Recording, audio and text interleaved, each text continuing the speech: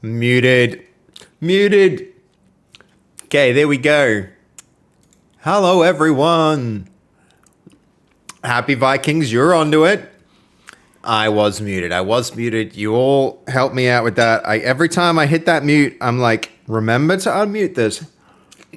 And then, instead of doing that, I wind up leaving it on mute. Okay, I might have made my countdown a little bit too short. I'm still in the middle of something. So it's not going to be a full 10 minutes. Give me another 3 minutes. Hold on, I'll see if I can even... if I just check this. How do we do this one?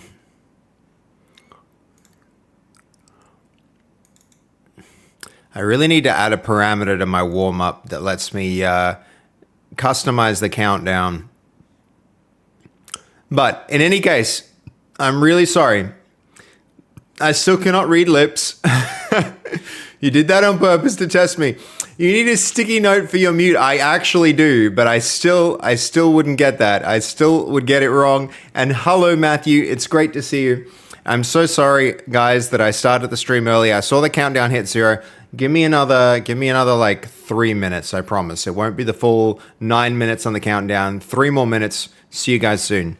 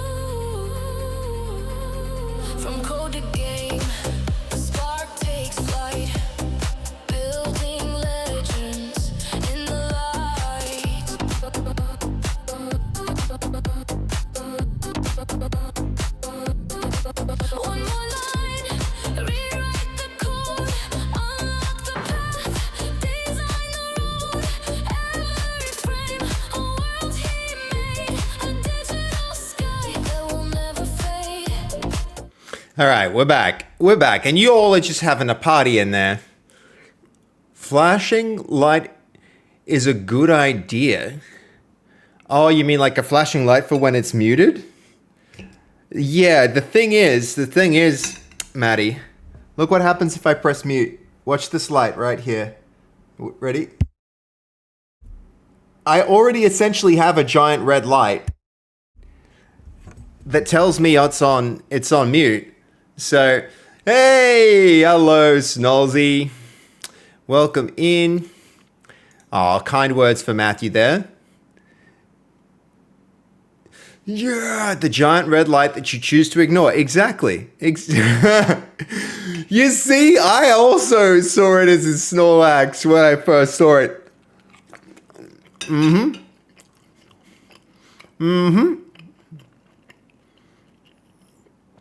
A big flashing light. Yeah, well, that's the thing, guys. I already have the big red light.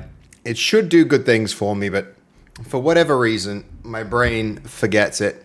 And so, okay, I've got something new for you guys. And I'd love feedback. Ready? Boom. Now, even though I'm blocking it, we do have my other monitor and a wider view. How do we feel about this? How do we feel about this? That's the question. It's a bit more zoomed out. It's a little more widescreen. What do you think about the new scene? Do we like it? Or no?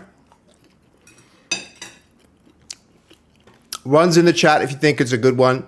Two's in the chat if you're like, hell nah. We don't need no widescreen. We don't need to see your second, like two of your three monitors. We don't need that jazz. What do we think? Hello, William Jr. How are you? Welcome, welcome. 7? 3 is that not a what? Okay, all right. So we've got 2s and 7s, and those aren't 1s. So that's a good sign. That's a good sign. What do we think about the silhouette with no background? That's a new take. That's a new take for sure. That's different. Also, this design uses a lot more of the chat. Everyone's in chat background, which ain't bad. Maybe. I don't know. How do we feel about it? Do we like it or not? I'm gonna take that as a no, we hate it. And all right, Brian hates it. Excellent, good, Brian. I do actually value that feedback. I want that constructive criticism, because then I'll just never show it ever again. Katie also hates it. Excellent, good stuff. Too small. All right, I thought I'd try it anyway. There's also the... All right. Wait, was one like it or dislike it? I can't remember. That's on me. No good calling a poll and then forgetting which one is like good or bad. I think must have said one's in the chat for who loves it. Dislike. Katie dislikes it. All right, great. Good to know. Goldie, I can't believe you put up with me. I can't believe you all put up with me. We all hate it. Good, great. We also have this one, which you guys have seen in the past. So I've been messing around. I've been messing around and trying new things, as you guys can tell. So that's the thing. This one ain't bad. It gives you guys a little bit of space. Some space for the chatties. You mess. I am a mess, Matt. It's true. It's true. You know me. From time to time, my life can be a mess. But, you just got to roll with it. Never not a mess. Life is messy, chat. Life can be messy. Thank you for the lurk, Turbo. I appreciate it. Or is he a hot mess? I mean, isn't that the same thing? Isn't a hot, wet mess just like a worse version of a mess? I feel like if you're a hot mess, you're really in trouble.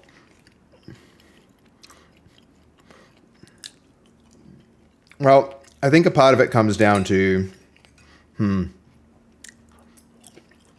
too many things on the go. Better than a cold mess. That's true. That is true. You are right, Matt. You are right. All right. So who saw the stream title today? We've got pretty cool thing on the go, and I'm not gonna lie. I had a day to myself yesterday where I need a little bit of like downtime, but you guys know me. I can't really take downtime, so I spent some time doing refactoring. I did refactoring, and the differences are subtle. There's subtle differences, but you all are going to notice some new stuff. So let me quickly do a review of what's new before we get on with things. Mama always said life is like a box of chocolates.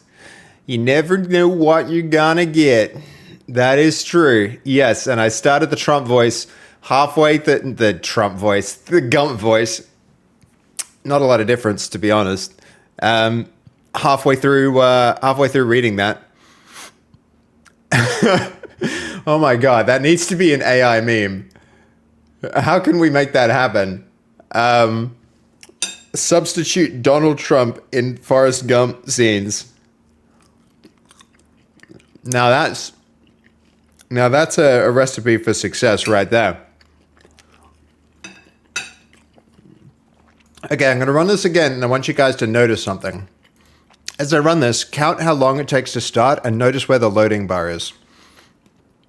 So here it's loading 1, 2, 3, 4, 5, 6, 7, 8, 9, 10, 11, 12, 13, 14, 15 seconds. 15 seconds total load. So that is only a couple of seconds longer than the load used to be. But now notice this. And also notice there was a loading screen there where there wasn't previously.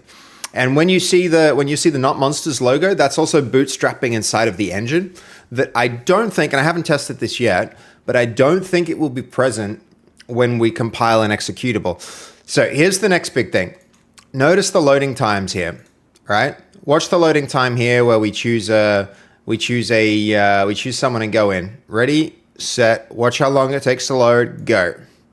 Not monster, boom. Now that's my kind of loading. That's my kind of loading time, guys. That's my kind of loads right there. What loading screen? Exactly, Matthew. What loading screen indeed. Super quick, nice. Okay, ready? We're gonna load out into the game world. Boom. Did you guys see that? Did you catch that? And also the crossfade. Because it was so fast now, because the loading is so fast, what I did was I had to put a crossfade in there to make it so that it wasn't just like a jump cut. So we've got this really quick, subtle fade to black and fade out. Like really fast. Like really fast. Like you'll need to basically, you'll need to go and...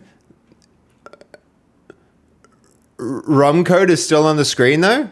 Yeah, no, I know. That's because it's waiting for the lobby to fill up. Technically, we're still in lobby mode, Goldie. So this is like, usually the door to the chapel would be locked and people can jump in, but I want to be able to explore the world without the room being full.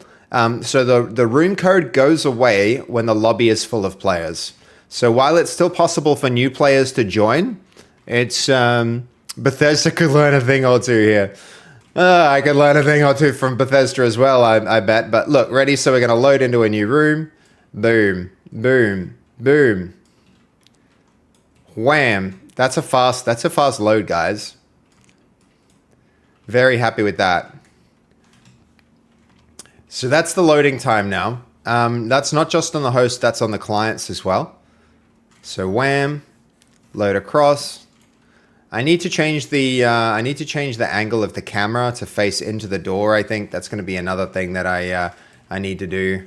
But you know, actually maybe we'll do that while we're on this branch since we've done a bunch of this loading refactoring. This door transition is nice. So I like this one. So when we go through a door, I want the camera to face the door. That's going to be a change we maybe do at the same time as we're here on this branch. Yeah, because this isn't nice. When the camera gets stuck in the door, which happens fairly frequently, that's not ideal. But that's good. That's good loading, guys. That's good loading. I like the speed of this. I also think some text in the bottom right that says like what environment you're entering really quickly, like a fade in and out. Oh, we have to fix the collider on this because sometimes there's still some really weird, freaky things that happen there. We have to. I mean, I should be taking my own notes here. Where am I? Here we are. So tech debt. This is a tech debt thing. We need replace the. You know what I'm in the mood for? I'm in the mood for some.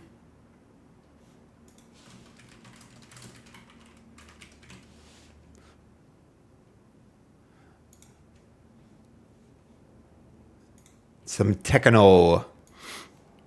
Okay, replace the colliders. Gallo colliders. We also need... I don't even think this is like... I've been getting sidetracked. So, face, camera, toward, door, after, room, transition. What a streak! Hold on, and we had more streaks too. We had another streak from Turbo. 35 streams, Turbo. And 30 streams from you, Psych. Huge. Guys, thank you for all the support. I really do appreciate it. And as you guys can see from the extensions window that I have here, I have been playing with a new technique for understanding things that are happening at the moment. Okay, where are we? Extensions, that's what I don't want. This should be collapsing, right? There we go. So should we do that while we're here? Just like we're in the middle of it, so we may as well. So what do we got? What do we got here? Oh yeah, I fixed a bug that I still need to test, so we're gonna try this quickly. I need to go in and out of the main room.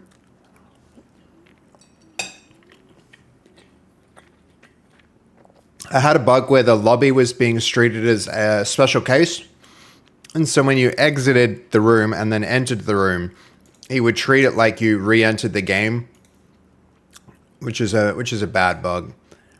I don't know why Fastvy's icon occasionally comes up as a troll. All right, yeah, that's fixed. That's fixed. So that's good. And we can also bring in a bunch of characters. And I need to fix this. We get the particle effect from the main menu still loaded in game mode. So let's fix that up. Okay. When we join a game, we need to make sure that the lobby transition is not just disabled, but that the particle effect is reset. Occasionally, we see the main menu particle effect for swapping between characters in the game world. And then, so the other thing we're up to here, this is what the theme of the stream is going to be today. And I think the first thing I'll do is make a branch, and we're going to hand it off to a work tree. So that'll be here. So we'll stash all of this, or we'll put it on a branch to begin with. New branch. This is going to be feature, ragdoll, death. And then update docs, update plan to include to front load ragdoll for death.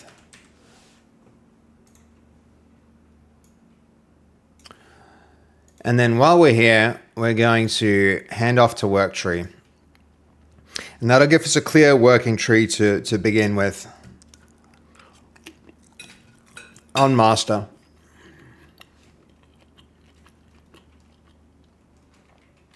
Okay, so that particle's got to get fixed.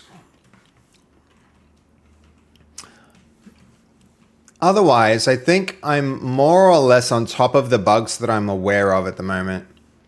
One thing I haven't tested in a while is loading into the larger environment, which is the crypts, to see how quick that goes. This is slower. This is slower, actually. And once it's preloaded, it's not too bad.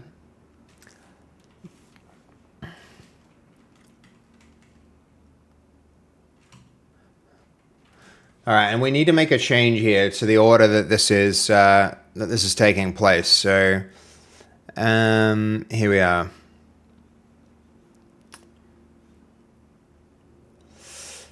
So then the other thing that has to happen here, which will be next, will be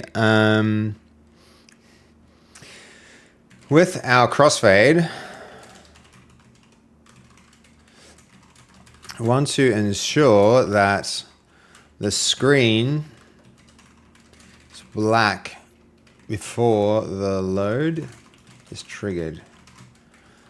That way, if we wind up on a long load, the user is looking at a black screen rather than the last frame of the world that they were in when the load began. Okay, that's actually going to go, that's going to go here. Okay, we have this on a work tree now. Okay, so the first thing we're going to do to get this provisioning working, we've done some research. We've provided it with a bit of context. We've had it do a bit of a search, and what we ended up doing was finding some source code that did this. So in the editor, if we have a character like a monster, let's say we go with a villager like the yeah, we'll go the barbarian. So on the barbarian, if we open his character up, we can do this. With Skeleton 3D, we can create a physical skeleton. And what this is going to do is, as you can see, adds a bunch of different colliders to the skeleton. And we can see it better if we do that. And turn off all of the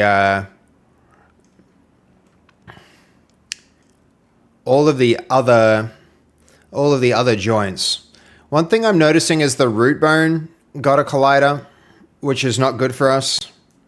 And then the main capsule that we use for detecting collisions can probably be turned off as well now. So we're going to have to do something like this.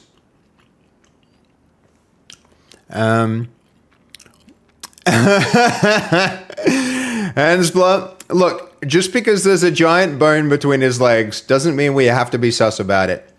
It's true. It's true. That is indeed a sus collider.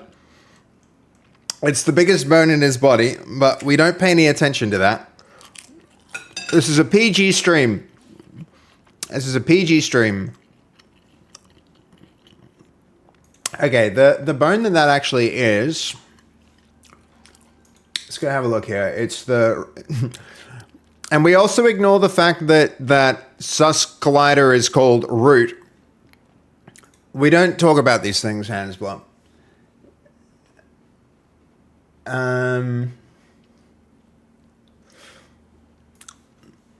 Okay, where are we? Some things to note. When we create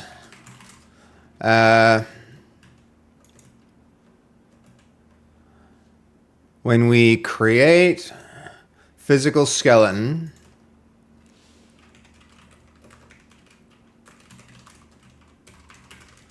for our character, this has got to be at least M15. True, psych. True that, you got me. When we create physical skeleton for our character, we notice not do so for the bone named root. This bone is there entirely for root-driven motion and should not collide with world objects. At the moment, we're also using a... Hey, Hypnotic! Dude, thank you for the raid, man. How's it going? I appreciate that. How was your stream? What'd you get up to, guys? What are we building at the moment, Hypnotic? I know you make games. What are you doing right now? Hey, I see you're in that Twitch Creator Club with co-working and coding. I was considering applying to that. Maybe that's something I should do too. How do you like it? And welcome in, everyone. Welcome in. was a great stream. Plenty of progress. That's what we like to hear, man. I'm hoping to do that too. At the moment, we're exploring doing this essentially. We want to create a physical skeleton for our characters this game. Sorry, this stream. And see if we can get the death conditions applying it so that when someone dies, they just like actually die. Coffee then code. I've got my coffee right here. I agree with your philosophy and methodology. Nice. Welcome in. I was supposed to do work today, but I got stuck playing Bobble Shop Sim. Nice. It's a good group. No doubt. A group of game devs is always welcome here, guys. Always welcome.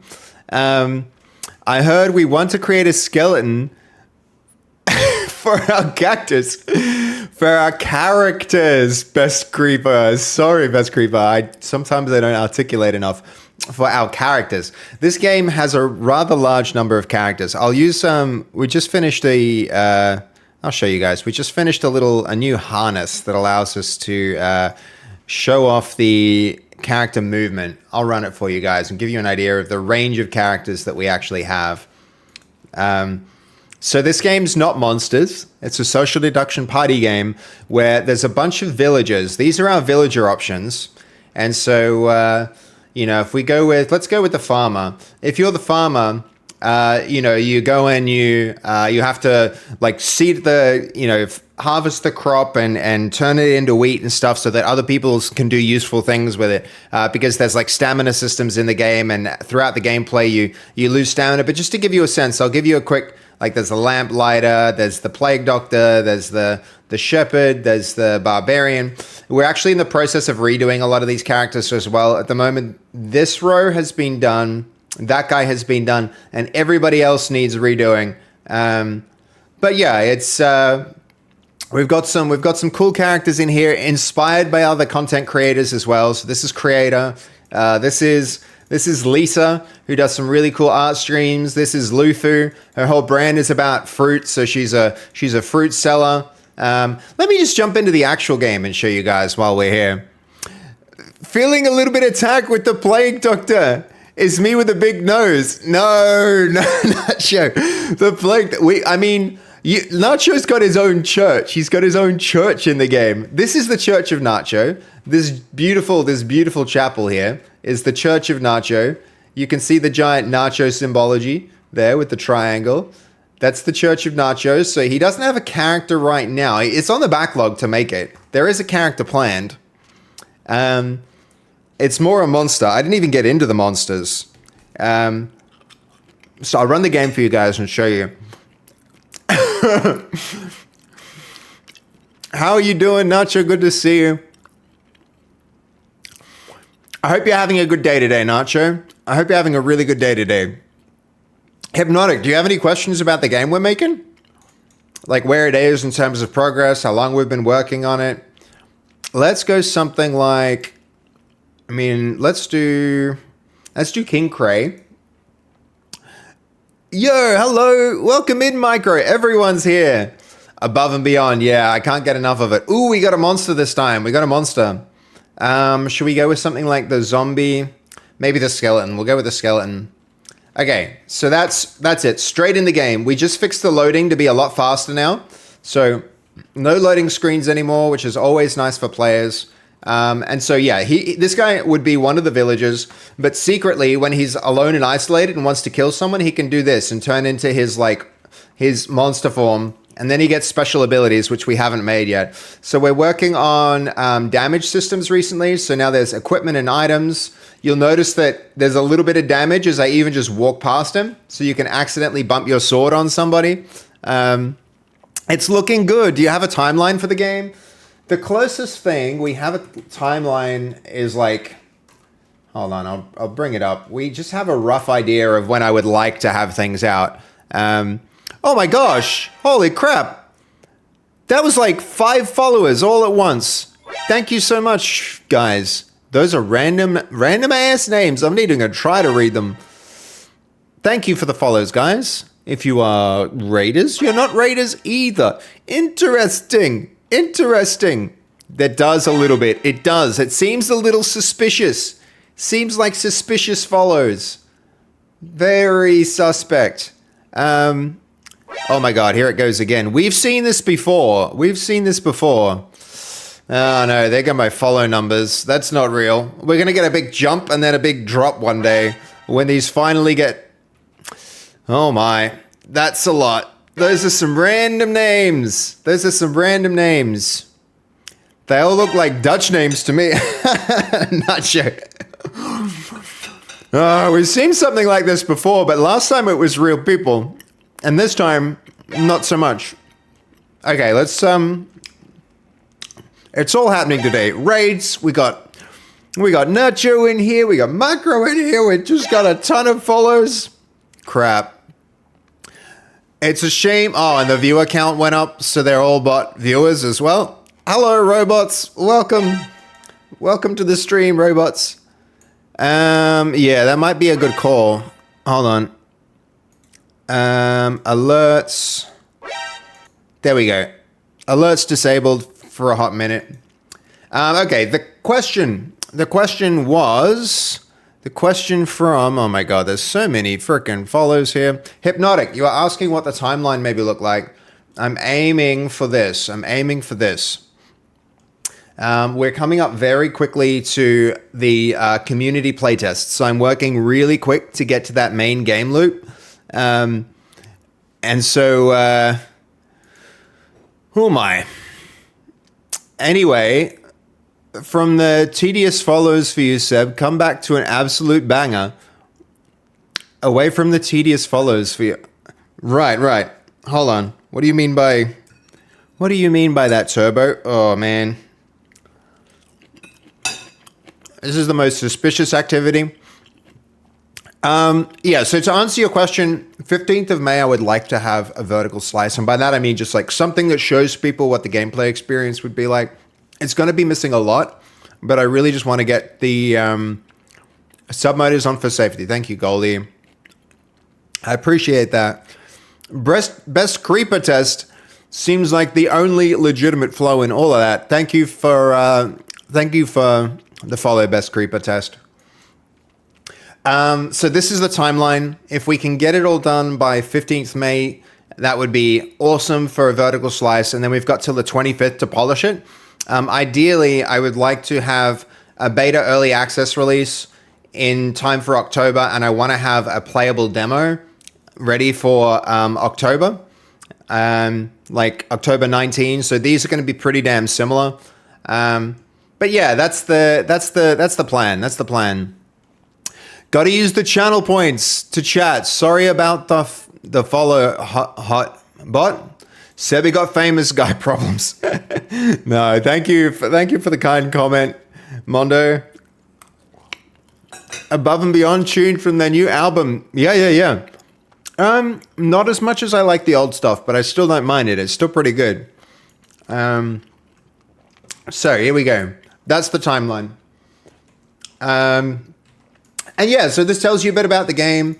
What I want to get going, I'll actually show you guys this. So this is the plan for today. I would like to, if I can, get these custom run instances going. And then, hey, boxing exercise coach, welcome in. You can enable follower phone verification temporarily to stop these bots. It seems like it's done. It seems like it's done for now, Acuras. I also don't want to interrupt the stream to deal with it if I can. Okay, so here we go. Where's the other session? All right, so this is the client and this is the host. Check out the damage systems that we've got going because that's the next thing. Is after this we'll start with that. We'll have Fasfi and Lisa have a fist fight to demonstrate this. So we've got Lisa in the background here. Notice her health in the bottom corner. And then we're going to take Fasfi and notice her stamina as well. As I beat on her, her stamina goes down a lot and her health goes down a little. If she falls below Let's see if I can proper full screen this. I can't. So you can see there's a little marker here that represents the knockout stamina. If I take her down below that mark, if I beat her up to the point where that regenerating stamina goes down to nothing, now she'll technically be in knockout mode and I can't move her around. So she's unconscious. And so the best creeper test is clearly not my ult that I use to store follows, since my main is linked to a bugged wall in my main. Oh, yo, that's annoying. That's annoying, creeper. But thank you for the extra follow. Just came back home and did outdoor kettlebell plus a 3-kilometer jog. That's huge at boxing exercise, coach. Good run, man. Good effort. See how now that it recovered, she can move again? What I want to do this stream is get the character unconscious for that. And so that's the next thing. So we've been playing with adding systems here to do that. What I want to do is automate this and put it as a part of my character workflow. Because with that workflow in, we won't have to reset up every character. And so that's another bit of context, is we've written this system here, guys, that does, we've got our character pipeline. And this character pipeline is hugely useful for if I just have a new character, I can, let's say it's the, this is the barbarian. So with the barbarian, I can select him and it pulls in all of the information for that character. And then from there, it's pretty handy for us to just like, for instance, the priest, we can see like the supporter info. Nacho was the supporter that inspired that character. So, okay, hold on. I think someone might be testing out how to cap your stream numbers. As this just got announced, please read. Okay. There's been a lot of discussion recently about viewbotting on Twitch, and I want to share an update on our enforcement efforts. Viewbotting is bad for our business and it doesn't benefit. Okay.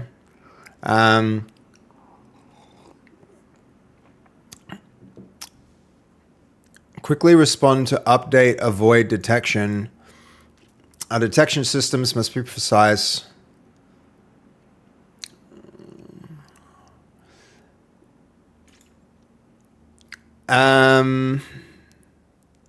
Oh, okay.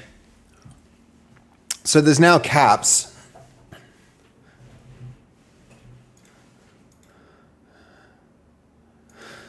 All right, so Goldie, you think somebody's testing something.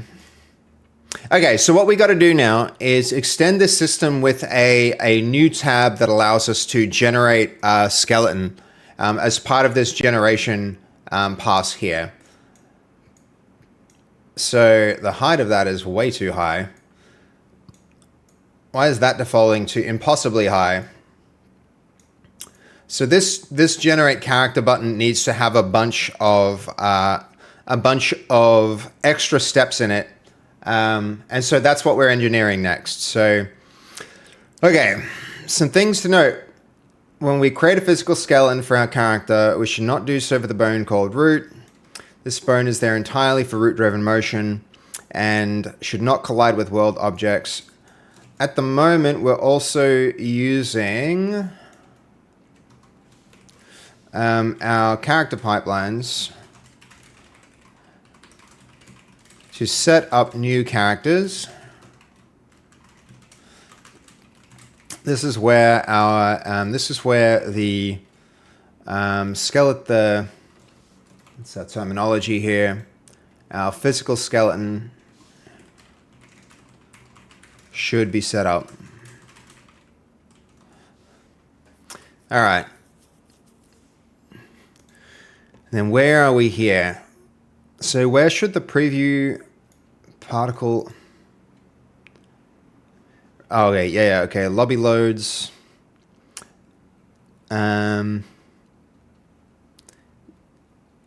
It's going to be lobby loads. What should happen when the player backs out of the character section without entering the lobby?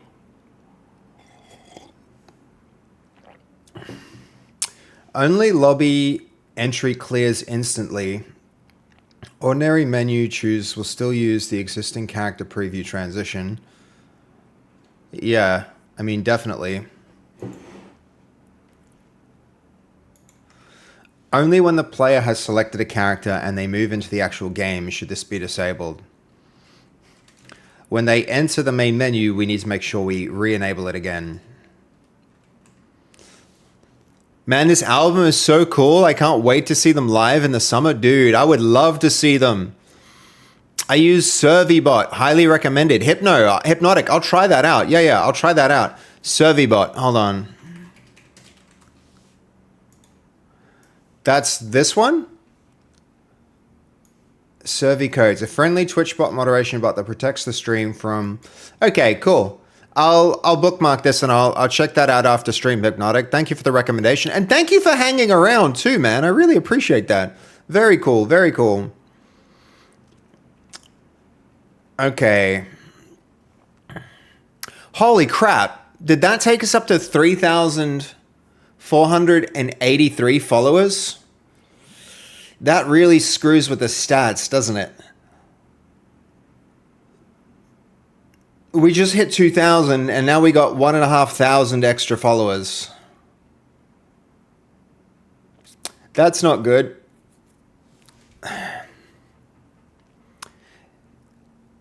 Fear the Purge. Yeah. That's not good at all. Crap. Man, I was so excited about 2,000 and then somebody comes along with a fake 1,500. Now I can't even like feel... That kind of steals you, like robs you of your sense of achievement for that number. When you don't know that when you know it's not real. Alright, we're just gonna, I don't know, maybe I'll email Twitch or something about it after the stream. But yeah, I won't think about it, Turbo, you're right. Focus on stream, deal with that later.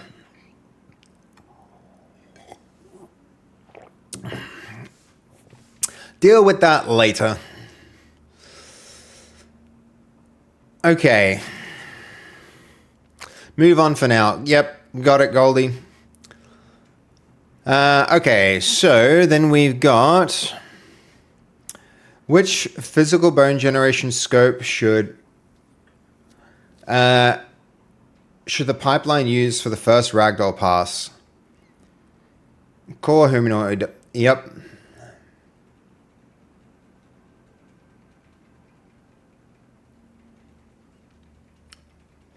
Maybe should we go with a simple one or...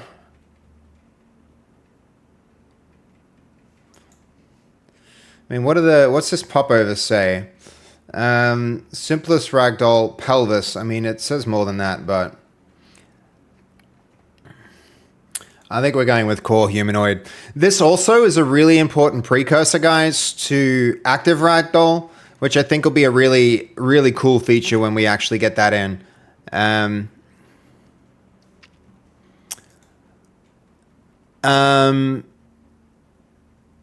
No, Goldie, I don't want that enabled. Please don't enable that. That's just going to be an annoyance for real people who wanna follow and haven't verified. I'd rather like legit follows, but please don't. Are the alerts reactivated again? Good question. The answer to that is no. Hold on, we're gonna just switch back here.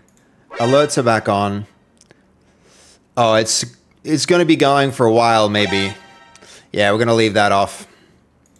We're gonna leave that off. Or can I refresh it? Hold on. Okay, we're good again. We're good again. We good again. I can skip through them. It's all good. I just refreshed, and so now we're good. All right. Physical skeleton provisioning slice. Oh, did you guys also notice the pick up and drop icon was improved? I got in and did that yesterday as well, so...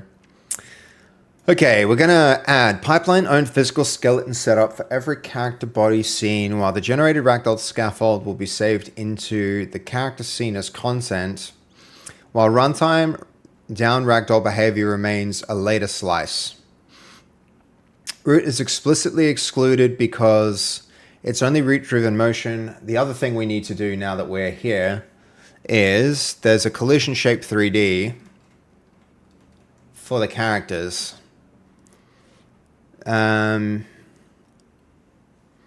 Okay, there's also a collision shape 3D in each of the characters, which should be superseded by the new skeleton.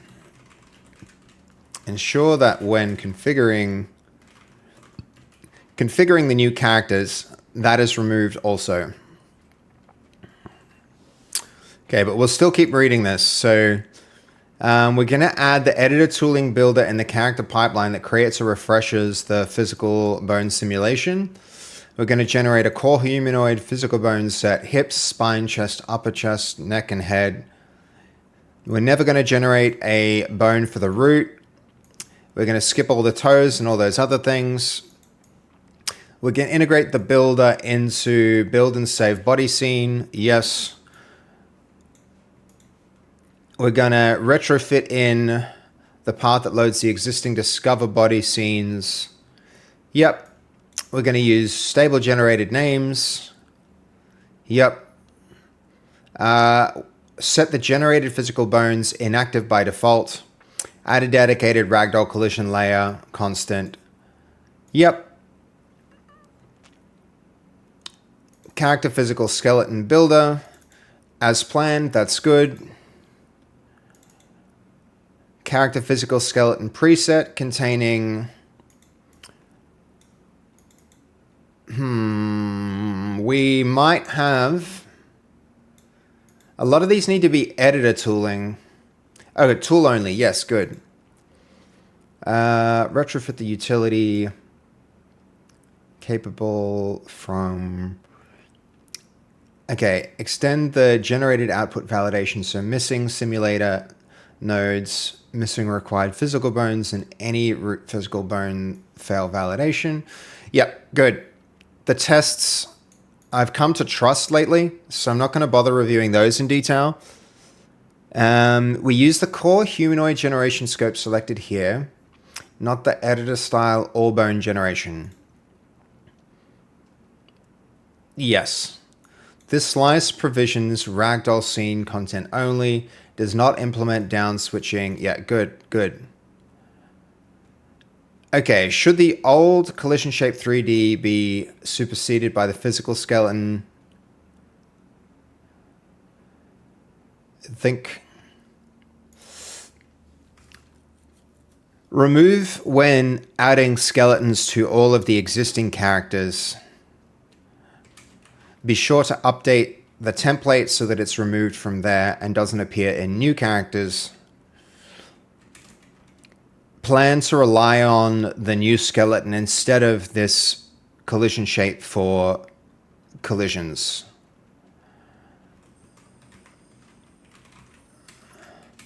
Push back if this is something that should remain in until active ragdoll, or if it should remain in indefinitely.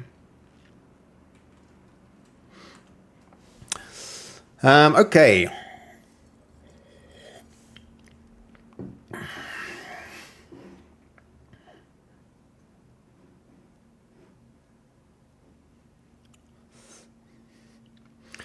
If we want to remove it from the generated scenes before replacing,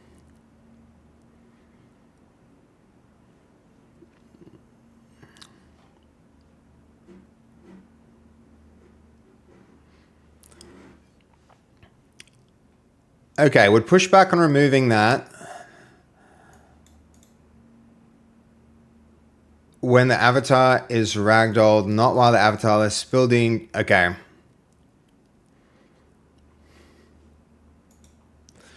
All right, let's see. One more review.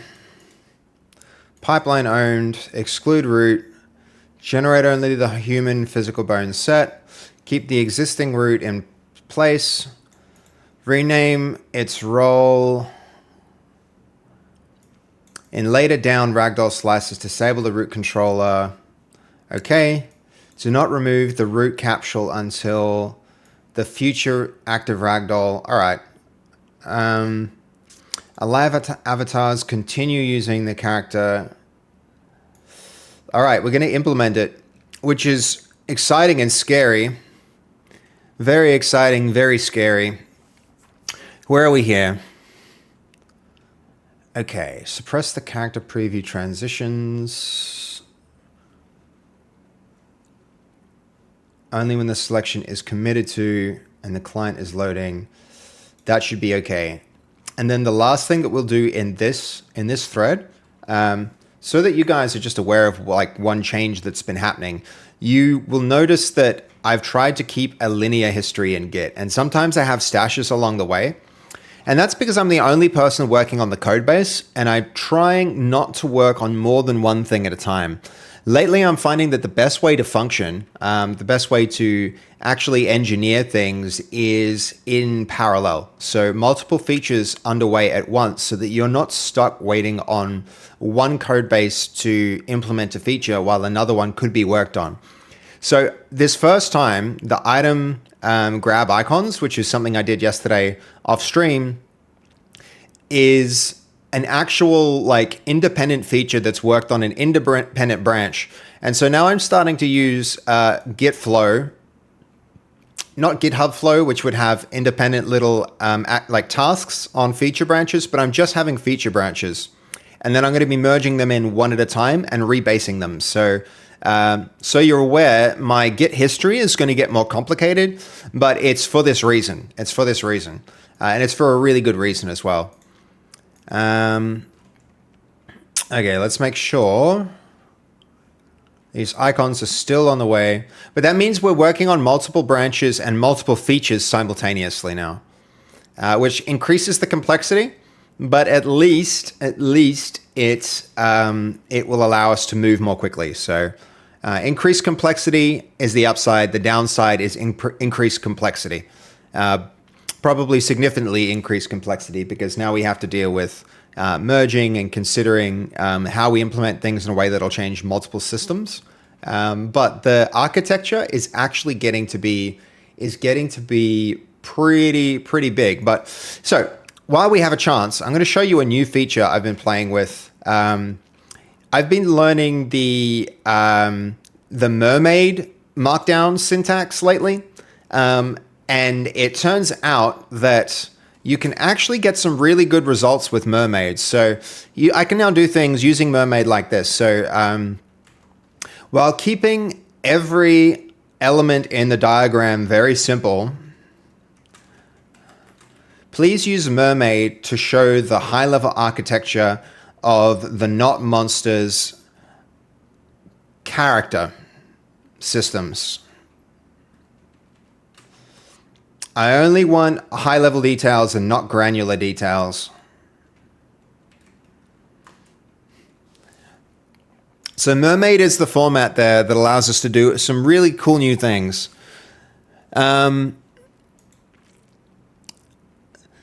If you say so, I didn't understand a thing of that summary it gives us output. Hansblah, what are you referring to there? You mean the... Hello, Dragon. Good to see you. Hold on, I'm going to put my headphones in loud mode so I hear myself being loud when I'm loud. We don't want too much of that. Hansblah, you mean the summary that it just gave me in... You're referring to this summary here? I think there's a lot of jargon in here, but it's jargon that if you've worked with these systems, you know. That's one of the reasons that like AI can accelerate you, but it's not going to just open things like game development up to everyone. You still need to be pretty technical to understand what it's actually doing. But like trust Handsplant. The plan is good. It gets me, it gets my okay. It gets my thumbs up. It's something that I believe will work quite well. So we can roll with it. We can roll with it.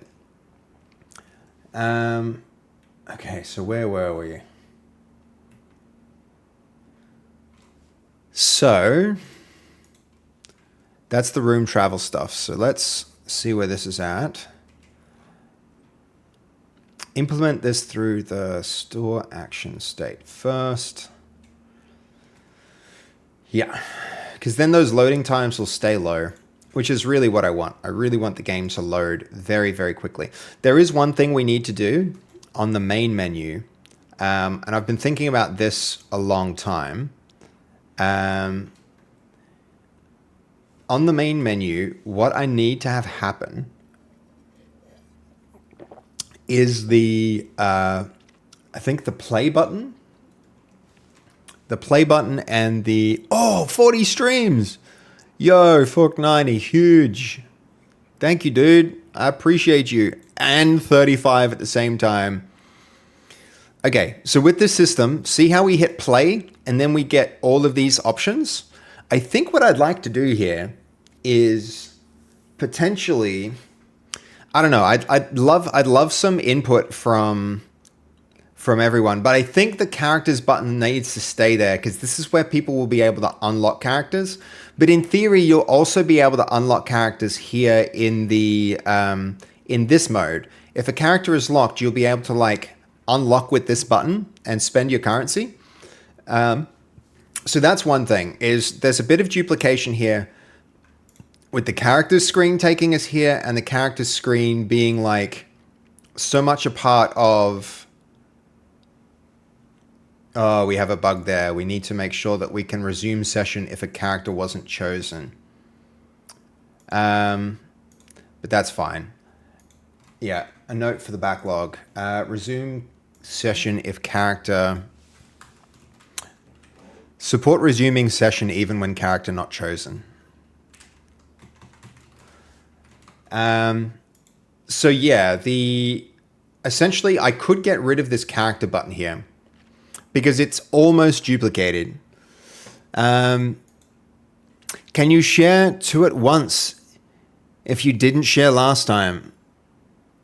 Hold on, share what, Turbo?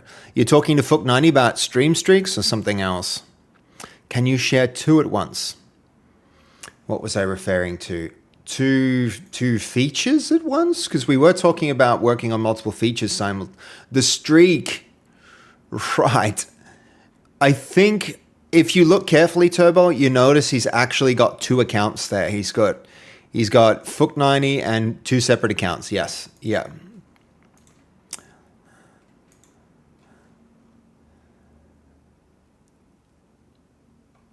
Okay, how's this traveling?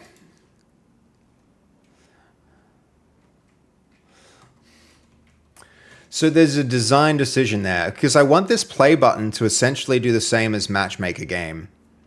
And then I want to have like a custom game option just below it. And that will give you join by room code and host game.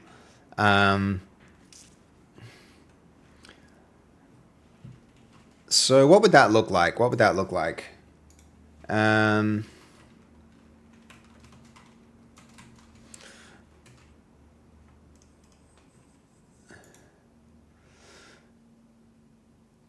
Is there a way to unlock special characters by completing a challenge, like unlocking Dev's character by completing a special challenge?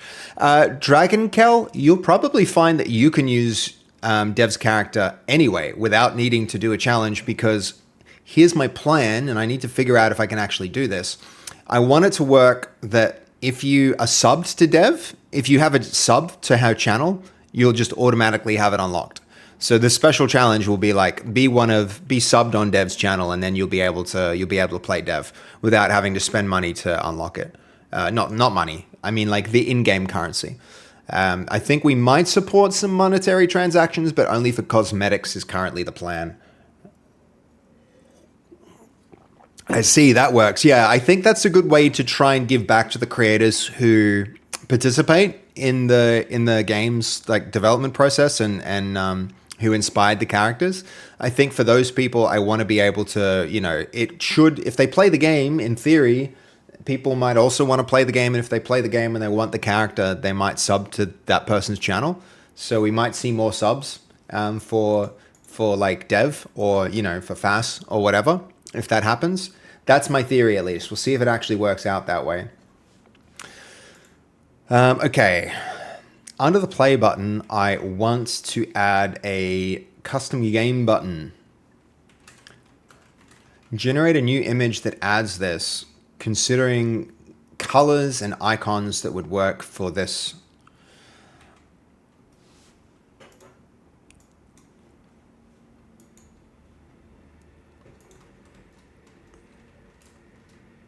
Okay.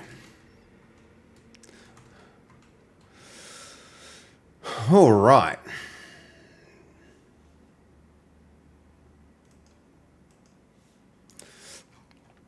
Let's get some ideas about this.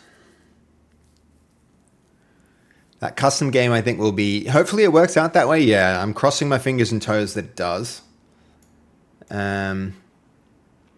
You're off to Amsterdam for an afternoon? Oh, Hansblower, dude, I'm actually jealous. That sounds amazing. That sounds so good. I would love that. I would love to be there with you going to Amsterdam for some drinks.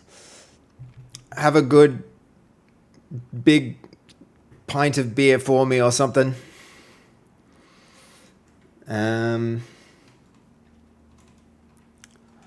Amazing to like have so many things on the go and still not to have late spawn items. Hold on, what did I do here?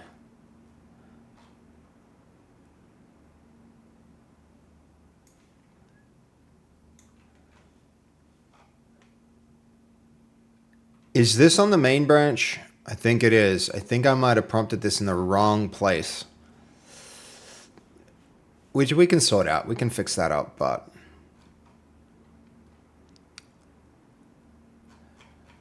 we might just discard these changes and have this go again, because that's working in the right spot. That's not working in the right spot, sorry. I'm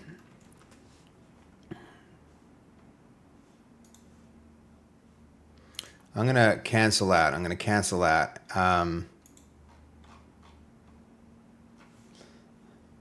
Then we can discard these changes here.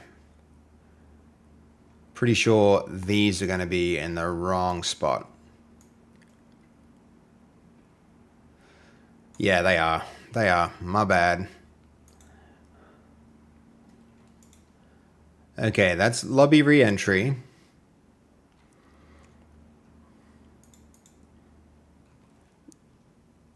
And now that one still has... we need to test this one. Crossfade deadlock, so... I think we can actually go here. Match make in. Quick test of this.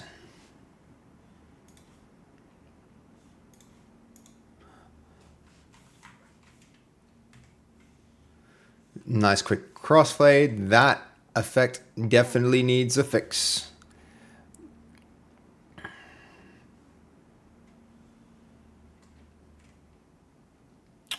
That did not fix.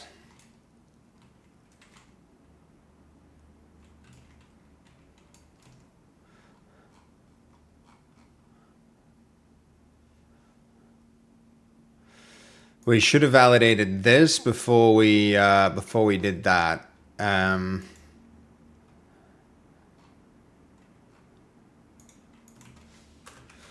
After testing, it's observed that this still isn't working.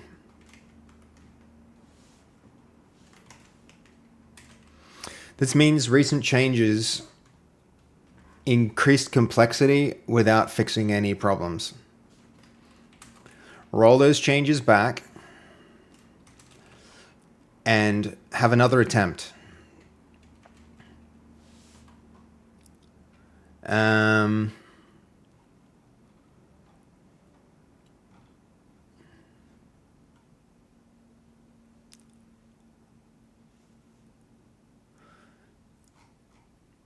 Okay, hold on. That's solved.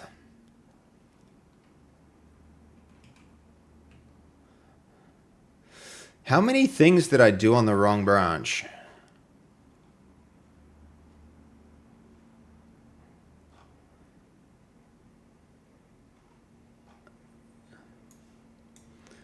I think this got stopped, didn't it? Hold on.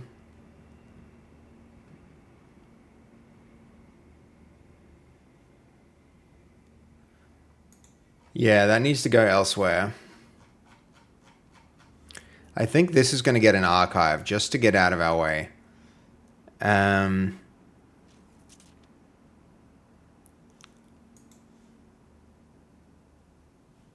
Okay, that can go, that can go, that can go. Just to clean up here a little.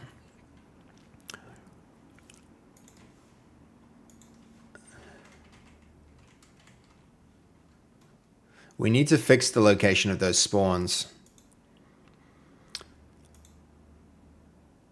Okay, UI UX improvements.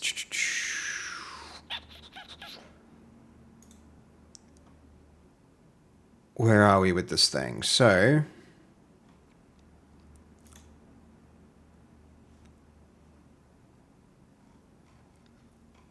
where was the last thing that we actually did? All right, yeah. So,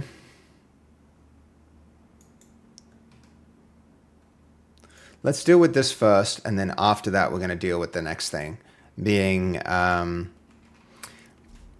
when we load into a large environment like the crypts, we get stuck watching the last frame of the game while it loads. Last frame of the outside world while it loads. We need to fade to black before we actually begin the loading, so that if we have a locked frame while this occurs, we are looking at black, not a still frame of the game. That's the next thing here. All right, let's see how this is going. This seems to be having a lot of trouble running. Maybe I'll close Godot just to free this up in case that's blocking things.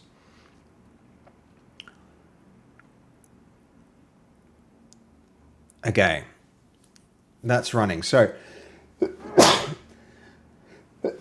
while we're blocked, what we're going to do is use AccuRig and take in the next character. We've made pretty good progress on these characters. Thank you, Dragon. I appreciate you on that one. Characters. We're up to King Knight. I believe I struggled to get the Knight working, but this one might be the one. We're going to force symmetry on it. I believe this might still have some problems with hands, so we're going to inspect them to make sure they're okay. They look alright from this angle, but I think from the side we're going to see some issues. Okay.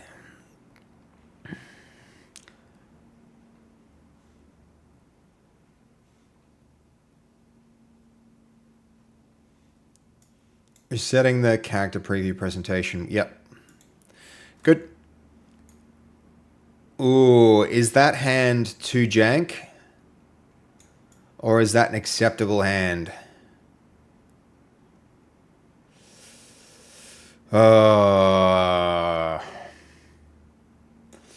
We might need a little bit of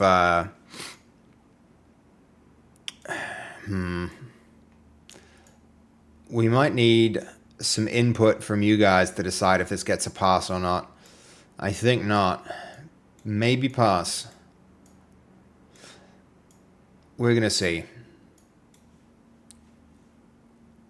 Every time with the midpoint placement, it screws it up.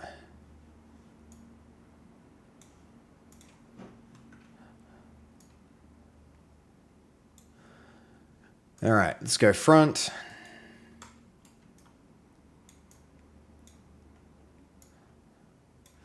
That's going to have to go with Oh, the painful rigging. I actually don't mind it. I actually don't mind it. It's the one thing that I haven't automated away yet, and I'm sure it'll come. But it's you know, it's the last thing that like I'm reading that Hanyan has good solutions for this now that will do all of this for us. So at some point, I'm probably gonna just keep moving fast. I'm gonna need to go and use that. But for now, we get to enjoy the manual process. Do you find it a painful process, Robert? Maybe you'd like to tune in when we do that stream that shows you how to streamline that.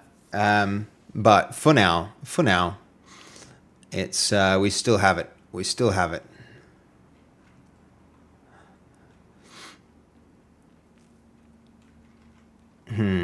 Okay. We're going to have to do weight painting on his. Now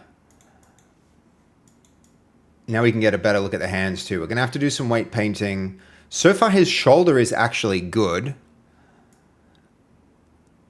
Back in the After Effects days, yo, that would be 2D rigging though. Very different. Very different again. Okay, let's see how his arms move, because that's the real challenge with these pauldrons.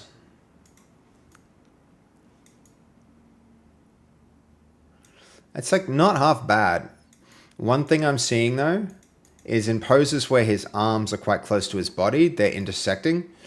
And my one way to adjust that is to push this out a little further, which affects his combat ability. Like this actually changes his reach a little bit, maybe. Maybe.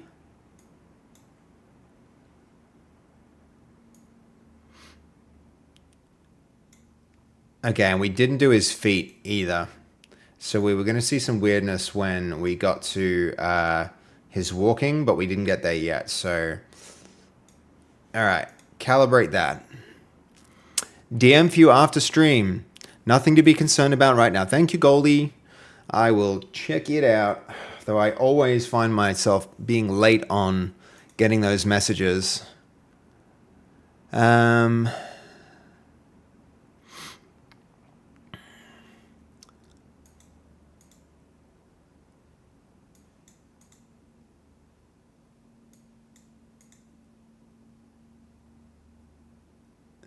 Okay, I just had a read of that, Goldie. Thank you for the info. I appreciate it. So now we'll notice as he stands like this, his arms are a little further out because we moved the shoulder a little bit further out. And it might also help with the shoulder animation a little. Okay, so let's do the real tests. How's his bendy stretchy go? Honestly, pretty good. One thing we might like to do is make his breastplate a little stricter so that it doesn't warp so much. And then the chin needs to go. So there's some weights we'll adjust there. But on the whole, oh, hold on. How do we feel about his hand? Maybe it's not too bad, honestly. What we can do? Something to see his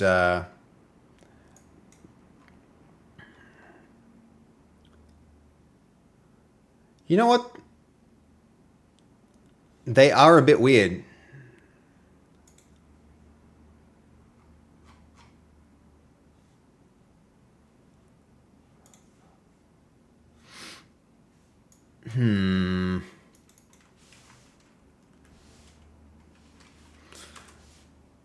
The old... Was it here that we saw these? Get him doing some dances? Are the hands okay? If I didn't pay close attention to them...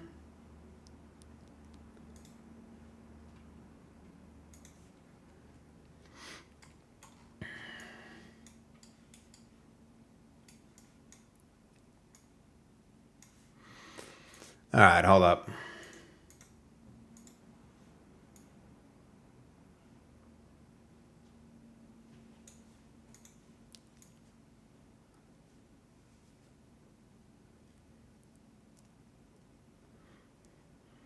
Maybe they're okay, guys. What do we think? All right, 1's in the chat if we think the hands are okay and we don't need to bother with it. 2's in the chat if you feel these need revising. It's just like the finger joints. I'm not sure I'm okay with them. They have weird hands. If I look at it from this angle, I'm not really liking it. 1 if you think they're okay, 2 if they need revision, and we've got a 2 from Turbo. 2 from Turbo there. And a 2 from Goldie, alright.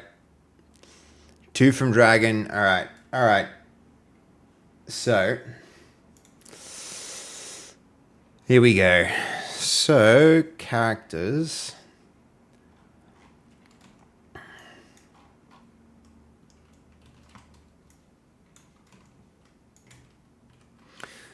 The side-on view of these hands is still wrong. We need to regenerate with special attention on the side view of the hands to ensure that they pose the same way as the front. And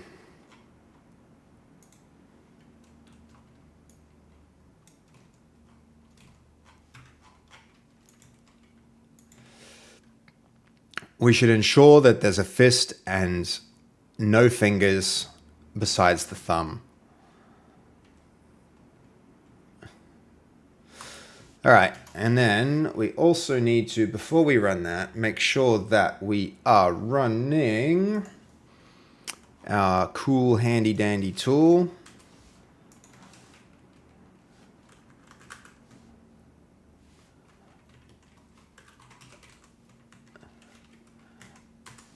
Give that a run. Hopefully before Claude figures out that it needs blink. Okay, there we go. Blink is up. Good, good, good. I mean, this is what went wrong last time there. But yes. So, one other thing that I did, I was lurking and I saw the numbers. I was lurking, saw numbers, so went with the flow. Oh, 7. You just threw a number in there. You just threw a number in there, Maddie. Nice, nice. Okay, so what we were actually discussing, Matt, was whether this fist was an acceptable result.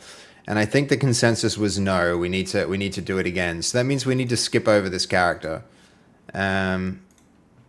Knight will go on with Maiden. Okay, force symmetry on that. No midpoint placement. Need to make sure this is off. Hello, Fluffy Panda. How are you doing? How's it going? It's going pretty well. It's going okay. I had a slow and difficult start to the day, but it's picked up now that I'm on stream. It's always nice to get on stream, no matter how your day is. I was actually going to call you, Matt. I wanted to just, like, chat. Needed somebody to chat to. It can be a little lonely here in Melbourne sometimes compared to all the friends that I have down there in Queensland. It's nice to be able to pick the phone up and call you, Matty. Okay, below view. Oh, this is going to be nasty. I'm sorry. You'll have to look up her skirt for a minute, and I apologize in advance, but we need... It's just white. It's just whiteness anyway. It's just white pixels. There's nothing weird going on here. That's not what this stream's about, I swear. I swear, chat. That needs to go a bit there, then 0 fingers, and this might be a pretty straightforward one, honestly. Wow, what a time to come in. No reasons. Don't judge me. Don't think of me like that. I didn't mean to. Okay. Oh boy. How wrong I was about the head. That's a scary ass head placement.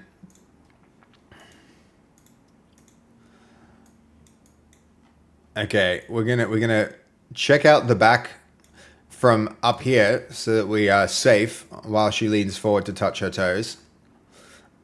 Now that there's actual color, We kind of need to know what's going on under there, though, because it might have rendered that with like skin color, which would be really bad. So, all right, look, chat. It's for science. It's for science. Okay, we need to make sure it's okay. Okay, she's wearing underwear. That's good. That's good. That's all we needed to see. That's all we needed to see. I don't know if we can honestly adjust this ourselves.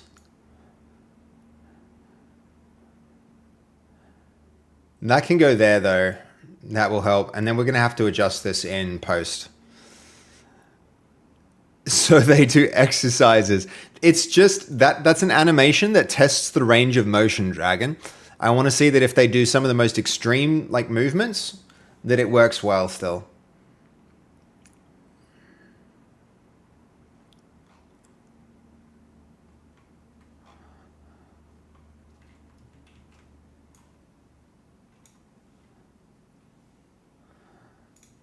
Okay. That's still wrong. The side view is still wrong.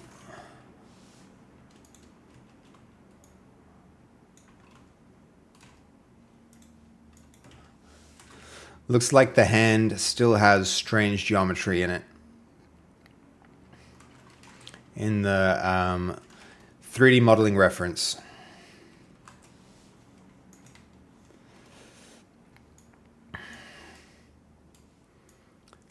Okay, is that moving well? Because then we can go deal with the head stuff. The hard one with this is it needs to move a little with her shoulders, just not this much with her shoulders. And her head still is moving pretty weird. We're just going to deal with it ourselves. Let's export.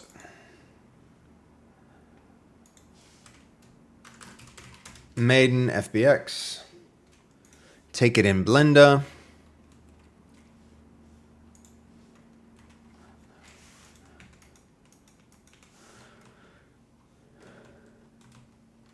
Yeah, it is a cool thing, isn't it? Isn't it, Dragon? You like sometimes you just need to know like how the bounds of the character's movement.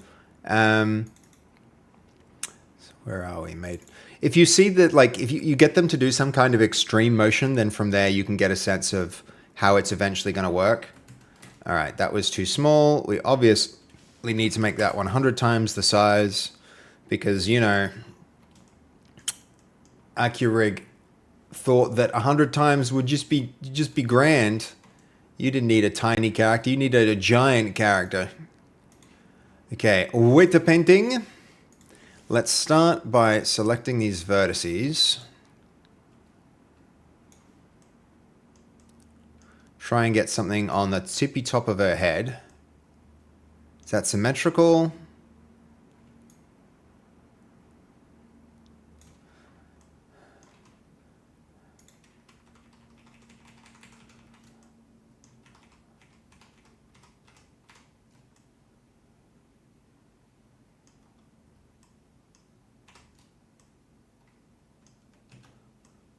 Probably that, and then we'll add a little here. I'm going to manually add these.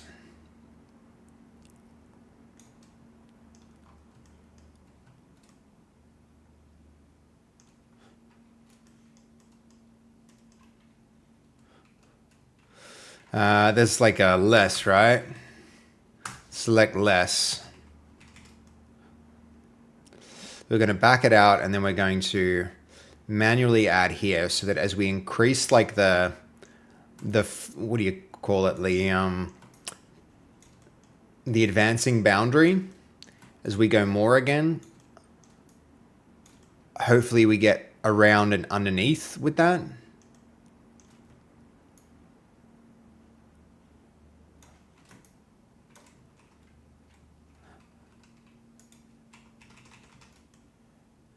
Yeah, okay, now it's going around and underneath, and that's probably what we need now. So now from there, we can go look at things that are moving her head in a way that we don't expect.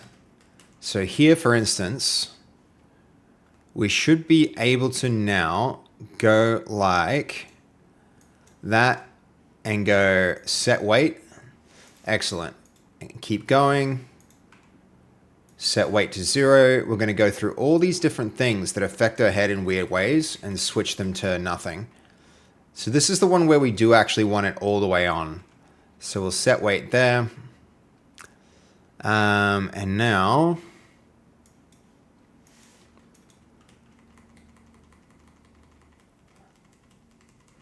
I know for a fact there's going to be, because it's symmetrical, there's going to be these. So this is the one where set weight needs to go 0.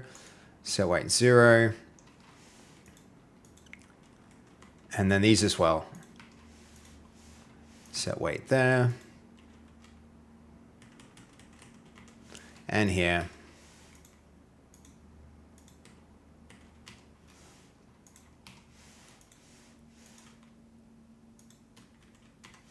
And there. You know, I don't mind that one. If the shoulder moves... Oh, it's the hand though, isn't it? This is like that joint, so this should also be none.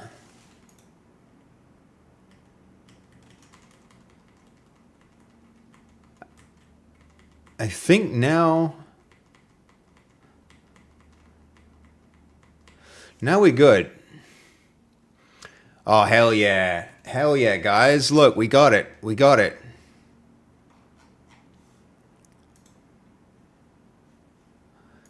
We got the side view. That's looking better.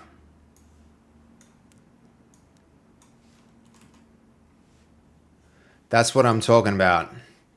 Hell yeah. Oh my god, did I just close it? Shit. It's alright, it's still going. We good, we good. Alright. Much better, yeah. I'm glad I didn't stick with the last one. Thank you for encouraging me to fix that, guys. Okay, next thing will be save this. So don't export it yet, we're going to save it in the maiden folder. Save as King Maiden.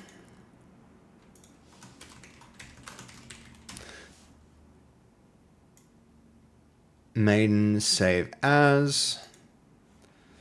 Okay, and then now we're going to do a object mode export. And this will be our FBX. This one goes into the actual game. So client runtime character. No, not runtime. Sorry. Content. Character villagers maiden. Maiden FBX. 0.001 for scale. Otherwise it comes out too large. We want those three. We want to include our textures in it as embedded in the FBX. And now we export. Okay. That should have quitted a while back. Okay, late spawn items has progress when we're done. Where's our other working tree? Damage also has progress.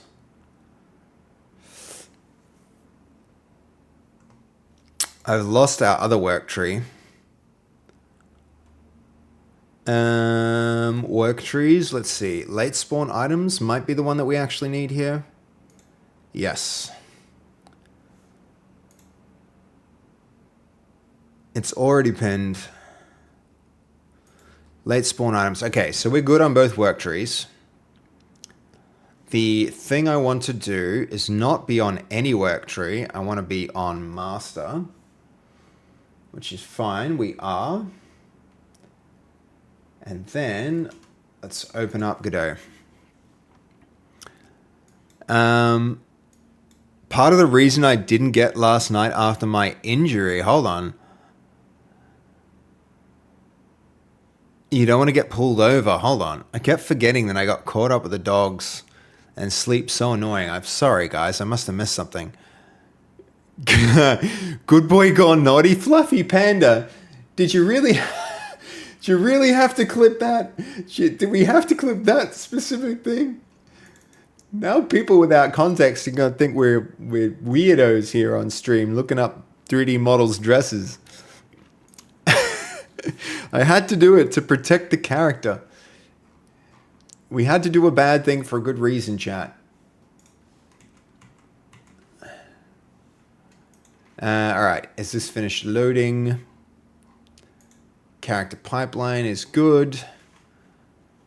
Alright, this is the next thing.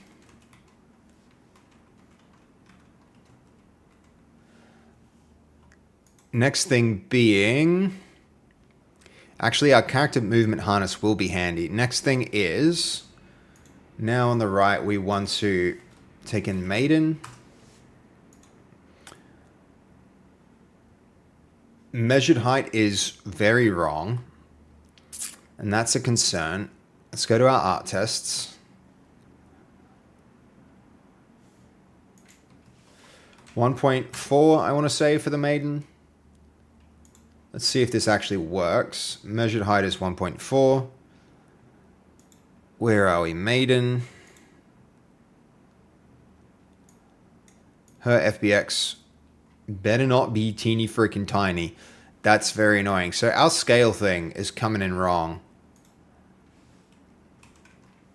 You know what? To be honest, if that's already 112 times, then what we're going to do is redo our export. I'm just going to make it 1. We're going to export here, and then we're going to retry this.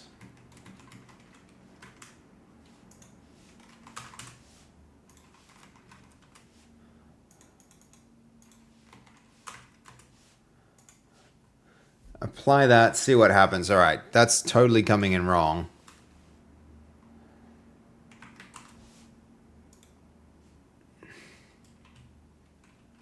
She's still too tall.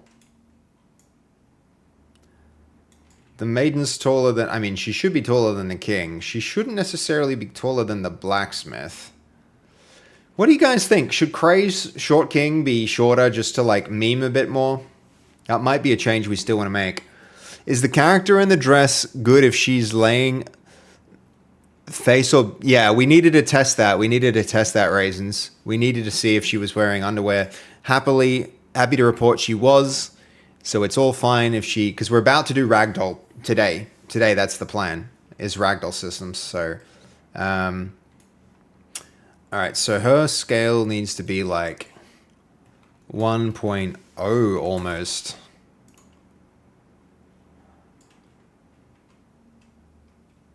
I think that's probably okay.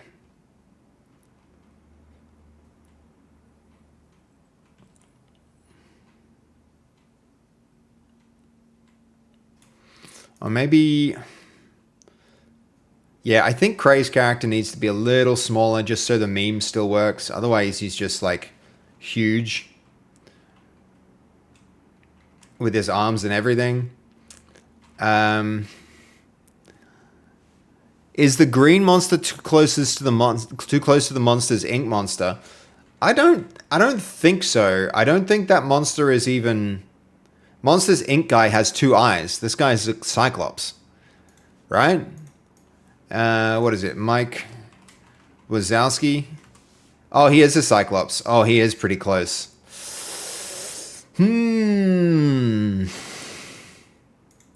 It's a good question.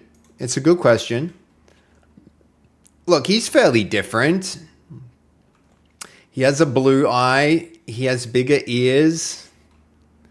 He does have one. I realize that now.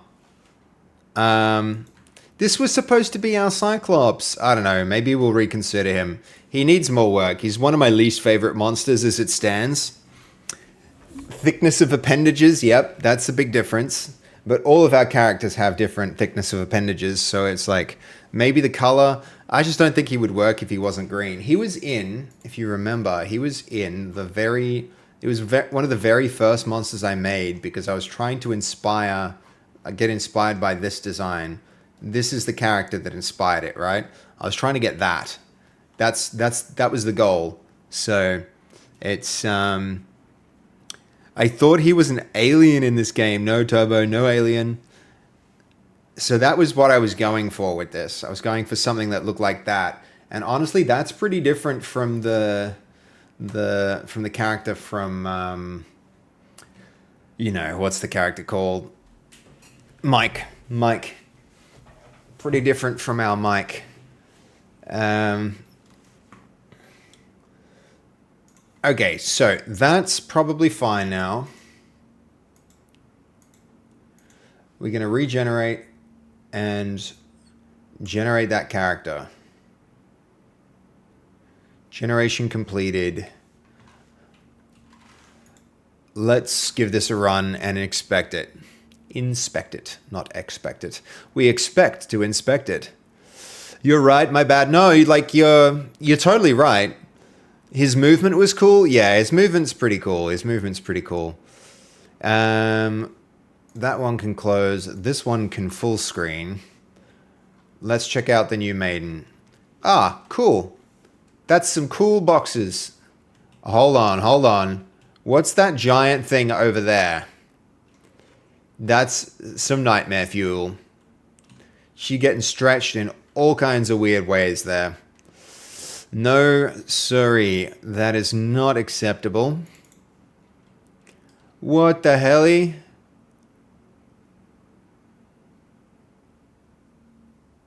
That needs a re-import. What's happening to her feet? Ah! That's a lot of twist. Alright. No. Re-import.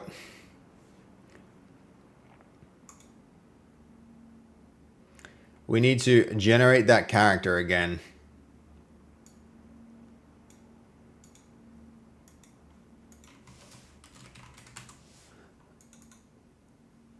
What on earth is happening?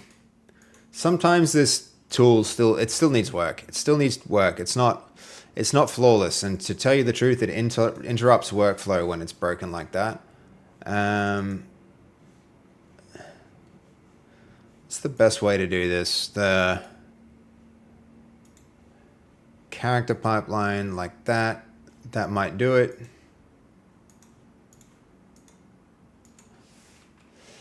All right, maiden.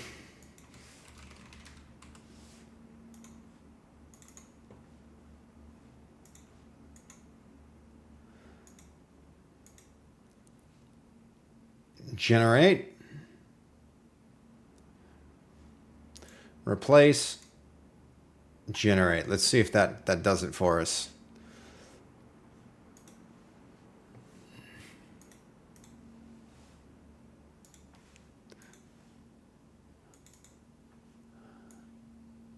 Okay.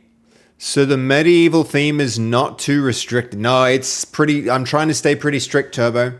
Trying to stay pretty strict. It can be medieval and Halloween-y horror. Those are the themes, and I'm trying not to deviate from them too much. So no sci-fi stuff, no modern objects. Them's the rules. A Cyclops is Halloween-y horror though. The green is a green Cyclops medieval. It's he looks like a stereotypical alien. Cyclopses aren't necessarily aliens. I think there's like Cyclops in Dungeons and Dragons and all those medieval things. All right, let's see. This should re-import. And all right, that's the issue potentially. 0.01. Re-import again. No, 0.1. In art test, that's probably going to get it to... Ooh, that's not cool. Look at her little tiny head. We just got our newest monster, chat.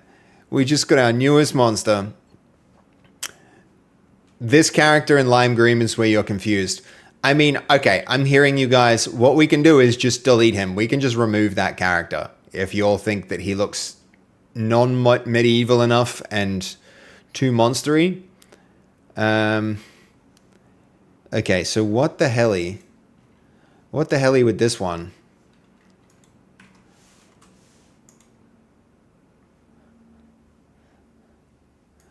Okay, there she is in art tests now.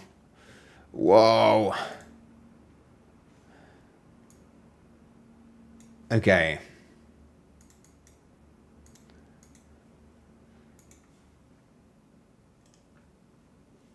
Don't save that. Let's try the maiden again. Why is she going so weird? This character's really going through the ringer. I'm going to try it like this.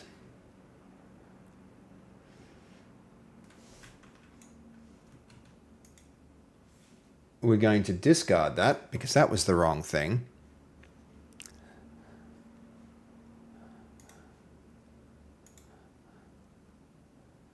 Oh, the resources here. That was the right thing.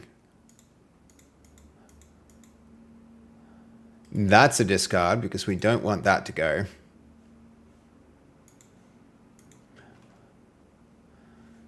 Let's try the generate here. Generate that profile. And is she back? No.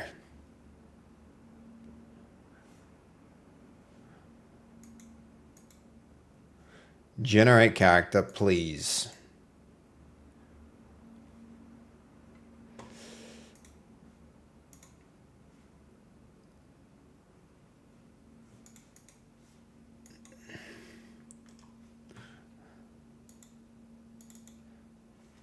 Why does she break?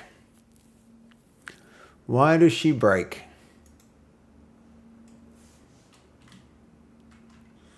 She seems fine here.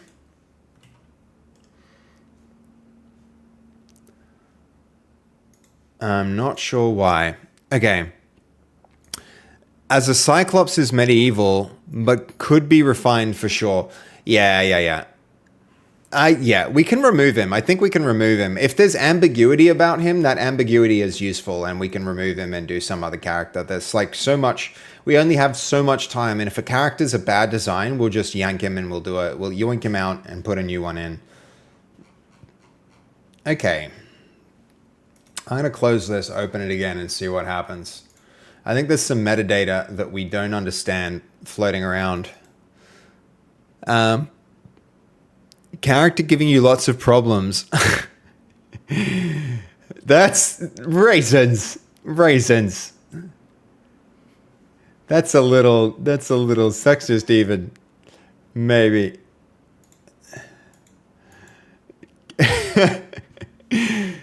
You definitely don't need to remove him. I mean, we need to refine him.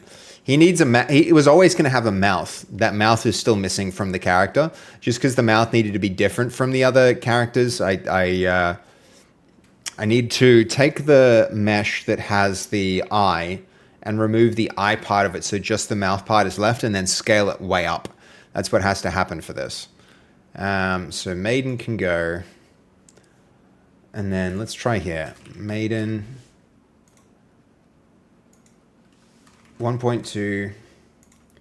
I don't trust this height anymore. But we're gonna try.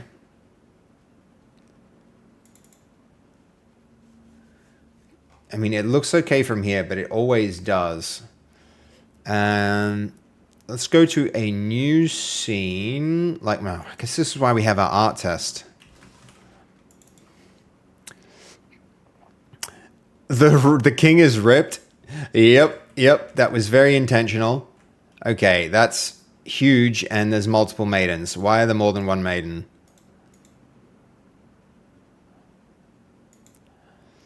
Her scale, definitely not ready. Root scale 1, re-import. There's why there's 2.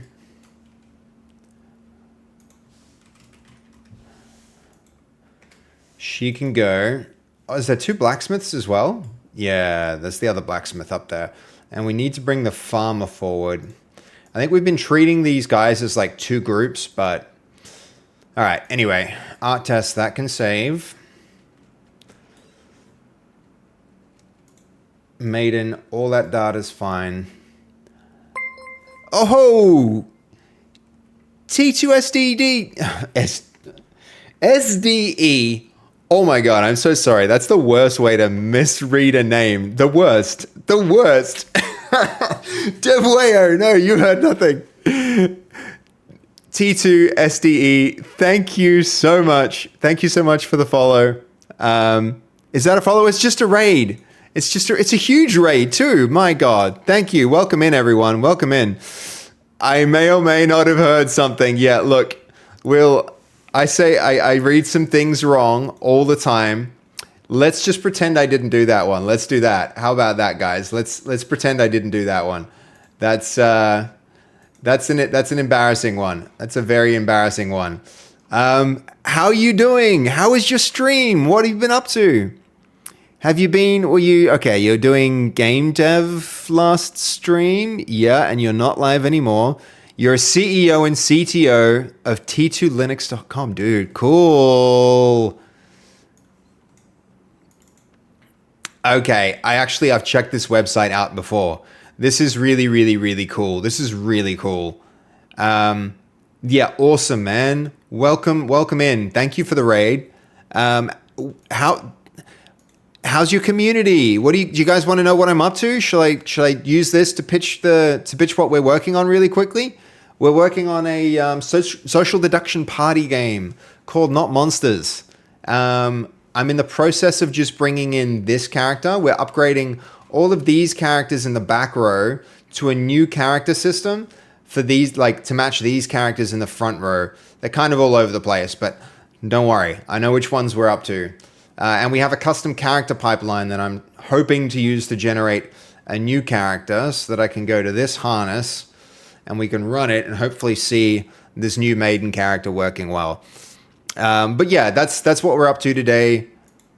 Oh god, we really broke it. We really broke it. All of the... this is why we use Git. This is why we use Git, everyone.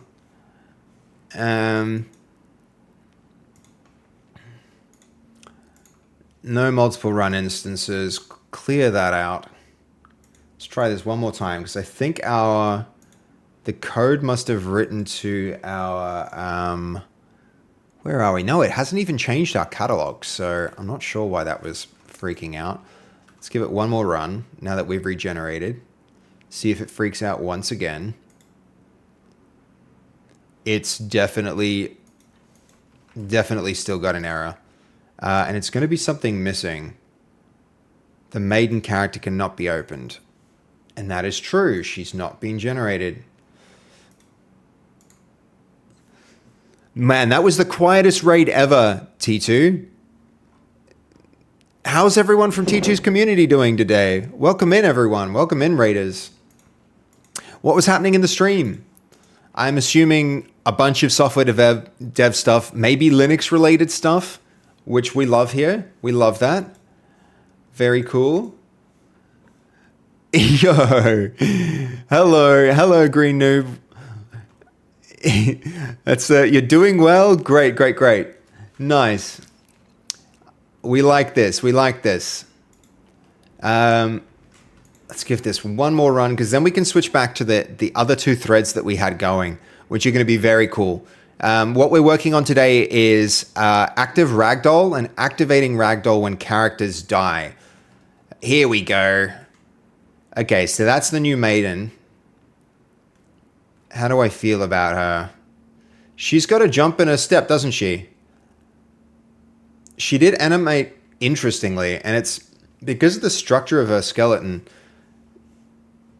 There could be something interesting happening with the active Ragdoll. She almost skips as she moves. How's she throw punches? How's she throw fists? I kind of don't mind her posture. I think what I might have done is moved her shoulder bone a little too far forward. So now when she stands with her shoulders back, which I'm okay with. I think I might even want to take her into the game and see how she moves when she's holding something like a weapon. Punch. Fwah, fwah. Get wrecked with the punches. Okay.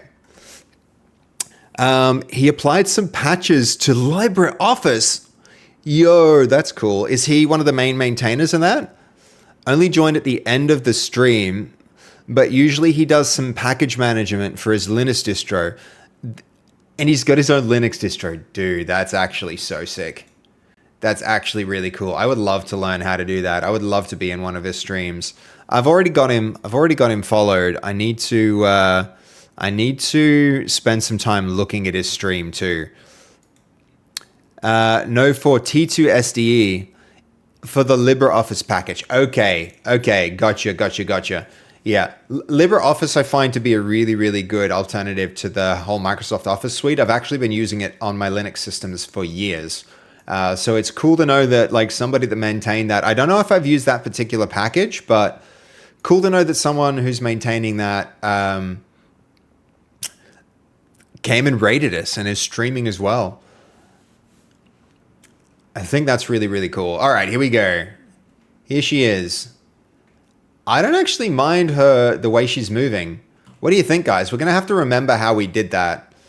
If anything, one change we might still want to make is the front of her dress. As her knees knock it out of the way, might be a little bit too influenced by the movement of the legs.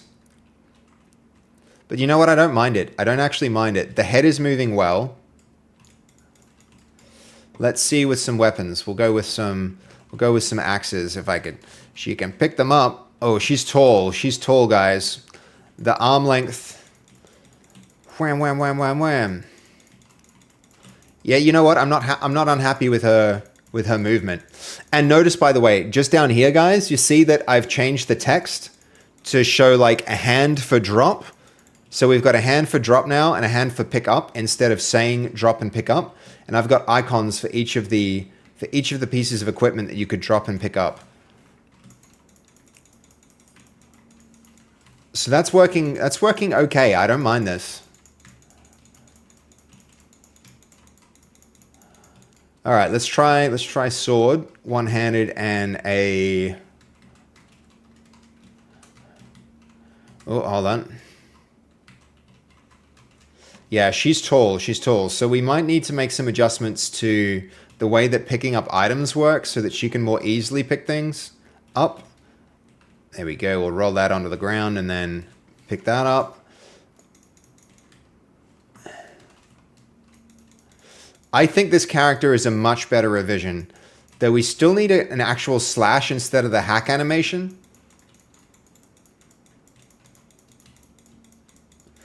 Her movement this time, with the way that we've rigged her and the way that the shape of her body works, is so much more feminine than the last one, which is excellent. Let's leave that. Let's grab an axe. Grab one of these. There we go. Because now we'll actually have an hack animation instead of an axe animation with the sword movement. Sorry, the axe animation with the sword shape. We've got an axe animation with an axe shape. Yeah, I like it. I like it, guys. Her movement's quite good now.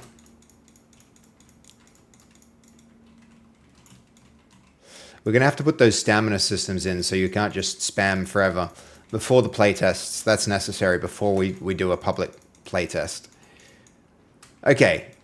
All right, I'm into it, guys. I'm into it. I think we can call this character done. Oh, apart from the face. Face still needs doing.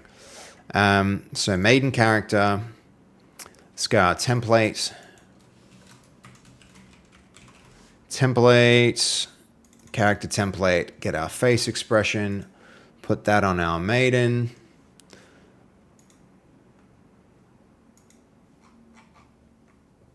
Okay, and then one more time to head. And then expression.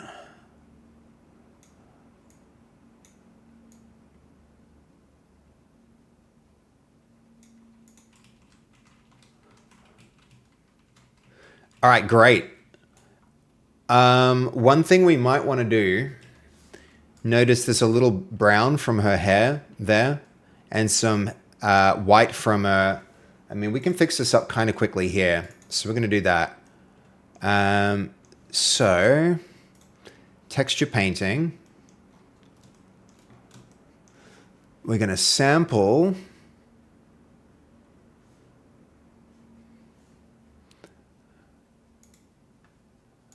Going to sample like that.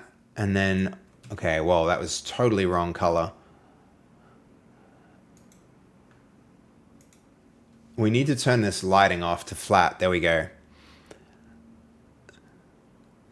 Hey, Dolly, how you doing? Not LibreOffice upstream. Okay. Green Nude, that's cool. Random question. Do you have any plans Sunday, the 31st of May? Let me check, but from the sound of things, I would love to do whatever it is that you guys have on there. Let's see, 31st of May.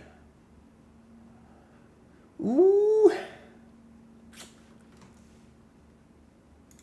Where is this? The...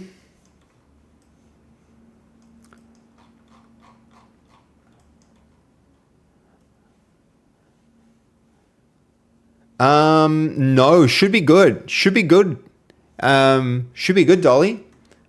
Let me know what the thing is. I'm keen. Keen bean.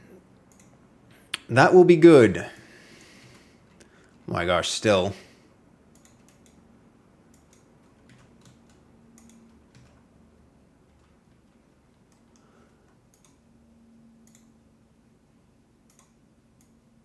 How is that coming up so different? I'll just have to blend it in. We'll just have to blend it in. I think that'll be fine. Ooh, look, it painted through. That's scary. Why? Oh, it's the same unwrap. That's why. Well, you know what? That's fine. It's better to have a little bit of white beneath than to have brown above. So we're gonna do this.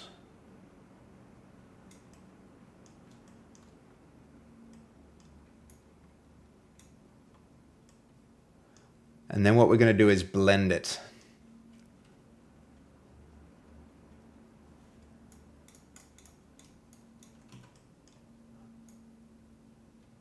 Like that. I'll message you on Discord, but we'll be in Melbourne that day and want to catch up with you guys. Great. Is this the soccer thing that you were maybe talking about? I'm so keen to do another one of those. That was a really, really fun stream. If you want to do something like that, I reckon, you know, Kaz and Fast probably keen for it too.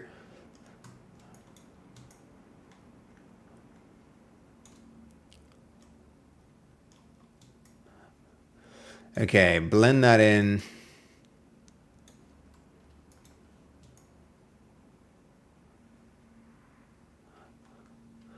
Blendy blend.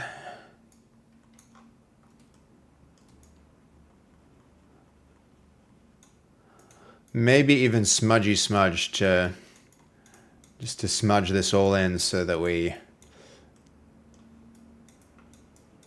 There we go. Quick fix, and then image, save as, or even save as copy. Save a copy, and then that goes over. If I go open in folder. Oh, hold up. This needs to be made in... okay, yeah, looking forward to your Discord message there, Dolly. I think Kaz only has soccer on Saturday, and I have an engagement party to go to 2 hours out of town on the Saturday. Yeah, that's a lot of driving. Do you need a ride?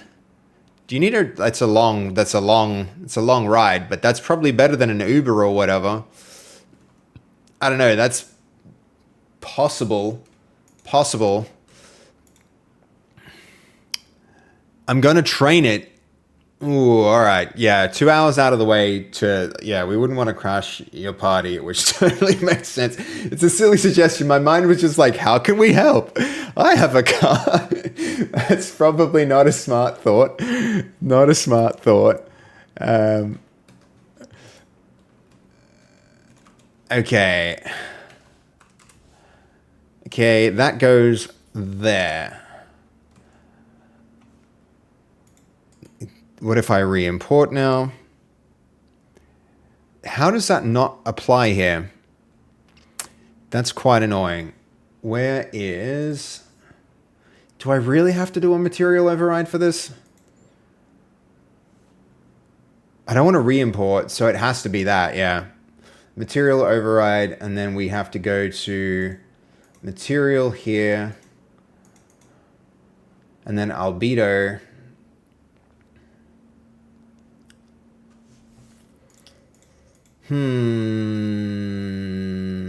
Where is this? Why is this not letting us... There we go, albedo. And then we may as well, since we're here, one is... what was... We might even just have to ask. This is really annoying that they labeled them like this, but... okay. It's up near the New South Wales border, so I don't want to get you... Yeah, okay. Well, yeah. Fair enough, Dolly. Fair enough. Hello, Dota. I mean, the train system, it seems really good here in Melbourne. It's not like Queensland. It's way better. The various textures here represent what channels in Godot.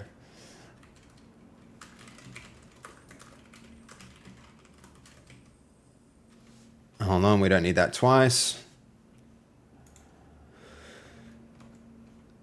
Okay, I know it's metallic. One of these is probably... Oh, no. Okay, one is normal roughness. Could be metallic? Yeah, all right. It is metallic. So, normal, roughness or metallic. Oh, it's so friggin' ambiguous. Let's say this is roughness.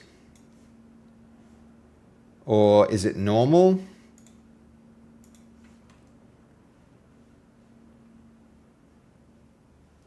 One is normal, so we're going to go that.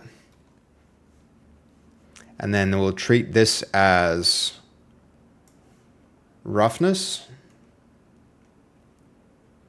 Hello, there we go. Roughness. Did that even replace the albedo? This is the entire point of what we were doing here. Image. Save as copy.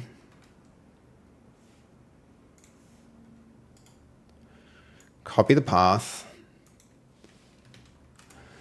Yeah, I mean, it's cool that you're here for a party too, Dolly. Sometimes it's, it's really, you travel for a lot of reasons, not work. I'm like, that are work. It's great that it's a not work reason for travel. That's awesome.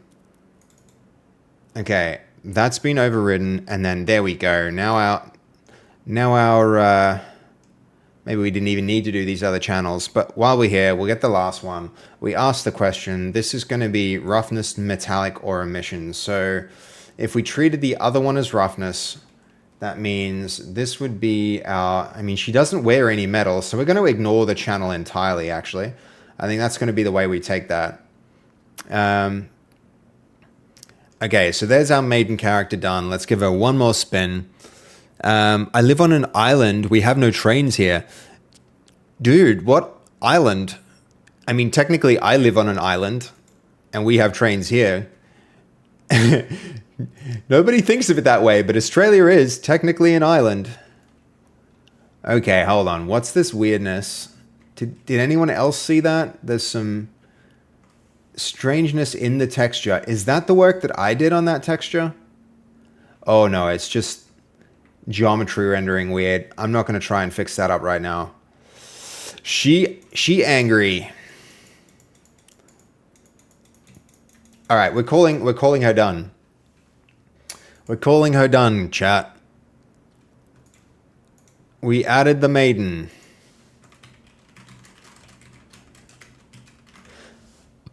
Upgraded the maiden character. Hell yeah. Your island has many more money than my island. Which island, Dota 2?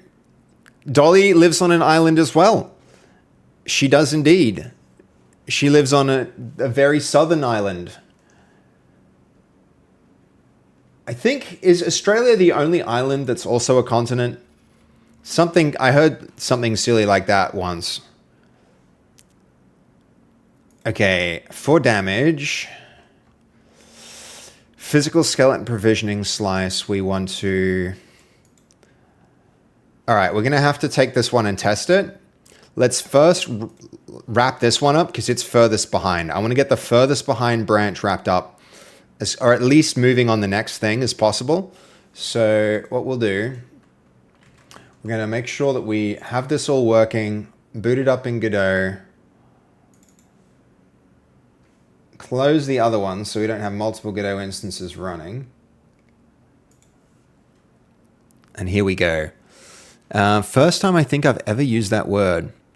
So do the T2 guys do a lot of game development stuff? Is there any game dev stuff that happens there? Or is it only really like the hardcore core software engineering? Because I feel I really want to make sure that we're doing things that are interesting to people over there. And I really want to return the raid to T2 sometime. This is the second time he's raided us as well. And I need to give back to this guy who's been helping us so much. Okay, the thing we're testing here is if I run this and I transition into a slow loading environment, do we get the black screen during the load? Do we get the black screen during the load?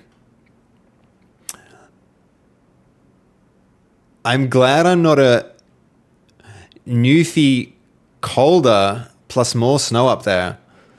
You mean in Tasmania? Yeah, I think they do get pretty cold there. I don't know if they get snow very often. Oh, Newfoundland. Okay, that's Newfie. Oh my god, look how much better than you. Seriously, look how much better than you Maiden is. Like, so much better. Like, wildly better. This is the old one, guys. This is the old character. The new one is so much better.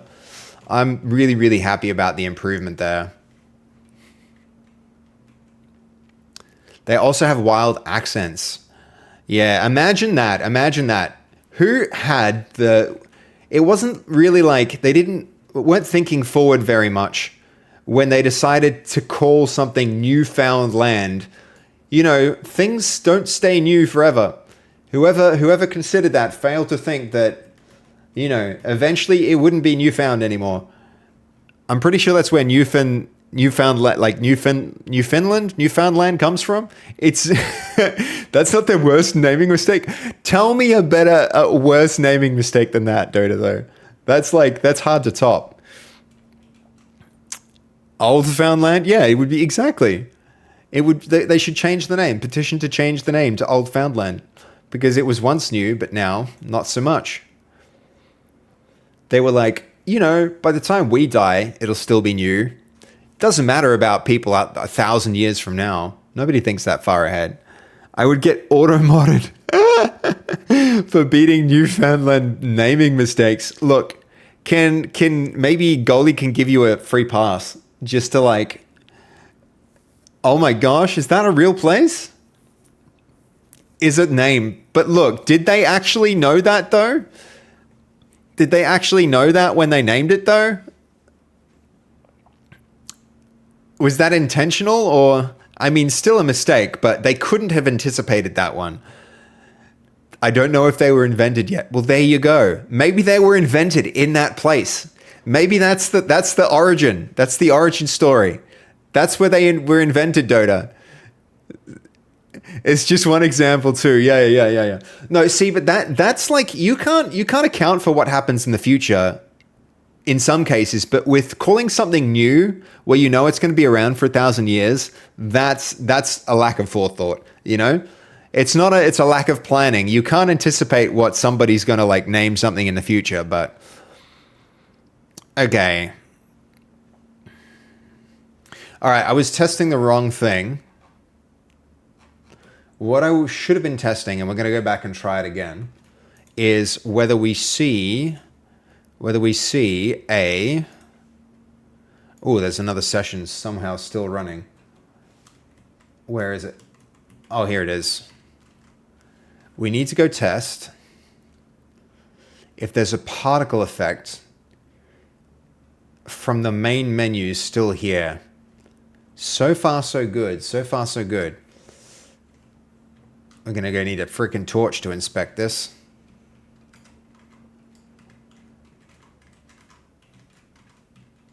Not the corn. This is one thing I like about the other branch. The other branch actually has a very good... Is my arm still reaching for an object that isn't there? All right, let's have a look. Can anyone see any particle effect here? I think not. I think we're good. I think it's all like... I think it's all sorted out. Okay, no particle effects. That thing is done. Let's stage that change.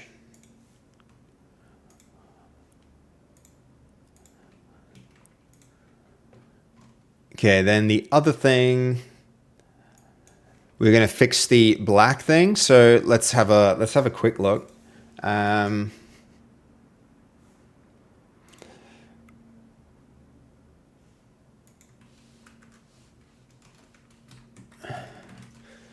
We added this, and I think the next thing's probably going to amend it as well.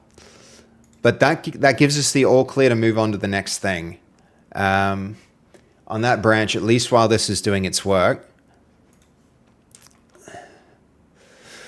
Okay, implemented the physical skeleton provisioning pass. Let's go check it out. 8119.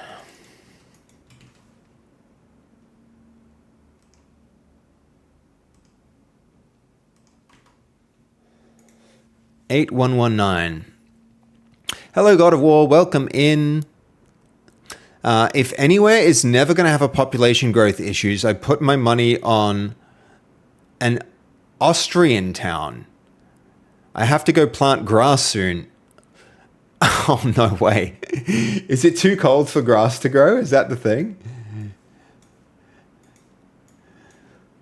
To be fair, sometimes you have to plant grass here too, but probably not that often.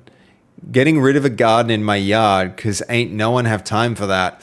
Yeah, that's fair. Spring is here. Okay. But why is that a reason why people wouldn't ever have overpopulation?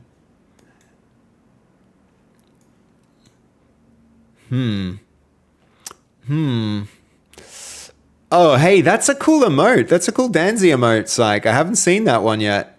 It's a good one. I like it. The Australian town is named above that comment. Oh. Though he says Austria, not... Sounds like the town Austria of... of a word I won't say here on the stream, because if we were using a swear jar, it would get triggered.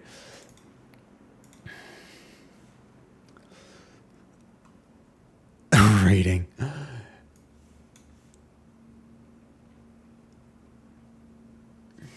You know who reads chat really well? Is Ali. I don't know. Sorry, Alithia, yeah. I've always noticed that when I'm in her chat, if I ever say anything, she never misses it.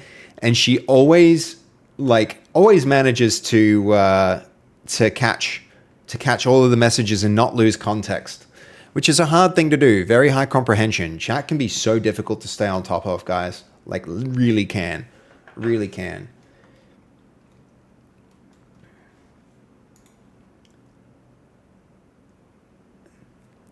Okay, this one I'm very excited about.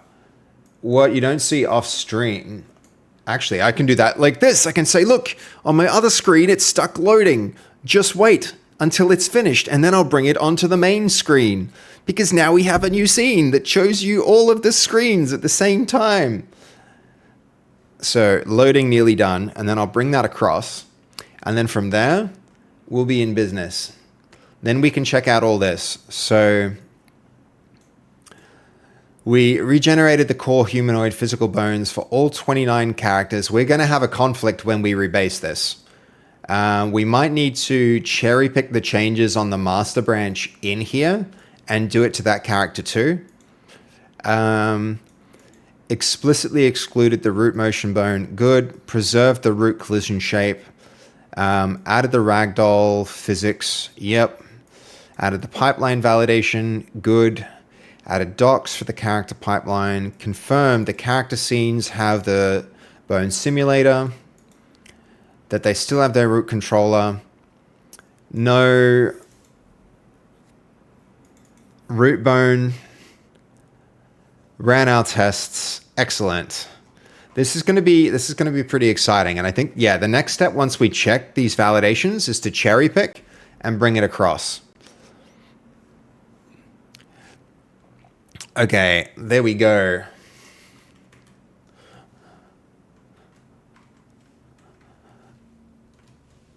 Here we are. Okay.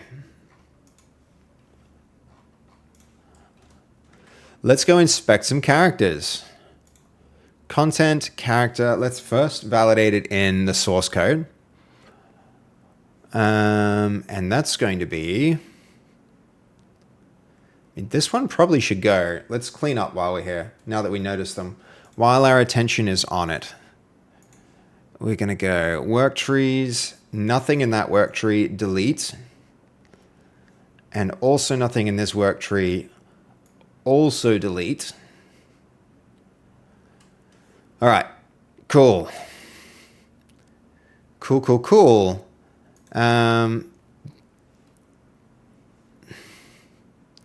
All right, look, we've got a new character generated.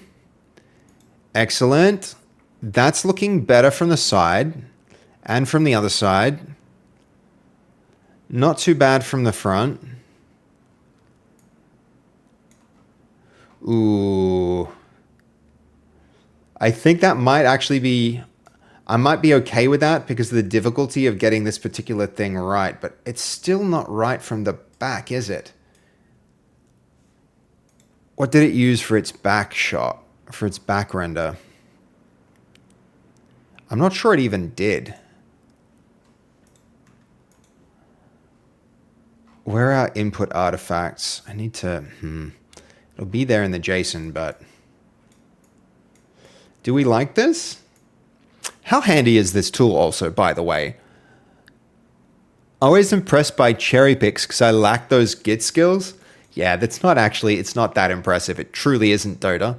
It's just like, it's the same as making a patch file and applying it, or it's the same as like, imagine you just copy the changes from one commit onto your current commit. That's all there is to it. And especially if you use something like Fork, you can just like right click in a UI. It's not particularly impressive. How do we feel about this fist? Are we okay to integrate that, or do we have one more shot? All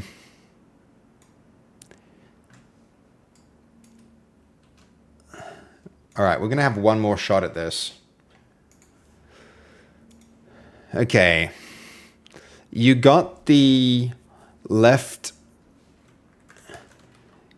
You got the side shot right, but I don't think the back shot or bottom shot were effective enough to get the hand right still. The attached image shows the hand from behind, and it still lacks the detail it needs. Focus on getting the gauntlet inner fist right with the simplistic structure of the hand.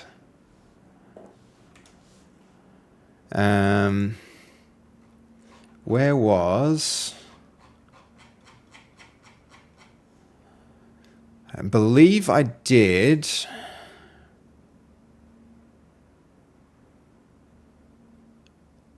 Where was it? We had something that actually described the hands really well because we were struggling with them somewhere else.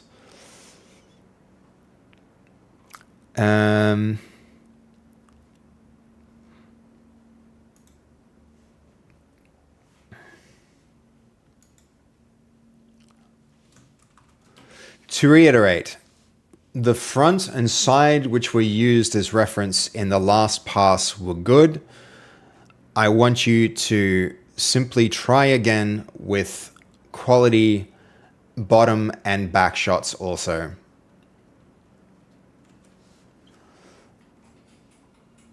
Okay. So, what branch are we actually on to validate? Actually, I'm gonna try and finish out that. We're gonna try and close out the other generation ones so that we can rebase onto that, and then from there, yeah, we should be good. So, thing to do. Good. This is gone.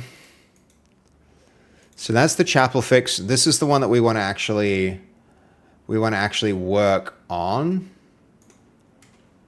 And that's 2B49. 2B49. I'm a CLI Git user. So am I, Dota. So am I. Most of the time, especially on Linux. But fork does speed you up a lot. So sometimes I make the exception and use that. For this project, I've really been trying to move quick. And so I find I can do things a little bit more quickly with the UI than the CLI. But I did use the CLI for a really long time. So I can still find my way around there, but... Okay, here goes.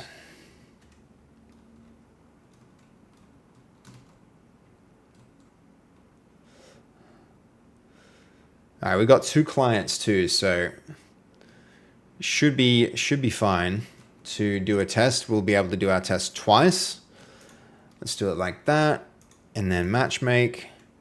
Random character. We get King Cray, who probably needs to be a little shorter.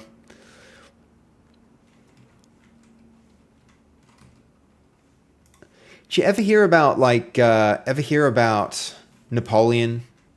Napoleon was a pretty average sized man, but because the expectations of him were so big, you find like history remembers him as a short man, where he was average height for the time.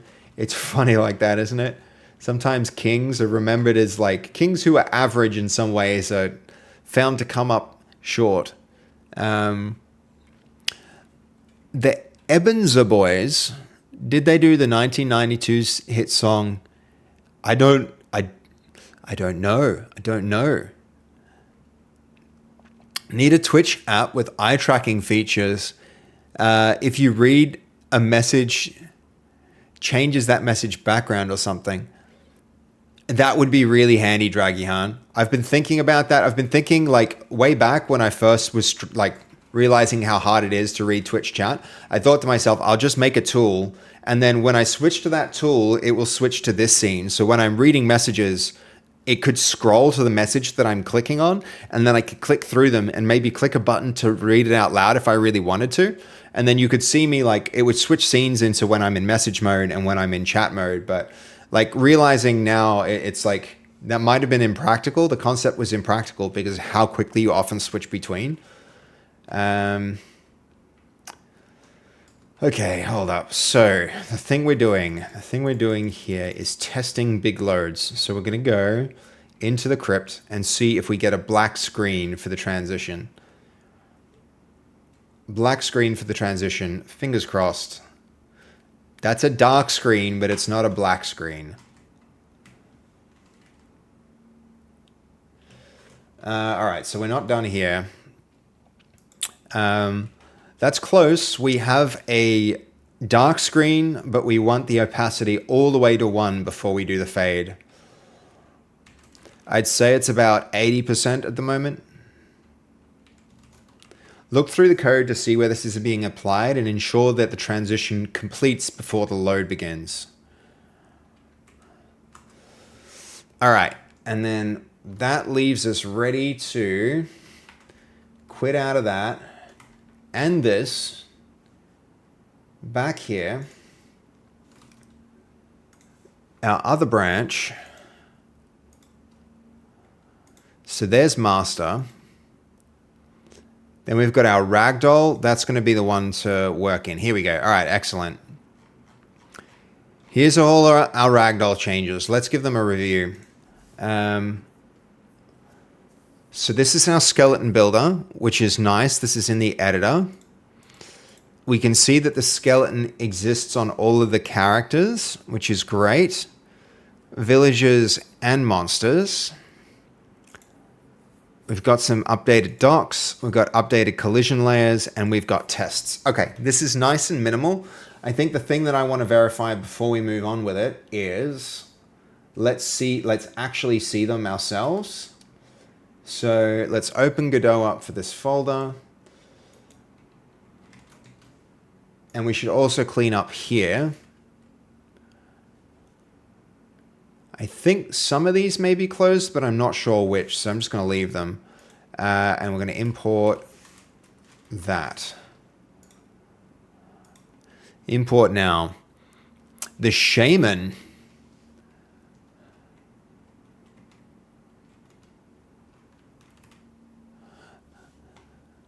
The Shaman, a gentleman of leisure. He's here for your pleasure, but go easy on old Ezia. Who's this? Who is this you're talking about, Psych? Who's this shaman you speak of? A mysterious man, no doubt.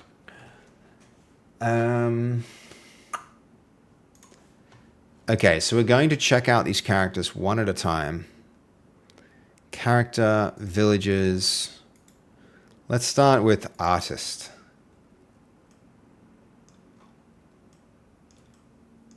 Okay, we've got issues.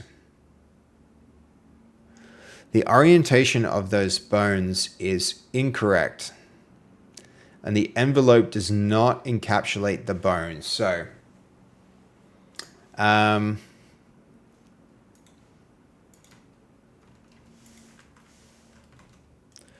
we need to also try and turn off things like that. And for now, the face as well, as it's not relevant context.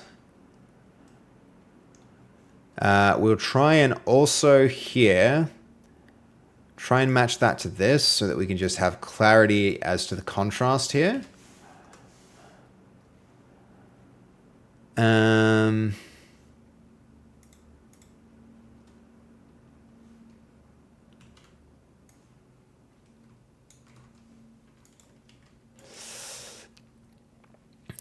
We do have bones on some of the... We do have physical bones over some of the key bones, but the orientations seem wrong.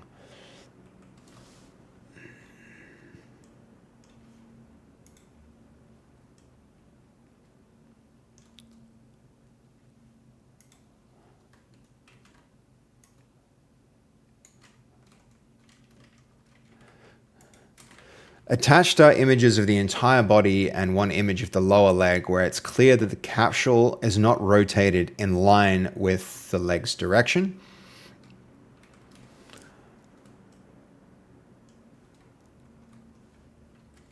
This is true for all of the capsules. We need to ensure that the process that creates these bones has their orientation right.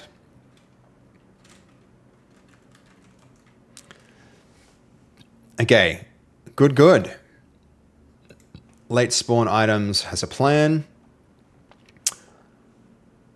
From a black frame, pretty easy concept. Reaching 1.0 before it enters that.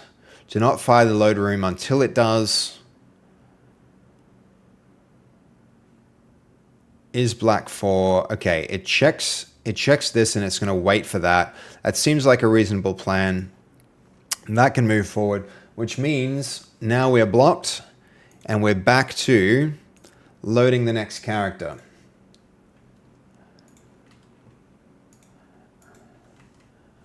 So the last we looked at, the knight. Knight's still regenerating, so he's not ready, which means Maiden, Night Watchman's next. He's not done. Night Watchman is not done. Neither is Plague Doctor. Neither is Priest. Shepherd is. Alright, Shepherd's next, but that means we need to generate characters for Night Watchman.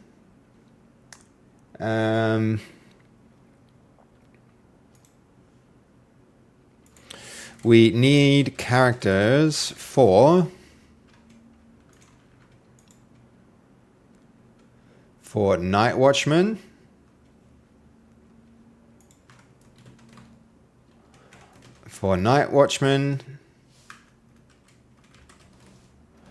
we need characters with OBJ files for in folders for Night Watchman. I mean, we've got references there. I see references, but no OBJs. I see references, and we should just go.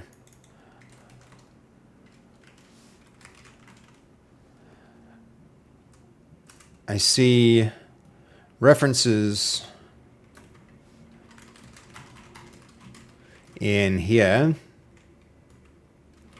the references folder, but no character, no OBJ.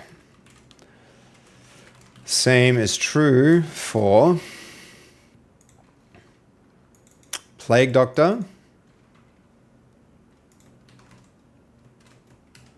for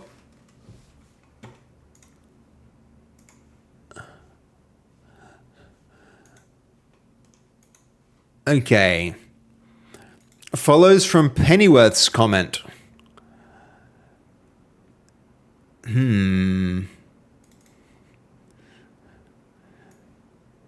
That's okay. Already has like 300 shares reading. Hold on. Sorry. When you guys have comments back and forth, I sometimes miss them. A Benza Boys. A shaman thing. Okay. I just don't know about all this. Okay, we need characters for the Night Watchman. Same is true for Plague Doctor. Plague Doctor, after Plague Doctor, we have Priest.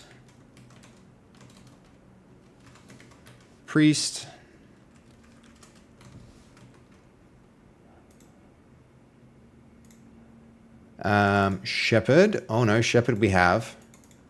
We have Tavern Keeper. Vampire, interestingly, we also have. What's going on there? Let's check out that blend file.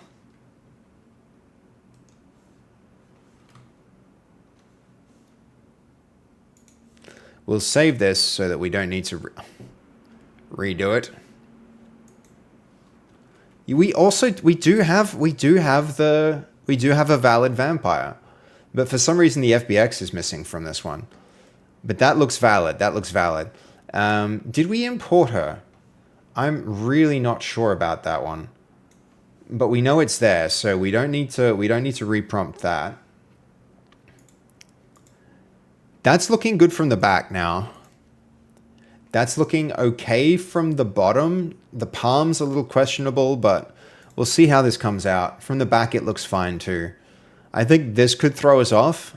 This one being a little bit off could throw us off, but we'll see. We'll see pretty soon, guys.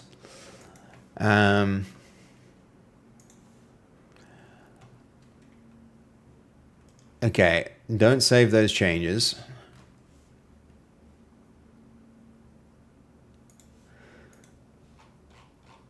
All right, Blink is getting a few more angles, which we like. Were these characters generated? Yeah, so the workflow for us is... Let me show you. There's AI in the process, but it's not the whole process. There's parts of it that like... So we do ideation. So we'll ideate a character, and then from there we'll use different systems to like change the styles so that we get stylistic reference, and then we'll make some modifications to move it into generations with this tool that we've written. So this is a tool called Blink that I'm using to integrate with a bunch of other third-party systems.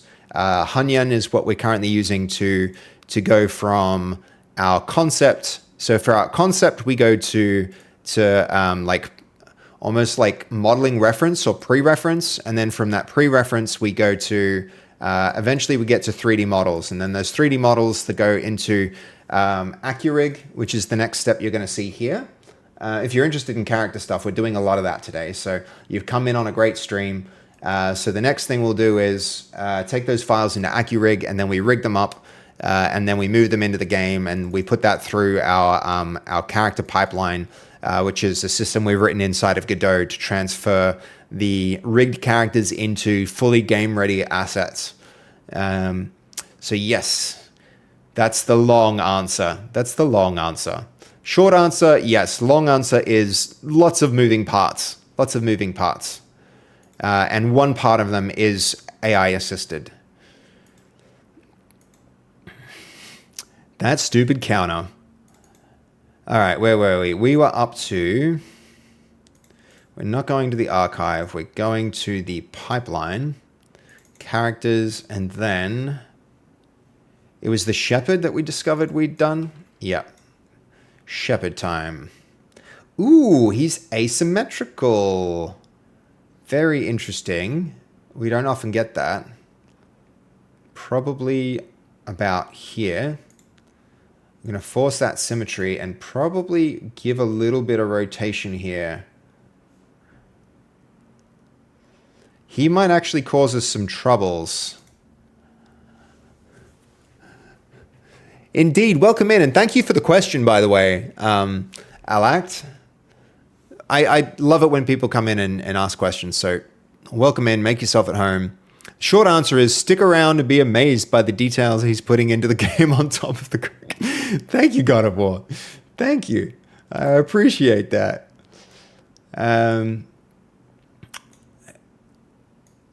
Okay, this guy's gonna be weird because of his because of the shape around here. He's actually gonna take a lot of work to get right, I think.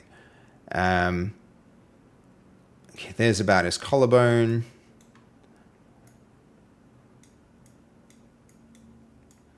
That goes a little lower. This is his hip. That's his sacrum. Then on the bottom, that goes about there. That goes about here.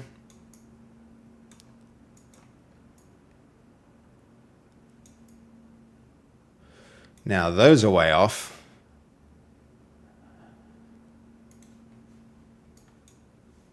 One more like that. Now that goes about here. That goes about where his ear would be, so that moves this back. A little down below his ear. This one's going to be a challenge, I think, guys. The more I look at it, the more I think that the shape of this hood is going to make this challenging. Is AccuRig better than Mixamo Rig? I'm new to game dev and 3D stuff. No, I think Mixamo is better than AccuRig. The reason I'm using AccuRig, though, is because its default output contains a root bone, which is, you know what, I can probably show you that really quickly here in what we're doing with our characters is, you notice there's this, this is going to sound weird, but I'm going to say it anyway. There's this giant bone between the character's legs, and that's what's called the root bone. Essentially what that enables us to do is here, during animations, we can translate the position of this object by its position. So see, when I run this animation, oh, hold on, something's going wrong there. When I ran this animation, what you would actually see, there's some kind of disconnect here. What you would actually see is this character would move in space as they animate, which is not usually what you get. Usually the already loving this community, well, welcome in. You're a part of it now. You're a part of it now, Alact. What you'd usually see is the character runs on the spot. What we've done instead is we've used animations that actually push the character forward, so the placement of the foot stays as the feet move forward. And so you'd see the character run forward in space along this line. We then take the animation offsets and apply them to the position of this bone. And then when we get into our game, we can actually move the character that way. So just to illustrate, I'll go to we've got a little harness here. a little harnesses are just like a really good practice. If you don't use harnesses in your game development, I definitely recommend them. You can see a harness is like an isolated thing. It's an isolated bit of code that strips out the rest of the game and then runs one system on its own in isolation. We've got harnesses here where if I chose that, that was our artist character, you can see when they move, the foot placement is a lot better than it would be if they were like floating around, right? So as she moves, the amount of movement that she actually has in the game is not driven by some random thing that just says like, okay, you're pressing forward, so move forward. It actually moves them forward with the animation. And you get a lot less foot slide and a lot more natural looking animation. But to do that, we needed the root bone, and Accurig produces the root bone by itself. So rather than writing some scripts, which honestly, we could have done that. We could have taken some, taken some data out of, Mixamo and tried to like add new animation data to make them move. But instead of doing that, I would rather just use Accurig. And their output, it was the path of least resistance.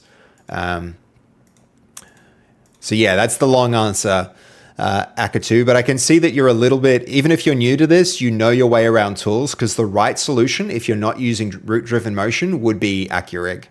Would be Mixamo, not Accurig. If you at least, if you're not authoring your animations entirely by yourself. Okay, here goes. Oh, that's nightmare fuel.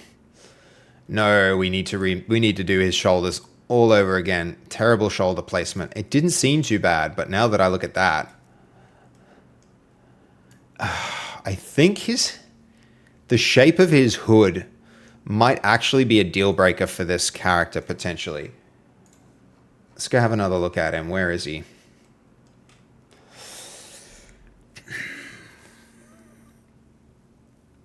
What we can do here to fix this is because honestly, I don't think I can do much here in Accurig to solve this. We can move that down a bit.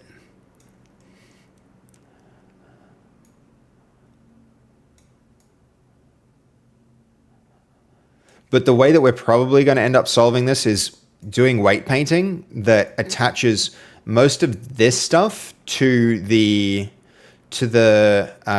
like the shoulder and clavicle rather than to the rest of the arm. And then when his arm moves down, we can get rid of the awkward motion that we're about to see when this does its weights and does the first pass animation. Okay, you are kicking on, and oh my gosh, these are both ready for a new pass. Okay, let's check what we're on here. We're on 8119, which if I'm not mistaken, 8119 is our damage. Yep, good. So we're reviewing the right thing. Let's have a look at our source code, see if that changed.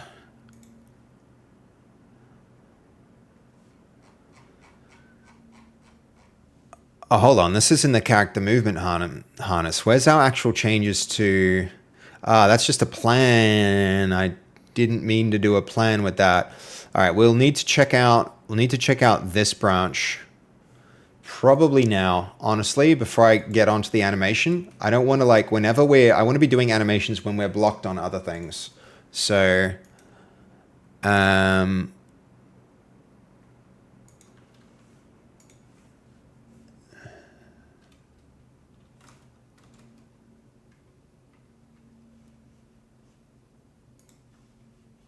okay, that's the chapel fix. That's on 2B.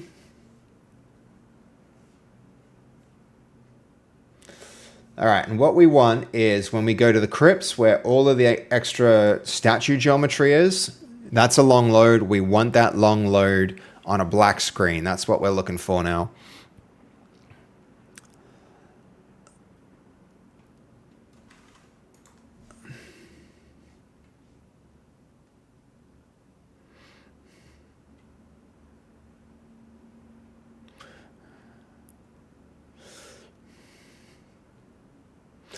What do we think about putting some text in the bottom right, like this early access text that you can't actually read? This early access text is pretty similar placement to what I'm considering doing for here. If we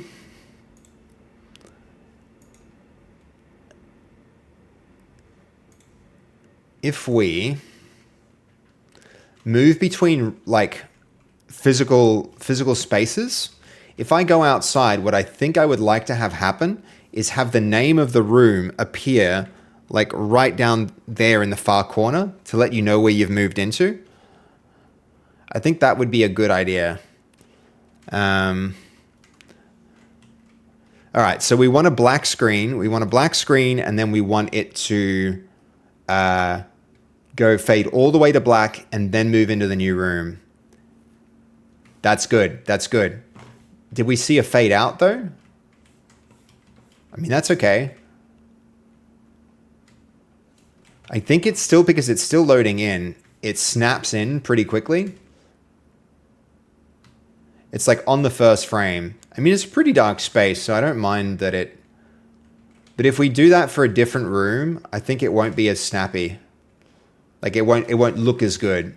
But I like the black screen better than the grayed out screen, and better than being stuck on the last frame of something. Let's go to a different room where this happens more quickly, just to make sure we're looking okay with it. But that transition is looking better.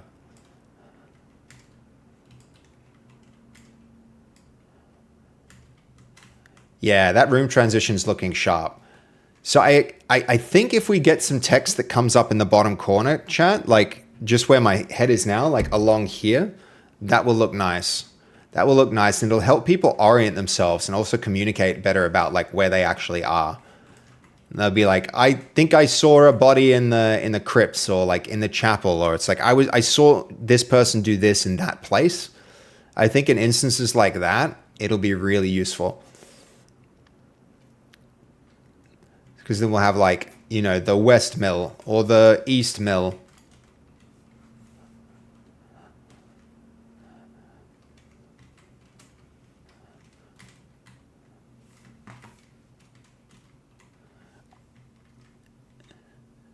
I do like that. I do like that. So that fade is good. That fade is good. And the loading. Guys, do you realize how much quicker the loading is between spaces since we did that refactor? That refactor, huge loading benefits.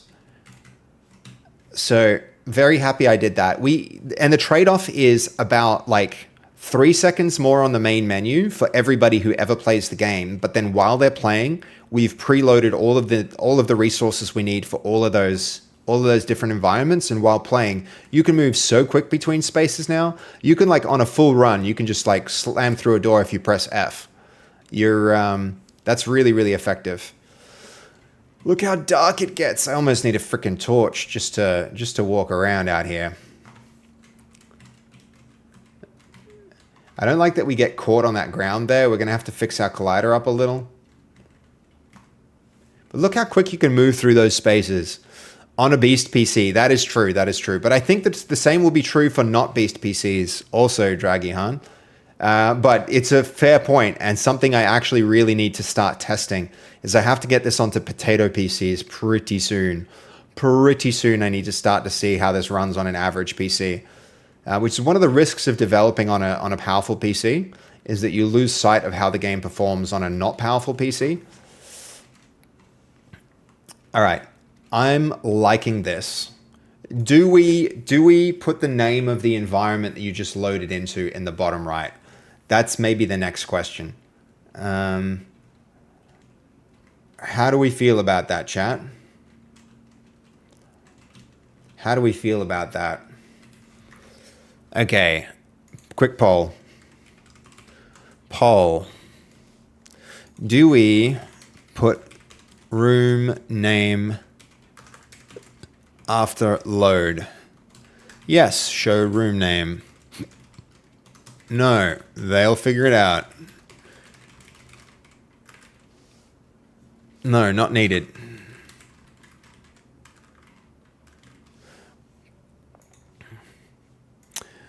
Does have an average PC. Yeah, you've got an average PC, Psych? I think you'll be able to play this game with no trouble. That's my hope. I put a lot of time into here. Look, we can even show it. The geometry, the amount of like, it's low poly enough. I think it's low poly enough.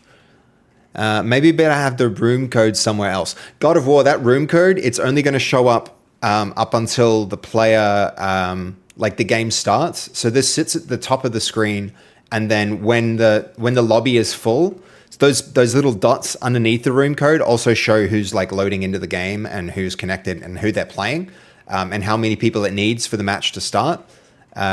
So the room code will disappear once the lobby's full, and you don't see it after that. You actually don't see it after that. So we could put the text for the room you're loading into up there, but I'm thinking maybe in the bottom corner where your chat is now. You know, kind of like where my text is here, where my voice is. You can imagine that to the right. Or maybe it's fine there. I don't even know. Okay, what do we think? What are we thinking? What's the vote? Yes, show the room name for 2 votes. Okay. Maybe better to have the room code somewhere else. Yeah. If you're streaming, you will get the wrong crowd if this is showing to everyone else to see. This is what I'm worried about. Yeah, no, I hear you. In that case, God of War, what you can do is you can make it a private match. Here, I'll show you. If you go play and then you go configure, you can make it private, and then the room code won't work. You have to actually invite a person using Steam. So with private match, no room codes will be like, you know, room codes won't exist. So people who are streaming and worried about people joining, and otherwise, then it's just it's matchmaker game, and it will, I guess it will show the room code in that case. But yeah, that's specifically why I put that mode in, and I hope that it's enough. If you go private now, room code won't show. It's a good thought though. Okay, 2 for yes and 1 for no. That's not overwhelming. That's not overwhelming odds and numbers here. Kind of hard to make a call with a small sample size. I guess I just need to decide for myself. Okay, here's that knight. Oh, it's still not great. Do I need to go and just do this fist myself? All right, 2 votes for yes. 1 vote for no.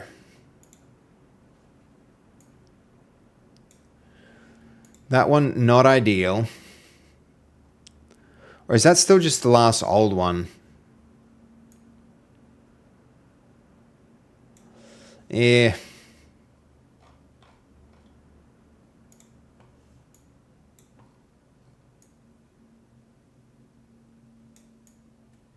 I can always just fix the model myself.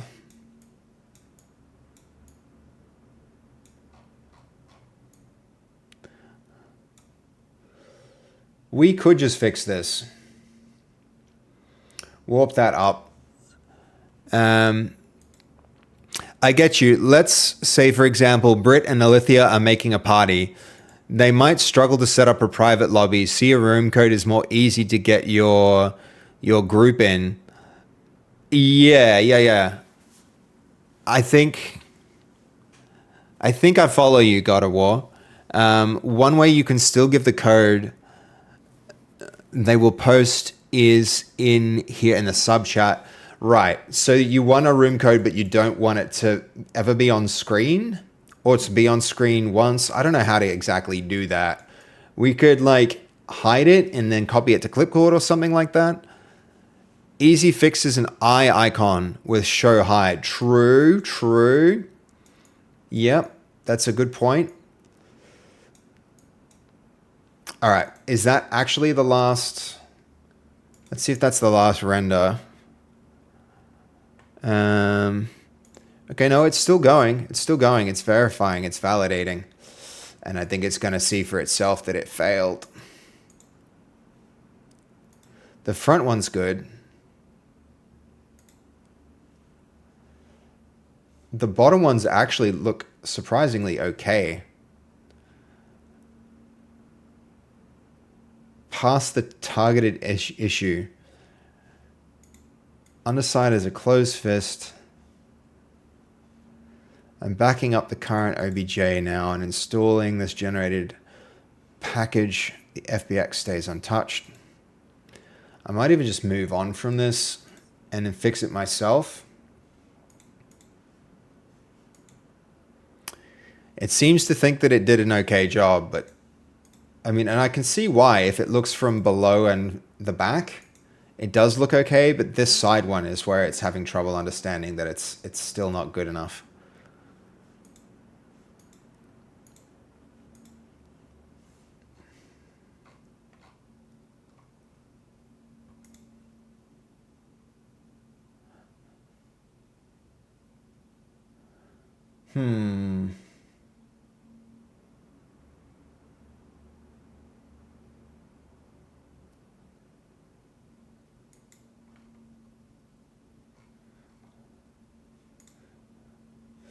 I mean, to tell you the truth, it has actually done a really good job here.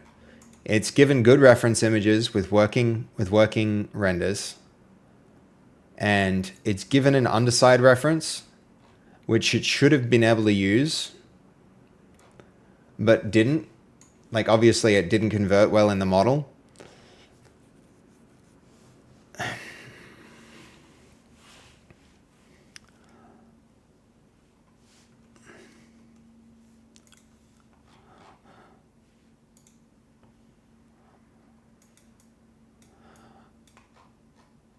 There's not a clean, coherent line. All right, we're going to have to...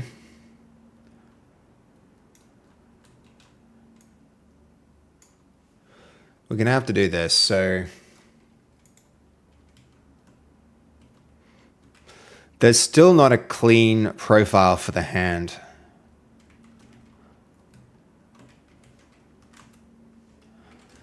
When we view it from the side, it still doesn't make sense or read as a fist.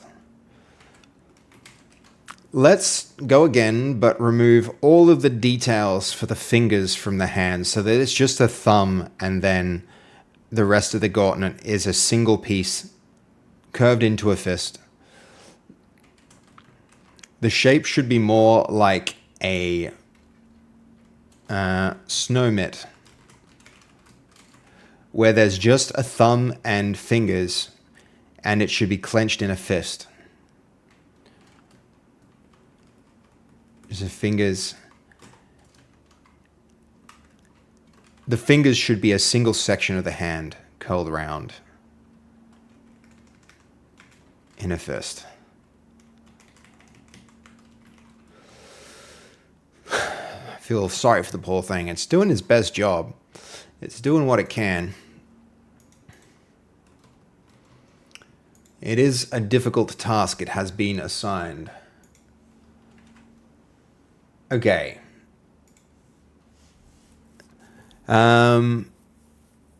Just giving you my thought process. Yeah, no, I hear you, God of War. Easy fixes an eye icon to show and hide. Yeah, not bad suggestions, guys. Really not bad suggestions. Late spawn items, I think... Okay. One last feature for this branch. Once a player has moved into a new environment, I would like to fade in the name of that environment in the bottom right corner of the screen and then fade it out. This will help players orient themselves as to where they are and communicate more clearly about the world. Let's see. The text can look somewhat like the text which appears in the bottom right on the main menu. That can plan, and then let's jump across here. Okay, implement the caption origin stuff. Good, good. Let's jump across there.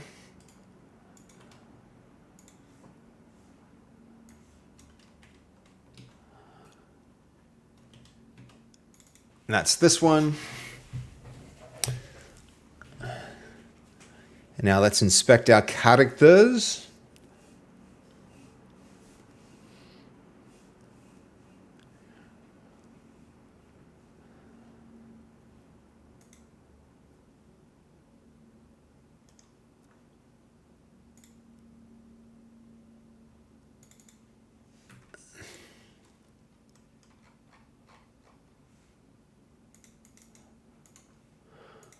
Okay.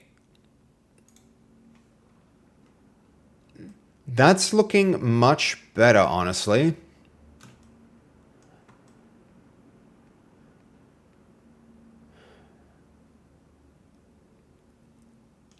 Okay, much, much better.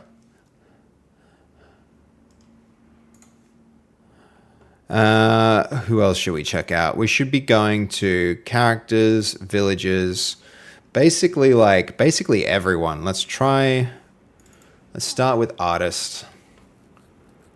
Okay,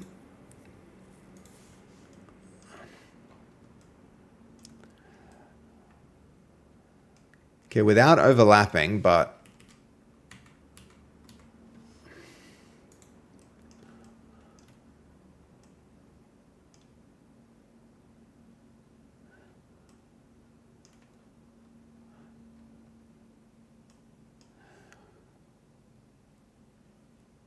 where does the physical bone, where do the physical bones show up in the hierarchy? I mean, it's interesting here. These should be, if I'm not mistaken, these should be matching.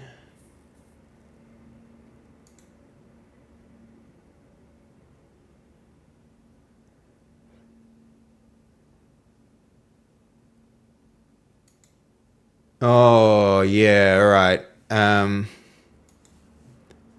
It might be the fact, yeah, we might have some, like a really complicated implementation issue here.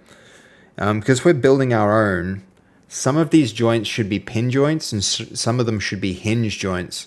For instance, the upper arm, that upper arm, it's a pin. So where's the, okay, there's the chest, left shoulder, upper left should be its pin joint.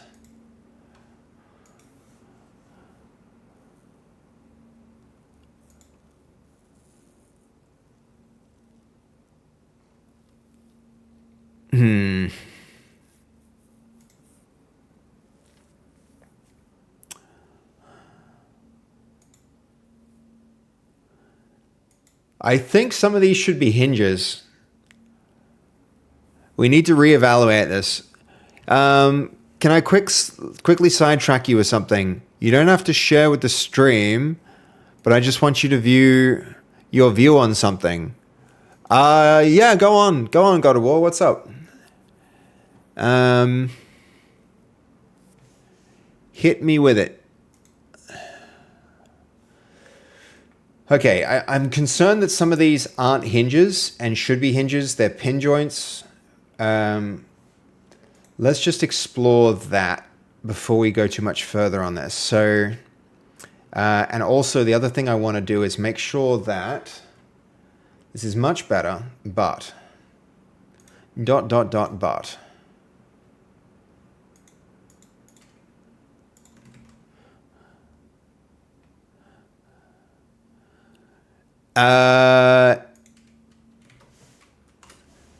Is this the thing you want an opinion on, God of War? Ali just started streaming and really looks sick. I mean, that's no good. But you know, she can make her own mind up about whether, is that what you wanted my opinion on? Your view on something is whether she should stream while she's sick or not? Okay.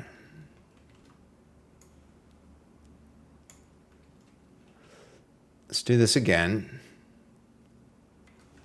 I think probably the camera should switch off to keep this nice and simple.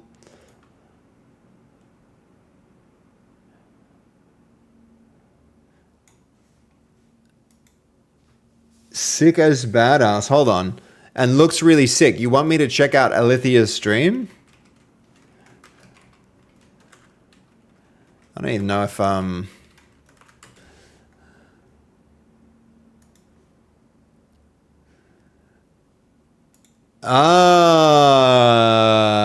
think I see what you're saying. I think I see what you're saying is like you're saying this should be like a monster inspiration?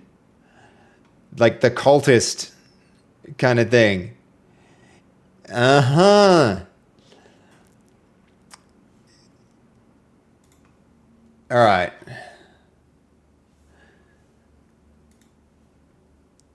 All right, one moment, one moment.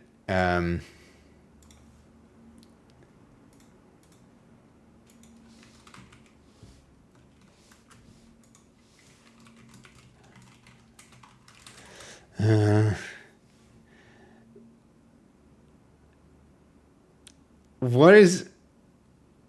What the hell?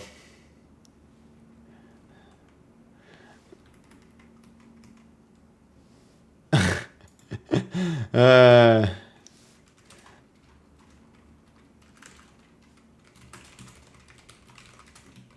You know what? We might leave her alone.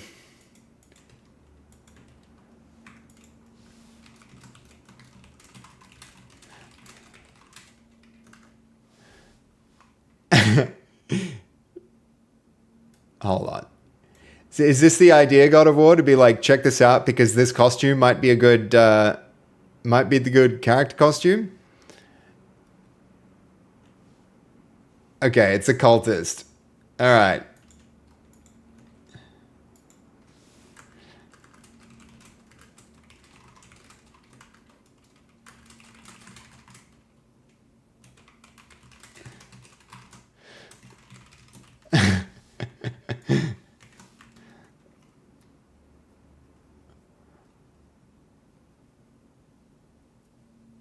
What does this come from, God of War? Where is this inspired by?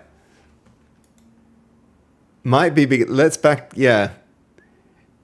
You watched it, Seb. You're in Ali's cult now. Is that how it works? Okay.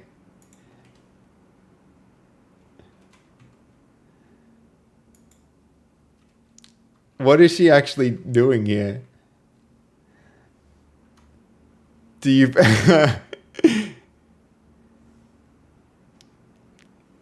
She's saying this because of how long it's going to take her to...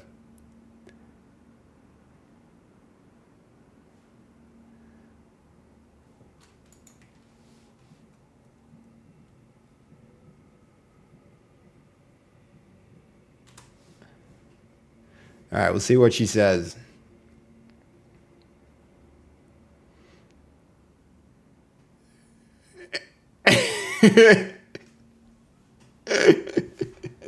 That's hilarious. That's pretty funny.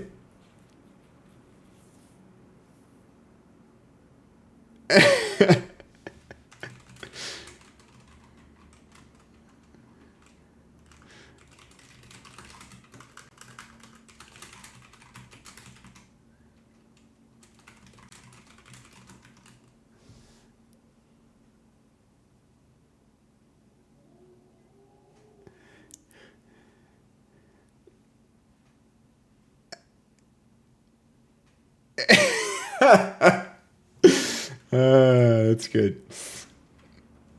Hilarious. Good on her. Good on her. Looks like an interesting stream. Get lots of reference images. Should we do that like right freaking now? That could be pretty funny. Just a normal day in Ali's chat. Do we do that? We need her to step back from the camera at some point. Can you do that for me, God of War, if you're tuned in there as well? Can you, when she steps back and there's a full body shot, can you just like snipping tool, just go like screenshot so that we get the whole thing head to toe? Yeah.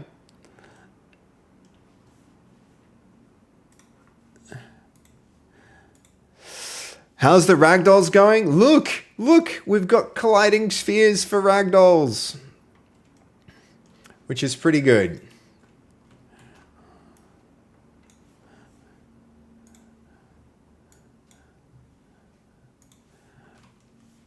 Okay, so where are we? The capsule orientation is now much better. But in some instances, the capsule is shorter than the bone. Significantly shorter than the bone. The capsule size should be so large that they don't... size should not be so large that they don't overlap. The capsule size should not be so large that they don't overlap, but the capsule size should not be so large that they don't overlap. You definitely did do something. You were like God of War. You were like, literally, go check this out. Of course we're going to go check it out. I think the green screen is the way of full body. Okay. All right, Typhoon. We'll see what happens with it. We're going to stay locked in, though, because, you know, easy to get distracted. The capsule size should not be so large that they overlap. The capsule size should not be so large that capsules overlap.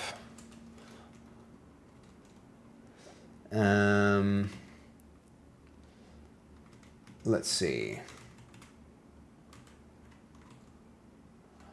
The next thing, the capsule size should not be so large that the capsules overlap. However, they should cover most of the bone.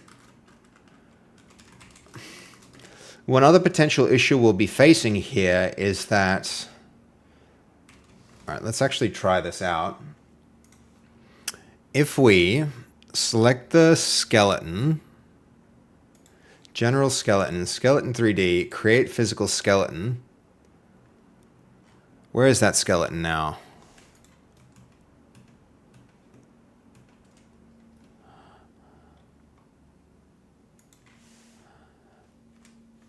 If I get rid of that and we create a physical skeleton, some of these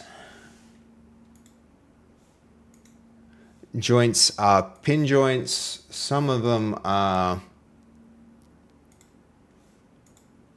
I mean, actually, they're all pin joints, so we might be safe.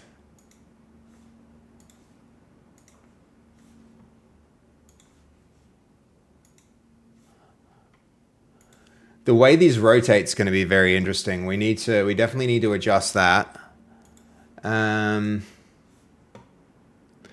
Let's check every damn one of these because I do think it's important to make sure that we're getting this right. Just meant to watch her cosplay. The rest is all up to you. Is all you. Fair enough, God of War. What about the hip? Did we not have a hip joint there? I'm pretty sure we did, but if we don't, we're gonna have to make sure we do that. All of these are legit pin joints, so I really thought we were gonna have some hinges and stuff like that. Can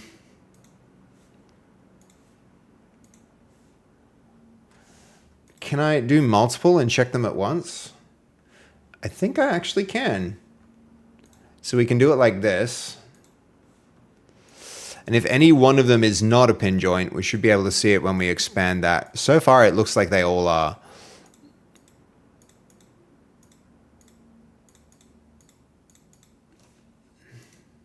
Pin joints, every one. All right, that's good news. Don't save. Okay, one more change here. We could actually try this at this point before we make any further changes.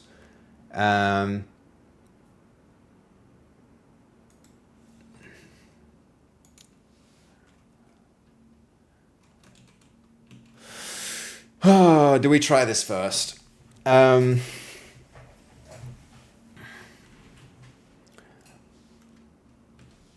Okay, so we have a character. So where are we? Hold on. We have a rig to handle the character, harness.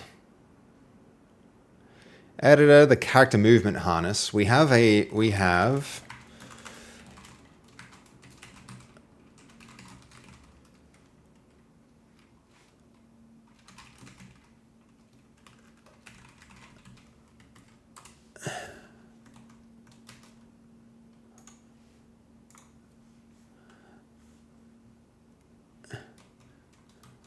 Oh, hey, what the helly?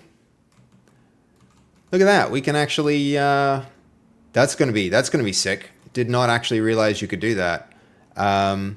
Cool. Okay, we have character movement harness. But,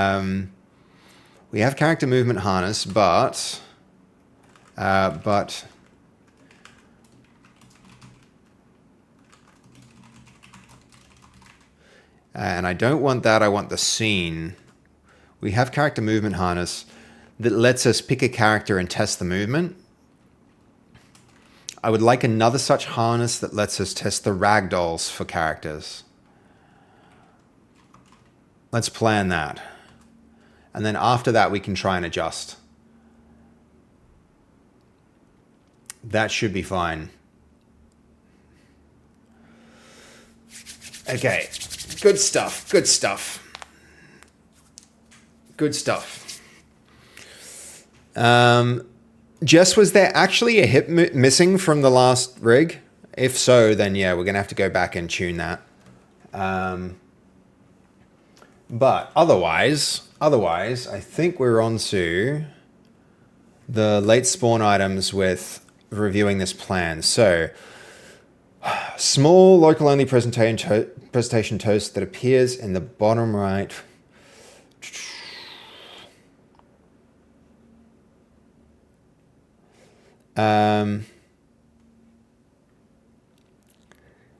Okay, is there something here that players may move in and out of rooms quickly, in which case we want to quickly fade out the last one and fade in the new one. This can happen in an interrupting way where the speed of the fade out is much faster. Make that little change, and then probably I'm good to run that, and then we can rebase that and merge it. Yes. And we also need to do a cherry pick on the other branch to make sure that we get our new characters across. So that we don't have a merge conflict later. And all of the changes we make come into our branch. Rather than cherry pick, it might actually be a rebase. The Ragdoll death can rebase onto master. And then we should be good. I should probably be doing this character work on the Ragdoll death branch, but anyway. Where were we with this guy? All right. He's looking a bit better. But look how high his All right, yeah, we're going to have to regenerate this guy. I don't think we can work on him as he is. Unfortunately, there's too much overlap with his arms and his hood. So that when his arms are down, when they're up, it makes sense that his hood would be resting on his shoulders. But as his arms are down, it makes no sense. So we need to redo that character. Which means we're on to the next character. Probably the Tavern Keeper. Tavern Keeper V2. She's looking pretty good. She's looking, in terms of the proportions and stuff, she's looking pretty good.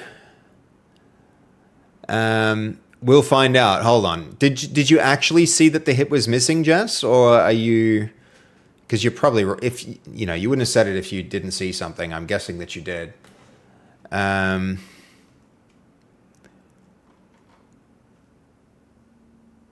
Okay, game plant environment name toast.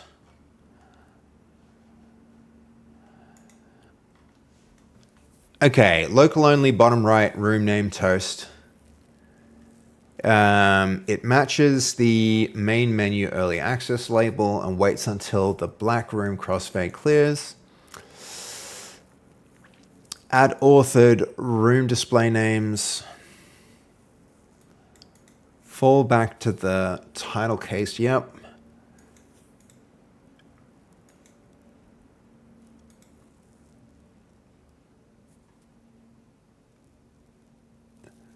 This all looks good.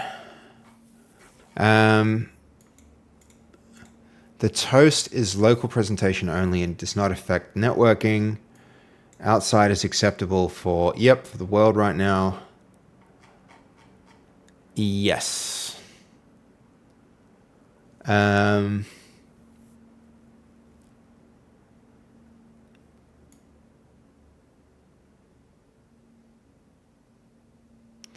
Okay, where is it actually loading the...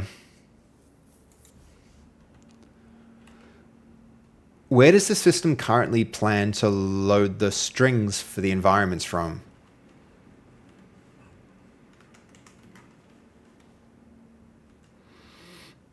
I do wanna understand that.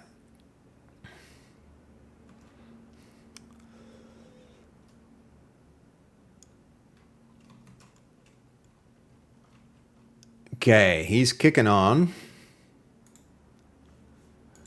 I think that's going to do way better for the fist. This one's better. That one's better as well. That one's better as well. I think this is going to come out really well. We're actually going to get it done.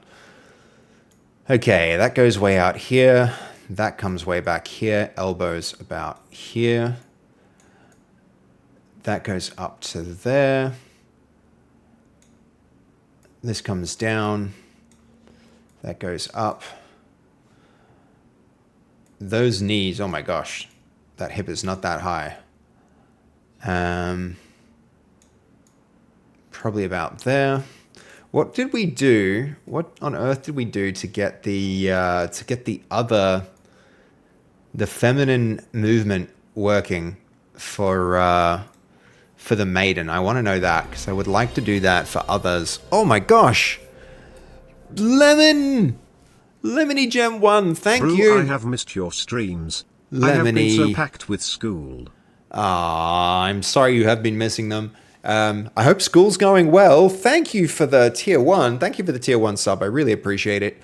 I hope school's going well too. That's a good reason to miss a stream. That's a really good reason to miss a stream. You know, if you're going to miss a stream, education, pretty dang good reason to do it. Look how good the hair came out on this new one. I'm so happy with this. The hands came out great. She's ready to fight. She's ready to fight. Hell yeah. I love this character. I know, right? It's so good. Lemon, I like it too. I like it too. Wait till you see the maiden. The maiden's rebuild came out really well too. Look at her. She's styling. She's styling. It's a pretty cool character. Pretty cool character. This one was also inspired by someone like a real life person in my life. So it's cool to, I think it came out really well. It's pretty close to the inspiration in some ways. So it's very good. It's very good. She's gonna animate really well when we get her in the game. We could do the trick that turns her toes in to make her a little bit more feminine, her movement. Let's try it. I think we turn the front toes outwards to make her foot movement turn in, so that she turns with her toes walking in, which is a little bit more feminine. And the cool thing is it'll use the same animations and get a more feminine result. Let's have a quick look at this and see how it goes. You're currently streaming as well? Hell yeah, Lemon. Hell yeah. Hold on. I'm very tempted to just give you a wave. Hold on. Hello. Oh, there's no Lemony here. Playing Valorant too. Nice. Nice. That's cool. Yes, my first stream. Your first stream today. Okay, hold on. First stream today or like first... Okay, those toes are turned in a bit more. We have to do the... I always feel awkward doing the underpants check. Can you guys like tell? I'm gonna cover my eyes, and you guys in the chat can all the girls, all the gents cover their eyes, and then the girls in the chat can let me know if she was wearing underpants. Okay, so here goes. We're gonna just eye close. Are we safe? What's the verdict? Do we have to do some really awkward texturing? Nope. No. No pants. Okay, that's annoying. That's annoying. The bloomers are be needed. All right. That's back to Blender. Back to Blender. All of this. Hold on. We can do that in the texture. We don't have to redo the rig. So we're good. We can keep going from here. Okay, no pants. Thank you for letting me know, chat. And why are the gents answering the question? I said all gents must close their eyes. Okay, all gents needed to close their eyes there. She's so sassy. I like this character. She is so sassy. She's a win. This came out great. Okay, export. Tavern Keeper, FBX, save, and then we will readjust, not for once the weights, but we'll do the painting. All right, I'm probably gonna do this one like so you all don't have to look up this dress. Probably going to do this on screen 2. I'll be working in Blender here while other things happen here, okay? So we'll okay, we're going to go to Tavern Keeper, OBJ 100, so we have a reasonable, no, not 100 this time. It's always random. I wish I knew how it decided when to do a giant model and when not to do a giant model. Okay, texture paint.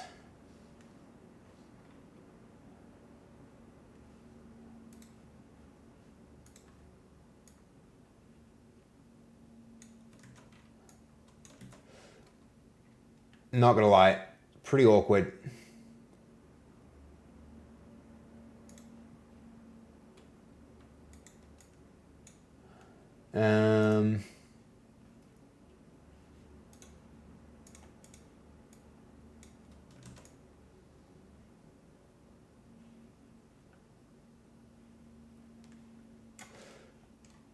Luckily, it should be nice and quick to sort it out.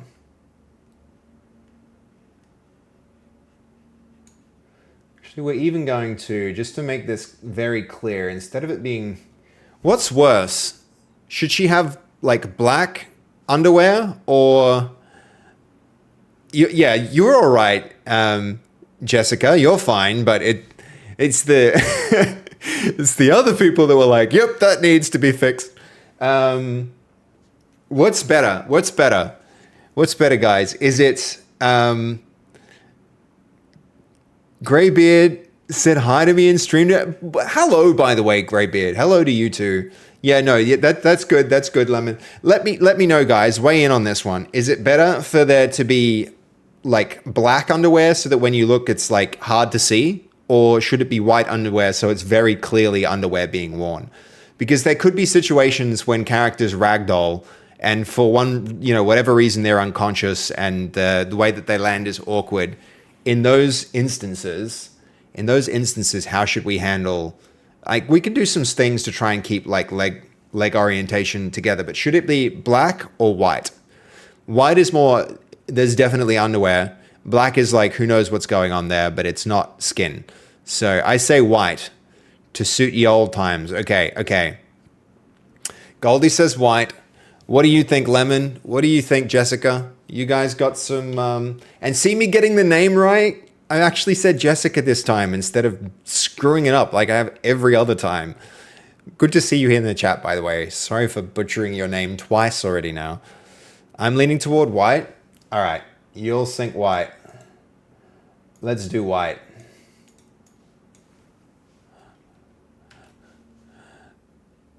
But since you're not modeling it, I guess the black could be fine. It could.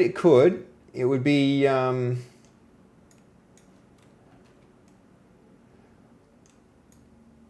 mean, white could be seen as like a skin color too, though.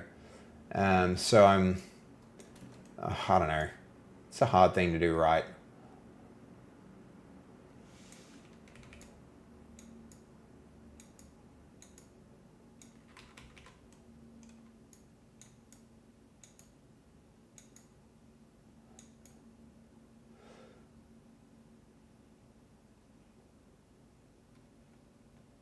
But we're going to go white. We'll just do that.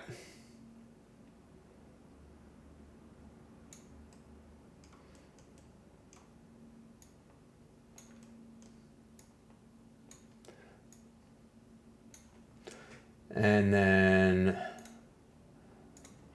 let's get that color there.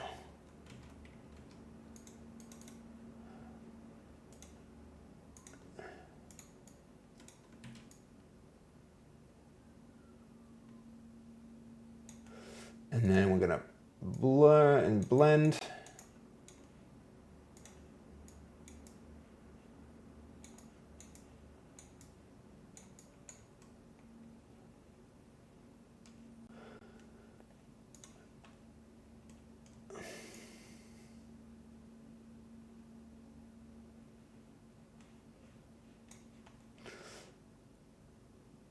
And then we smear.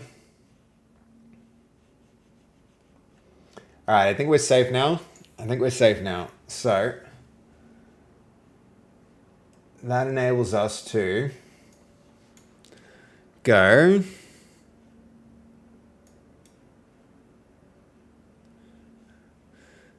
that's in texture paint. Now image, save as.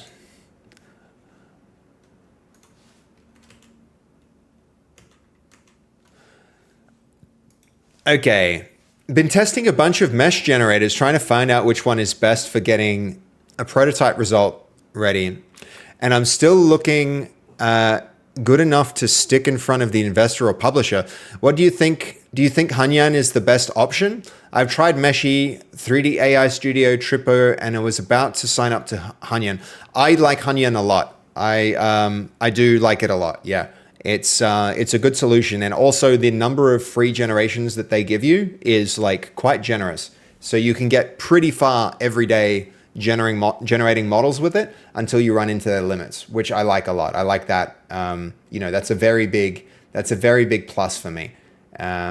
So yeah, can recommend. Okay, now with that done. I do actually, what I'll do here is just save this as the albedo. Image, save as, I'm just going to make it albedo. So like, yeah, gets my endorsement, Jessica. It like, you get better results, but it's the same with all of them. You get better results if you provide a bunch of different angles, but yeah, it can recommend, good. It's good stuff. Okay, Maiden. Hold on, this isn't Maiden, this is Bartender. Tavern Keeper, sorry.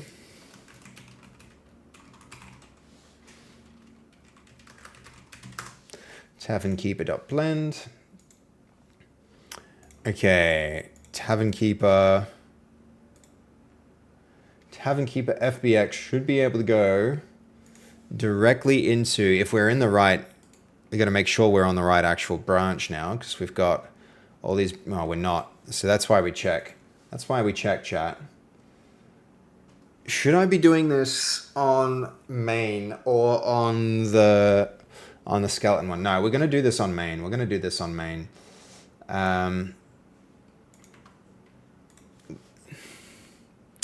Not familiar with Trippo. Yeah, it seems like it's really recommended. It's really highly recommended, Turbo. So I think Trippo's quite good as well. Okay, not Monsters Client. That one. That one. Oh, and that one.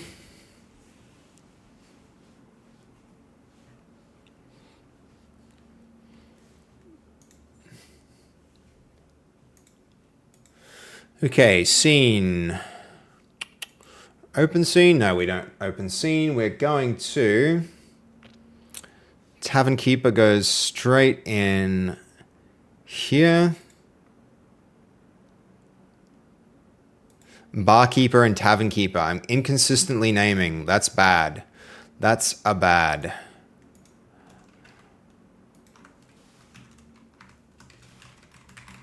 Barkeeper, that might be enough. Sure hope it is.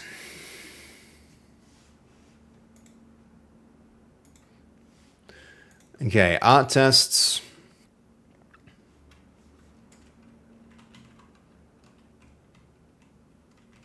We really need this new character in as well. That should be another one that we hit really soon. All right, that's our Tavern Keeper there.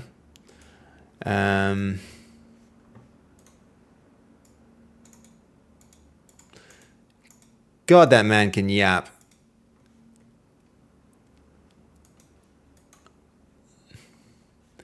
Let's change up. So many characters. Yep, there's a lot of them. There is a lot of them. Okay, probably let's delete that and delete that. And then this comes in. And then we need the albedo to replace the texture that's put out here when the import finishes. So, show in File Explorer.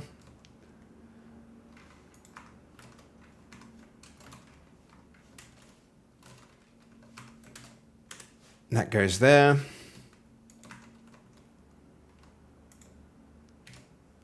Replace. Okay, and now, if that re-imports,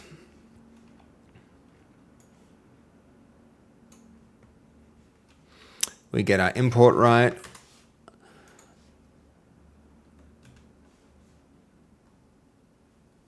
I'm going to undo that so that we get rid of our duplicate.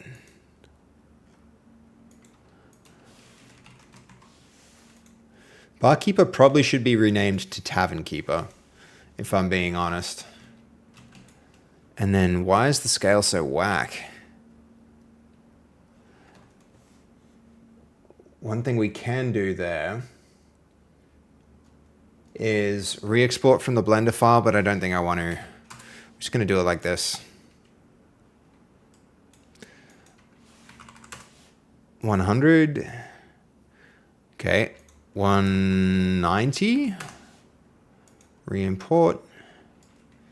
Now that's too tall, but maybe not for the newer characters. This is why it's important to bring the newer characters together, because I have to compare their height against the height of other newer characters. These lasses need to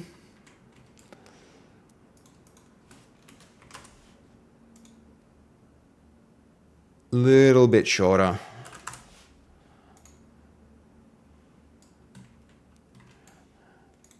Little bit more.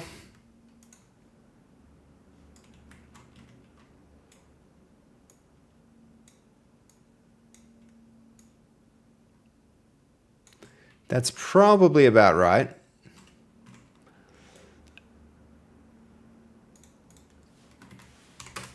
Actually, because her reach is so long, we're going to go a little less for her. Okay, good stuff. Good stuff.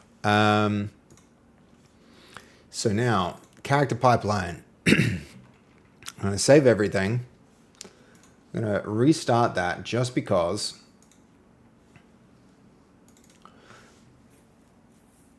What are the orange and yellow pints on their feet? Hold on.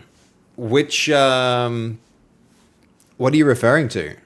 Oh, these things. These things. Those are the like the skeletons that drive them as they move. So if that's what you're referring to, each of them has like a bone that extrudes past the end of their, yeah, it's the bones. Exactly. Got it. Good. Yeah, glad we could clarify. But yeah, it's not all of them have it because of the positioning of the bones, of course. But all right. So now we should be able to go barkeeper, and if I go next, replace existing, generate character, we cross our fingers. I think that's worked. So let's go to the character movement harness and find out. I think it has.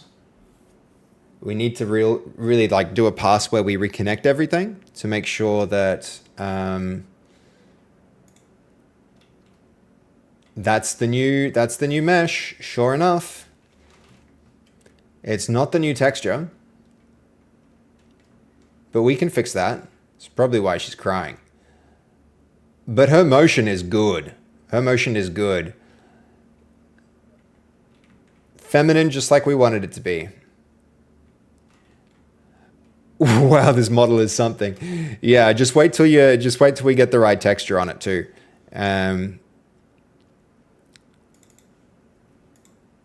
So scene. If I go here and we get this surface material override, make that 3D, get her albedo.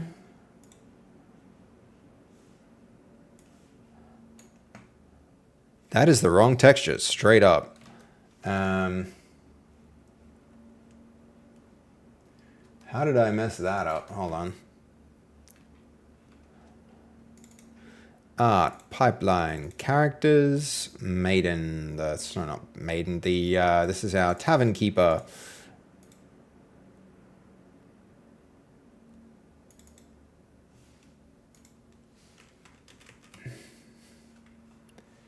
How did I bucket this up? Is that any different from this? No, it's not. So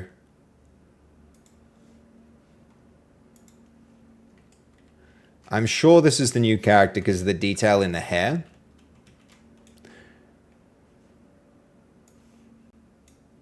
How did that get messed up? Somewhere along the line, that went wrong. Let's check in on Blink and see where it's at. It's having another red hot go. I think it did it again and decided the gloves were no good. The best gloves yet. I'll give it that. The best gloves yet, but it's right. They're still not there.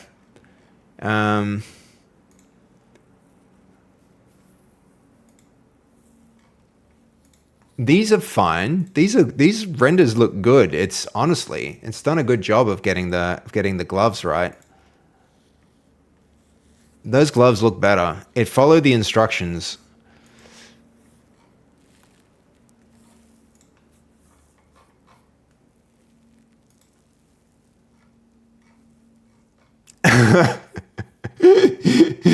This next one. I think it's gone a bit too far. It's like, nope, you don't get to have any thumbs or any hands. You just get giant chunks of metal. I wonder why it's struggling so much with this. I mean, this is the best one yet, but it's still not right.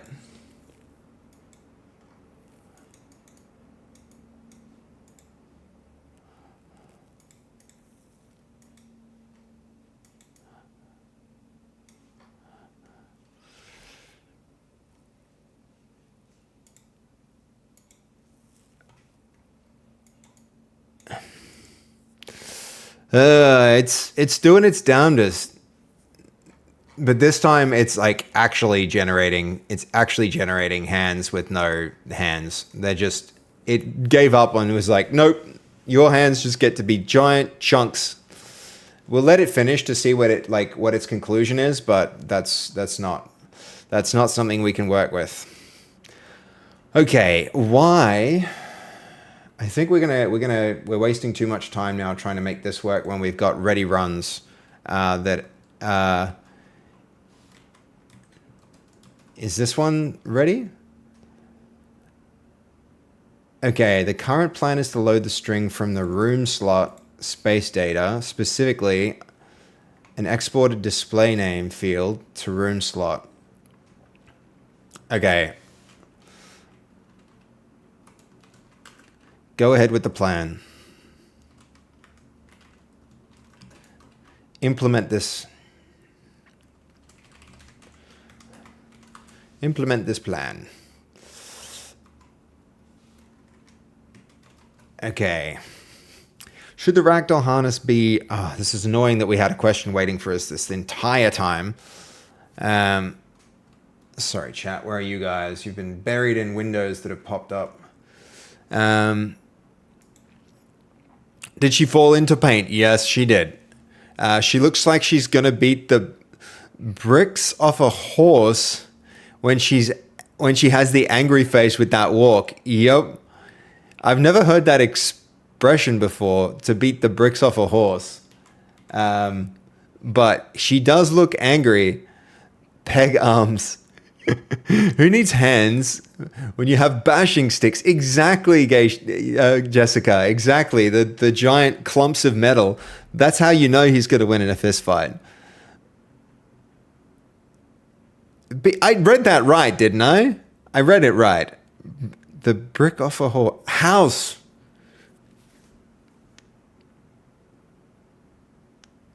I even read it twice. Gamosaurus. House, not a horse. Why am I so bad at comprehension?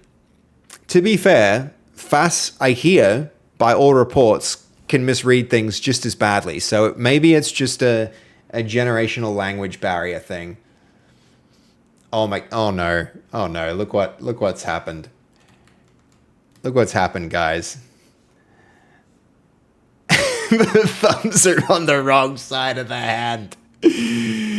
But to be fair, it recognized that that render that it didn't have thumbs. It's not good at producing the results, but it's good at recognizing that it failed at producing the results, which is nearly as good because that means it's able to retry. Okay, should this ragdoll harness be pure physics authoring sandbox, or should it also simulate the future downed and damaged state flow? Just the physics sandbox, please. I'm so annoyed that it was stuck on that question for so long.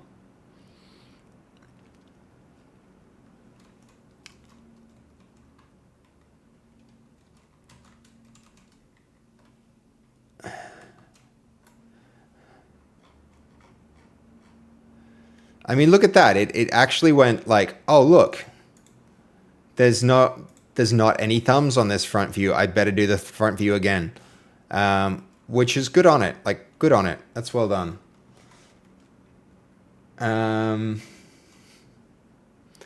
Okay, so how on the hell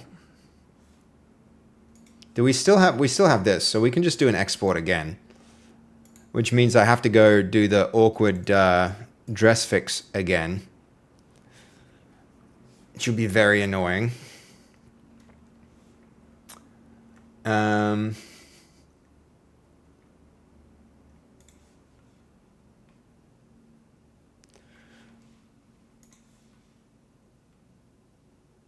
Should be okay if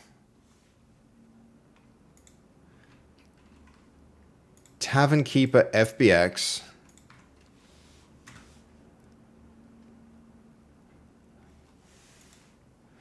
this is annoying because it is working. We need to delete these.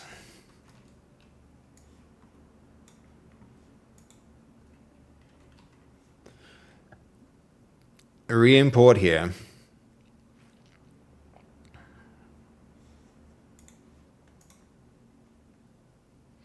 Get the scale right again, because she's going to go to teeny tiny mode. 100, was it 170 that we got to get it right? Yeah. I think we had 175. Hold on. Nope.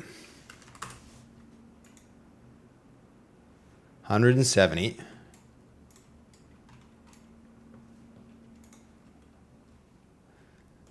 That's all good. I think to get a good result, we did a restart. We're going to do it again. Just because it's knowing it did it wrong. Yeah, that's right. Because I gave it instructions. So I gave it an ability. I gave it the capacity to, through Blink, I introduced with its plugins I gave it the ability to, where is it? Model renderer. I wrote a model renderer, and it is able to render an image from an OBJ and an FBX, and it's able to get the geometry bounds to understand how big the thing is. So it can now look into the model and render an image of the model of a specific part of the model. So it uses this now in order to, when it's done, it checks the result. It checks the result. Okay, so barkeeper.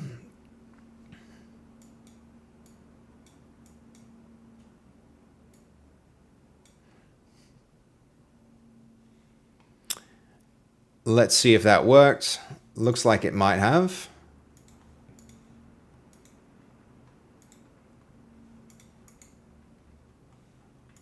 Did it? We're about to see. We're about to find out.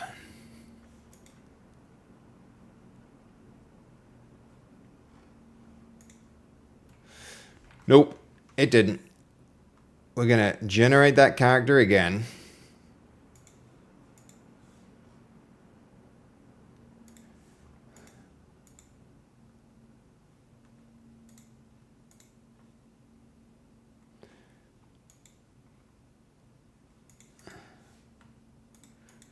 Where is this showing up? Hold on. Content. Character. Villagers.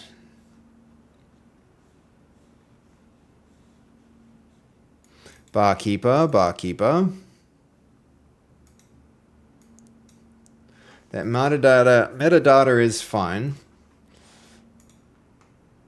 Generate character. Seems to have worked, right? Retarget import.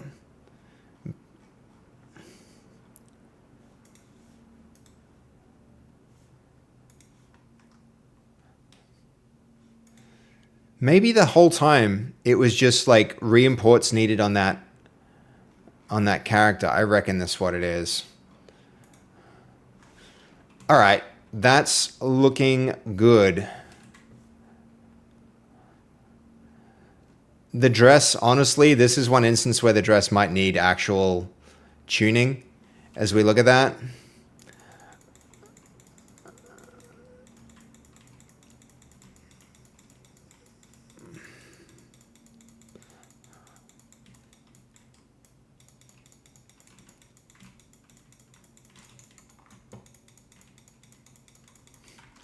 All right.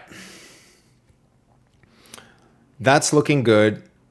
If we open the character, then we, of course, still need to go to our template to take across the face. That's one thing that's missing from our character pipeline that probably we should go and add still, just to save ourselves having to do this every time.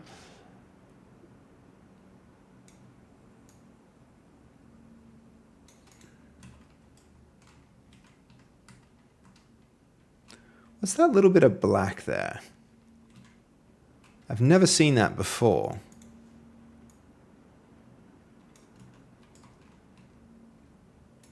Is it something with her geometry?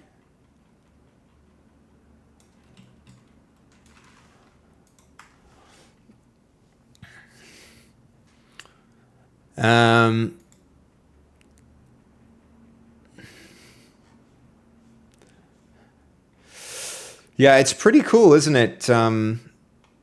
It's pretty cool, isn't it, Jess, that you can actually tell it to double check its own work and it can get it right.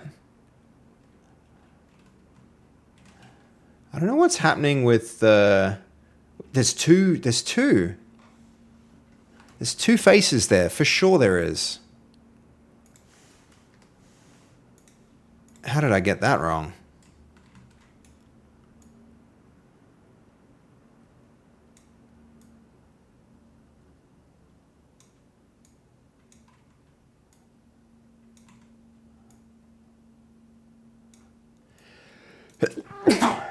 Excuse me.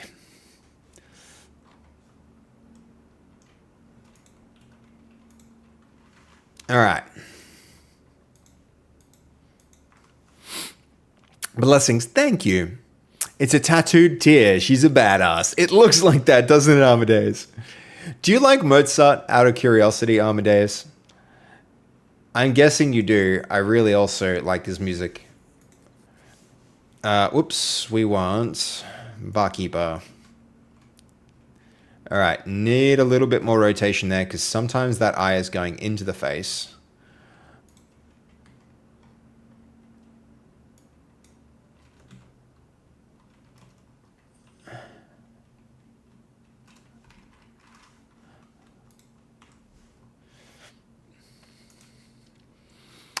Okay.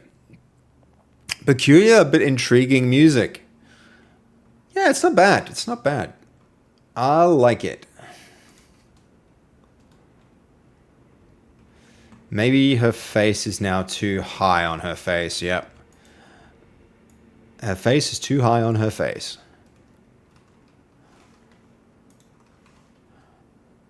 I'm really enjoying this character harness. It's little tools like this, guys, that make the development process faster. Imagine if every time I was making an adjustment like this, I had to go all the way into the game to see it actually play out.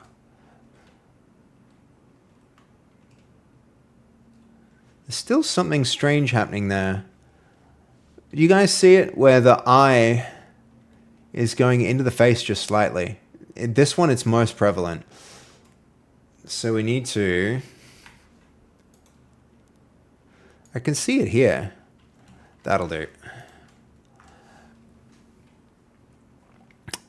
Yeah, I also think all of his names, Wolfgang Amadeus Mozart, yeah, they're all sick, right? They're all cool names. Barkeeper. Okay, now she's okay. Now she's looking good. She's very punchy. Oh, I almost want to like take her out and let's take her for a spin. Let's take her for a proper spin. Let's see her in the game with weapons and everything. Does she still, with the right textures in her posture and everything, look like she could punch a brick off her house? We're seeing that character come through on this main menu now too, which is cool.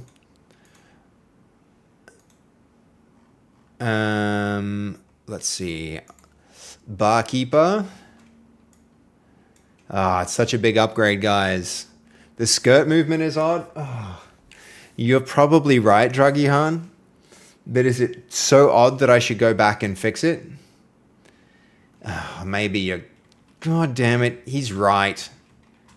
He's right, I think. That annoys me. Because now I have to go and fix it and I can't unsee it. I personally would not want... Yeah, the skirt movement is odd. Dang it. Dang it, Dragihan. Now I need to rewind the whole process and do it again. I would not want to cross her. I would not want to cross her. Wow. She dangerous. She dangerous. She's too happy to have those axes in her hand. I'll tell you that for free. Look at that. Look at that meanie. She is literally a baddie. Gonna kill people. All right. Well, good start here. Good start.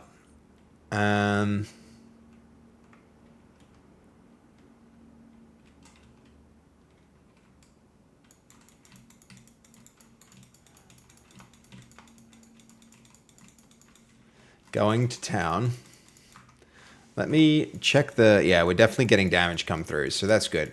I don't know why we're not seeing the particle effect. That's something I have to look into, but...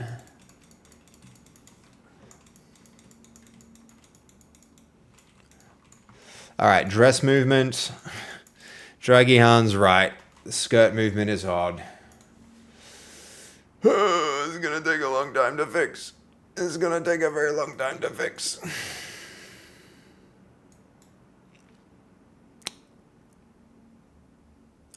Do I fix it now?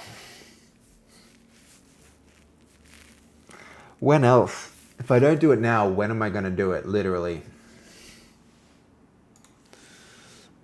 Probably never.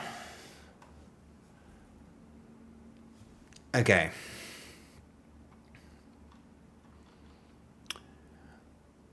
We're going to add a harness. We're going to reuse the previous harness, pick a pattern. Yep.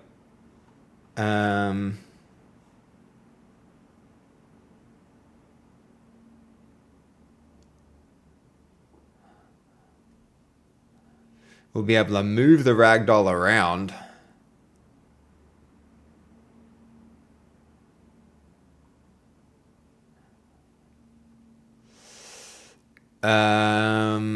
Well, this one's going to be fun.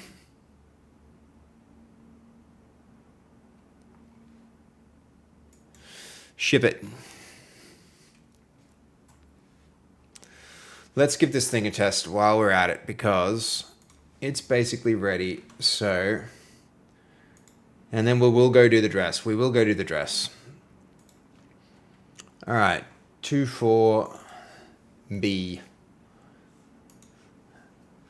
I just tried Hanyan and it did create a pretty amazing armor and body, but the face wasn't the greatest. It was a semi-realistic character, but the face was kind of bad. Do you have any tips on improving it? And also, how many vertices should I aim for? Alak,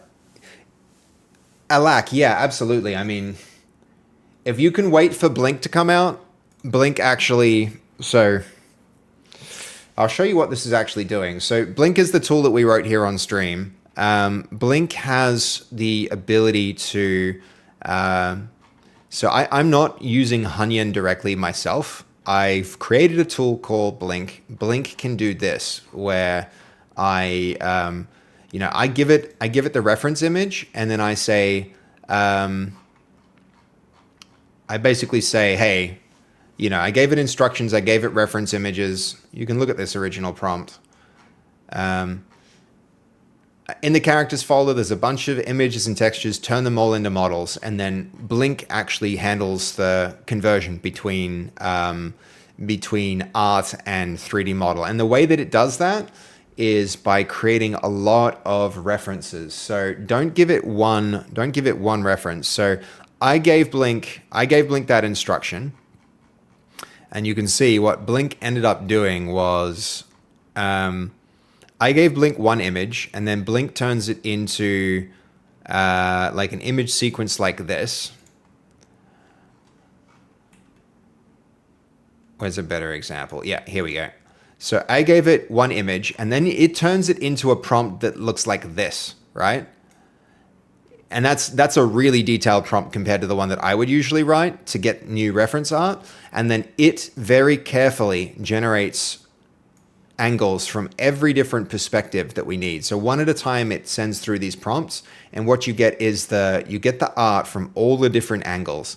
And the more detail you have in those different angles, then it puts it, like Blink does all of this with me like hands off. I'm not driving anymore.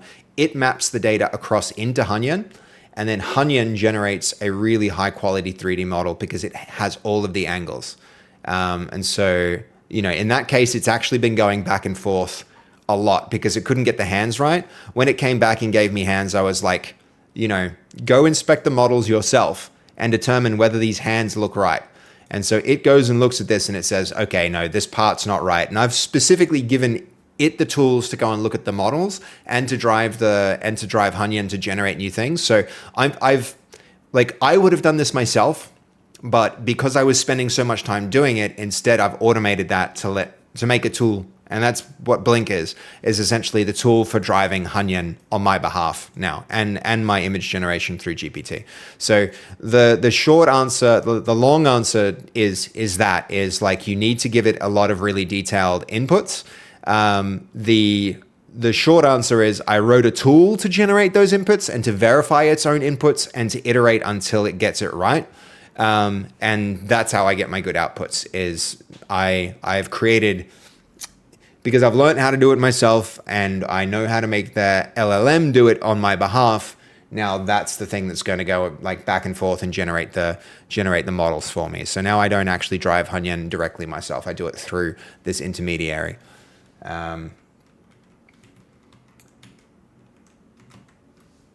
Does that answer your question? Electo.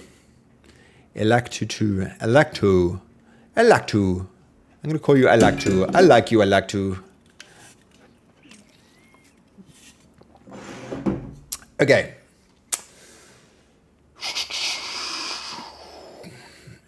When is it coming out? I need it. Oh, dude.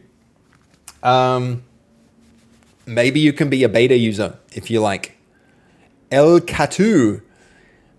It's pretty freaking cool, isn't it? It's really cool. I freaking love it. It's saving me so much time. And I'll queue these things up overnight too, and then just like go to bed and come back in the morning and have like 10 new high quality models ready for me to integrate. We're literally going through and integrating work that was generated over one night at the moment.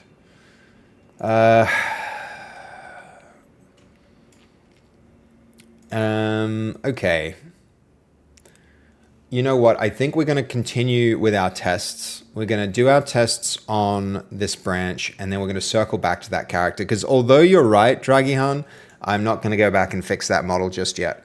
I'm going to stay focused on the main quest, because we're supposed to be doing those side quests in between the main quests. Okay, so we're going to test this on branch 2B4. Branch 2B4. Yeah, excellent. We're going to test that we see the name of the environment come through when we move between environments.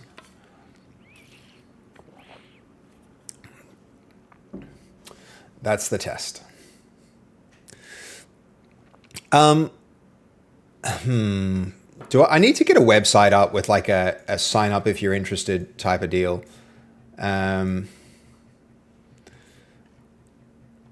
We'll get the old barkeeper, who wasn't even bad, honestly. She just like her hands weren't right and her proportions seemed kind of like, I don't know how to explain it. It's a little bit squat, especially with her arms being so long. All right, so we'll now see the old versus the new. This is the old character before we did the second pass and upgrade. She's a bit too short. Her arms are a little too short. All right, so we should see, and I'm going to change to a different scene. In the bottom right corner, above that way, we should see the name of outside. We should see outside pop up and fade out. Outside and fade out. Good stuff. Good stuff.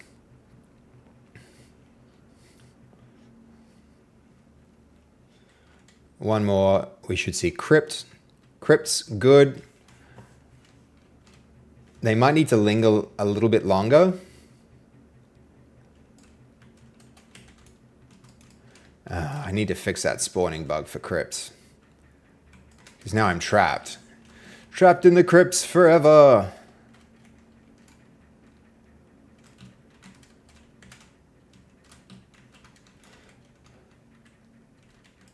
We're going to fix it right frickin' now, honestly. It's great that you can go in and out of the game so quick. Let's test the rest of the rooms while we're here. I don't know why I feel the need to take a sword with me. It's a good instinct to always have a weapon or an equipment item in your hand. It's just like too cool not to do.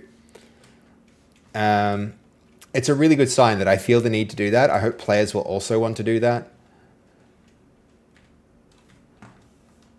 Okay, forge, nice. Outside, nice. Tavern, nice. What else have we got left to check? I want to use that. Already I know what I want to change here. So there's a font used for the rest of the UI. It's missing from the new toast, but should be used.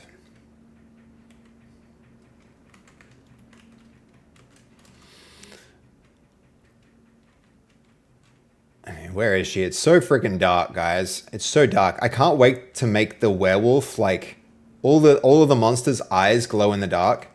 That's gonna be sick. Oh, did you guys see it? Outside, bottom right, North Mill. Yeah, good. And then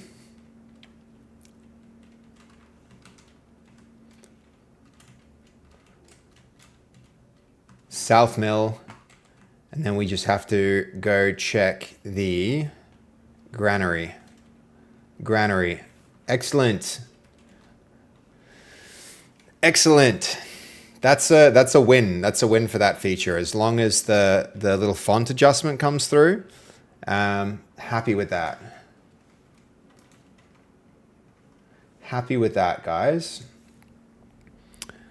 Okay, what else have we got? I guess we're actually blocked. We're actually blocked on these other things. So that's not the... All right, that's having a think. In the meantime, we can keep moving on. We can keep moving on this character. Where do we go from? No, we're not in texture painting. We are in texture painting. She's got no texture. Do we do the skirt thing? We do the skirt thing. Because when else are we going to do it? Texture paint. Thank you, Druggy for pointing this out. Oh, why is she so sad? At the moment, their faces just rotate at random through the different expressions. I need to what I'm planning is an emotion system that tracks what's going on. So like at night, they get a little bit more worried. If they're fighting and they're exhausted, they start to get like, overwhelmed. If they're fighting and they're healthy, then they get like a determined expression. So yeah, that's the plan, is to make the faces change with different circumstances. Why do I see no texture here? It's probably because it's that. That should have changed this though, right? Do I need to do it in the material? This needs to be a image texture. Okay, there we go. That probably wasn't actually necessary. So now we go here, weight painting. Why has this only got vertex groups?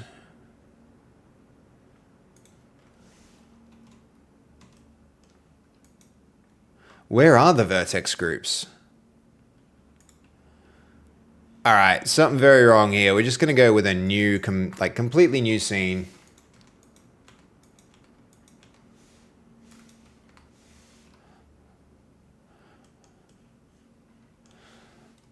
And pipeline, characters, tavern keeper, which should be barkeeper, honestly. I think tavern keeper is actually better than barkeeper. Barkeeper needs to become tavern keeper. All right, that scales off. Of course, we need 100 because AccuRig is annoying.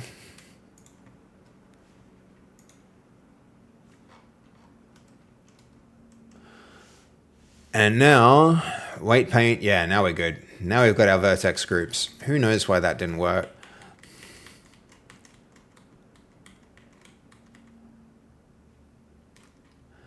Is that it? Is it the thigh? All right, this needs more control, so that's going to get blended in here.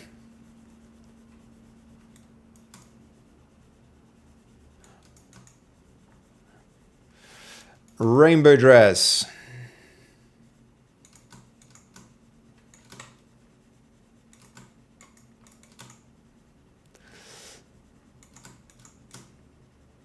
I need to actually get better at like testing animations inside of Blender. The thing about it though is if you do that, the animations wind up in the FBX file, which is quite annoying. I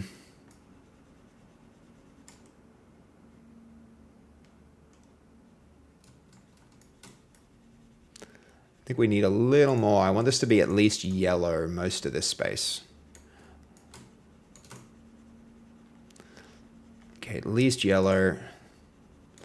A little bit less maybe there, and then blend that in.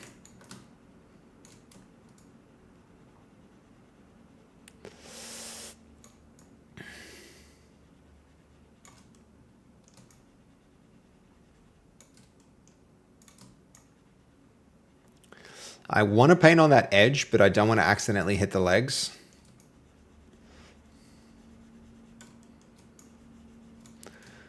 Okay.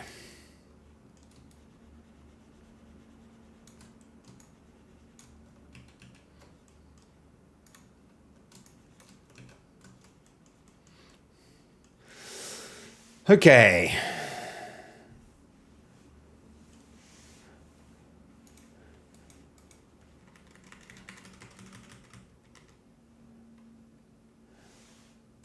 Is that the thigh? Lot less, lot less. Some, but a lot less.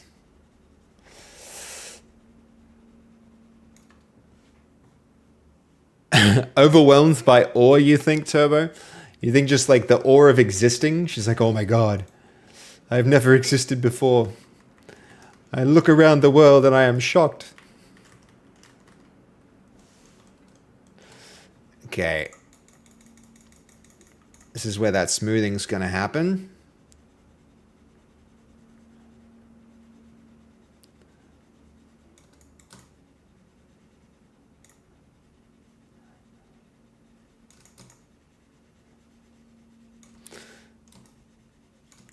Okay, that might work a bit better. There's more influence there than potentially on the leg itself, so we need to blend this out somewhat.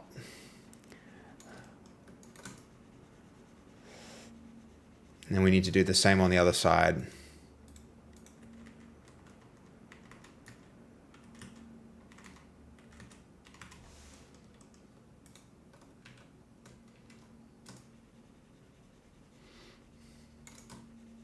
Whoops.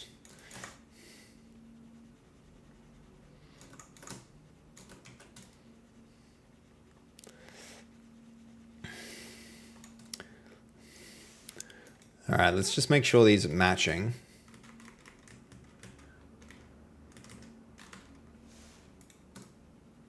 Little lesson here. So much of this is vibes, guys. It's just vibes, the weight painting when you don't have an animation to actually test it on. But you get pretty good at it. I could also just take the animation in and then rip it out again, but... All right. This is going to save as. That other blend file was freaking weird, so we're just going to override that. Now, as we export FBX, we don't want those. We do want to copy all of that, embed that. The scale, if I'm going to get this, let's not faff about with the scale, unfortunately. As much as I would like to get the scale right, we'll just deal with it in the engine. Clients, content, characters, villagers, then, where are we? Tavern Keeper, Barkeeper. It needs to become Tavern Keeper. All right, Tavern Keeper, back into engine. It's not even going to be this version of it. Let's see if that actually finished. All right, we should go here and test this. Guys, if you can remind me to go back and check and to re-import the Tavern Keeper when we're done, that would be very, very useful. And now might even be the time to rename it from Tavern Keeper to, from Barkeeper to Tavern Keeper.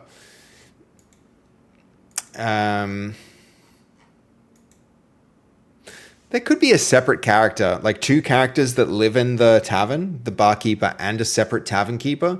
Because honestly, she does look a bit like a barkeeper, doesn't she?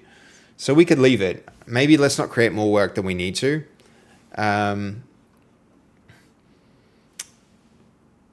Okay, where are we? We're on the wrong branch or the right branch? No, we're on the right branch to test that one thing. So we want to see that the pop-up in the bottom right comes in with the right font. That's the thing to test.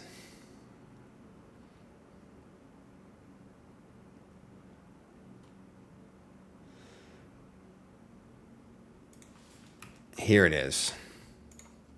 Play, host, random.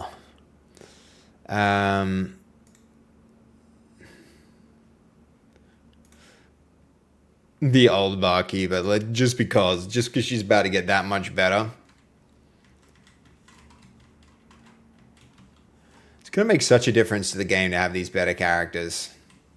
Outside is in the right font. Nice fade in, nice fade out. Chapel, nice fade in, nice fade out.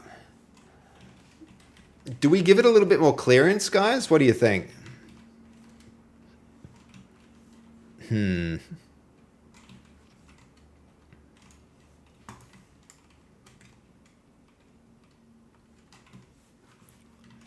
The bugs you guys are going to find in this, I have no doubt.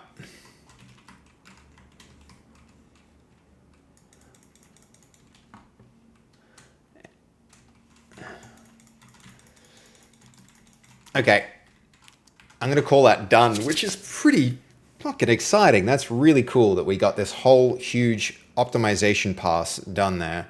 I'm excited about that. Let's close it out. No bugs. Hell yeah. Okay, this is...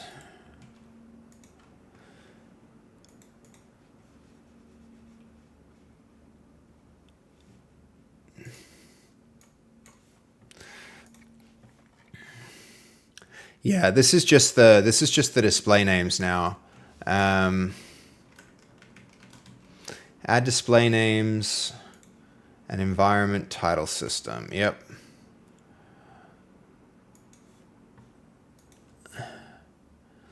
Okay.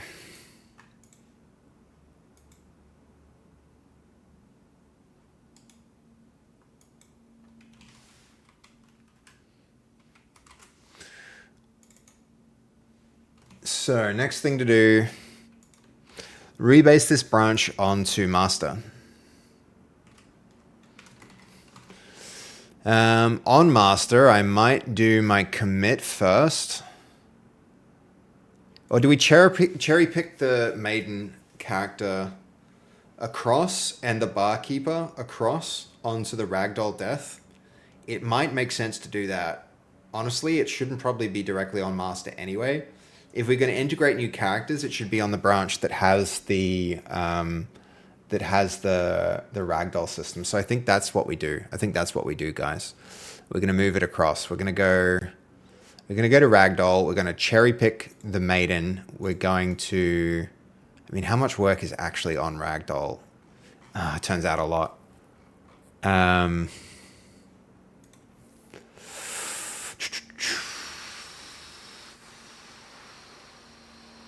How to handle this.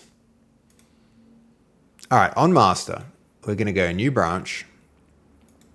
We're going to call it character integration. Character integration. We're going to take this onto a work tree. How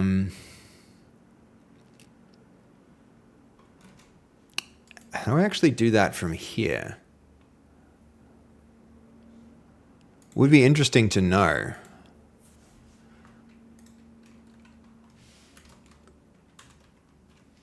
I've never actually... Okay. Using git fork, how do I create a work tree?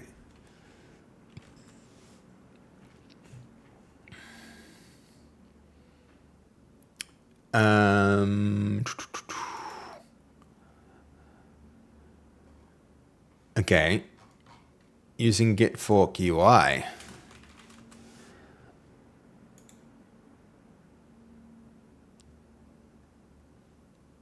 Repository, add work tree.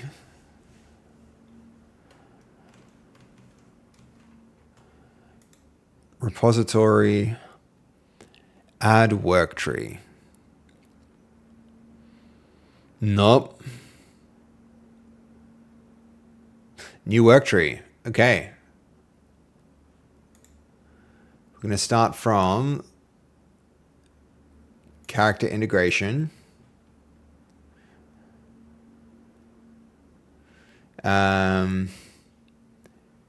Actually, I believe we can then go to master. Character integration can go. Yep. New work tree.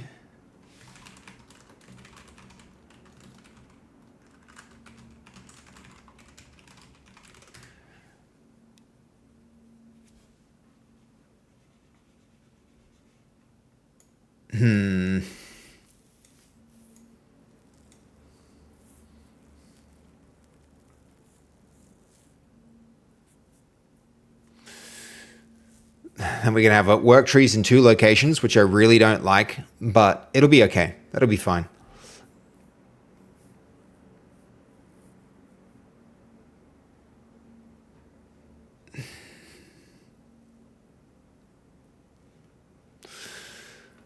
And let's see if we can close it out. And then on here, we essentially need to, from there, from that new branch, from here,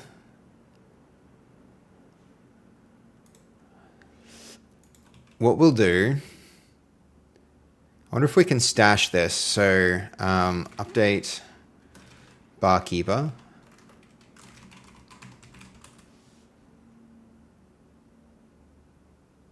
As a stash, we can apply the stash probably from our work tree.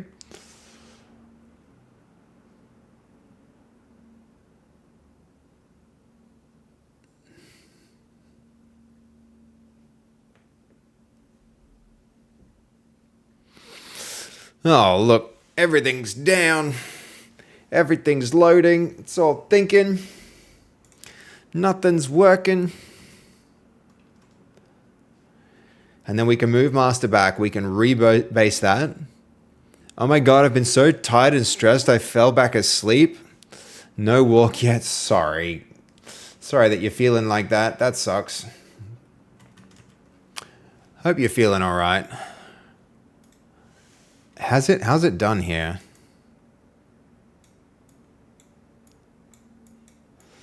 It's still not really a fist though, is it? I mean,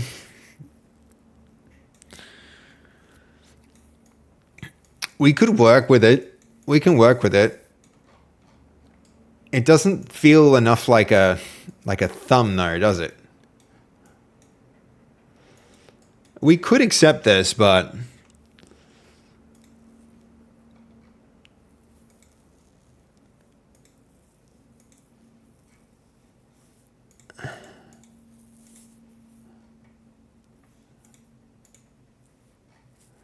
like it really didn't do a bad job with its concept art. It's really just Hunyan that's doing a bad job.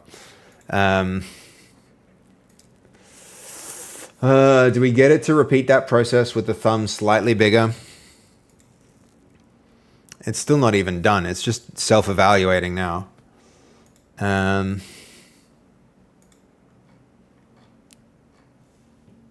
What was the last one it did?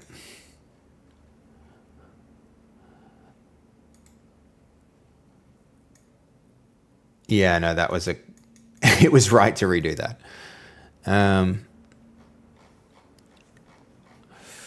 Your creations are comforting to watch. Yo, I love that, Raisins. I love that. Thank you. It's okay, just a busy day and never enough time to rest. I'm glad you got some rest. I'm glad you got a little bit. I could now just say this was very close, but make his thumb a little larger. This was very close, but we'll need to run it back again with his thumb a little bit larger.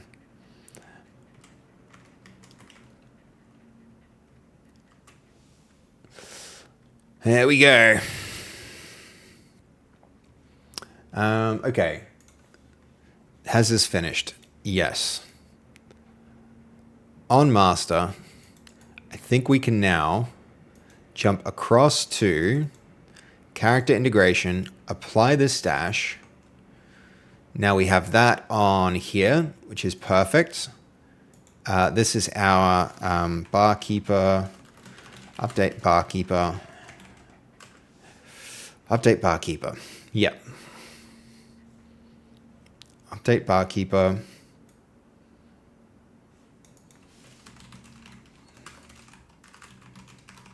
Update barkeeper character. And before we commit that, we have to remember to switch branches again. So,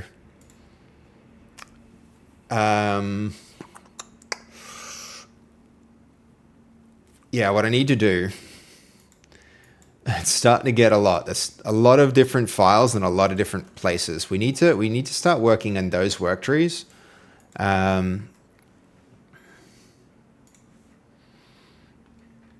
Okay, where are we?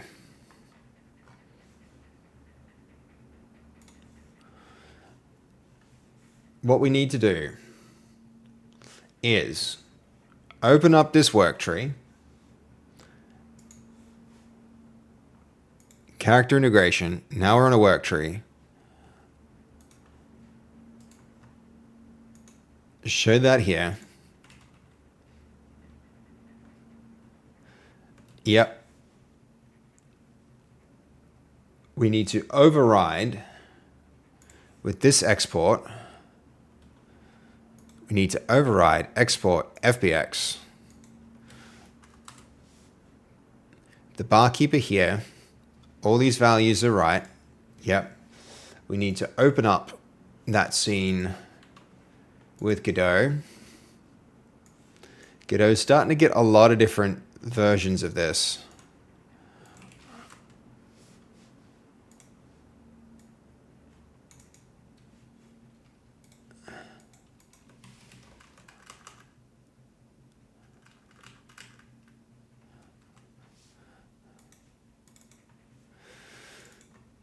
Okay, import that. That path is gross, by the way. What a terrible path. And at the same time, the other thing we're able to do now, because this one should be overridden.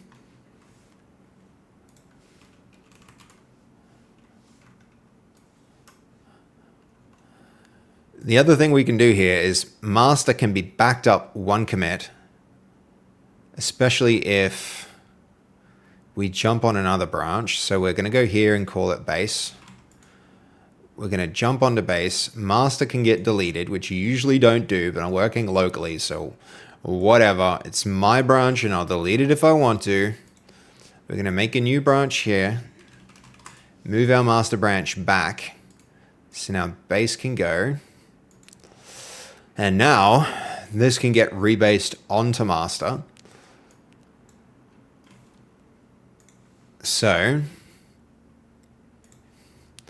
rebranch this branch onto master and resolve any merge conflicts.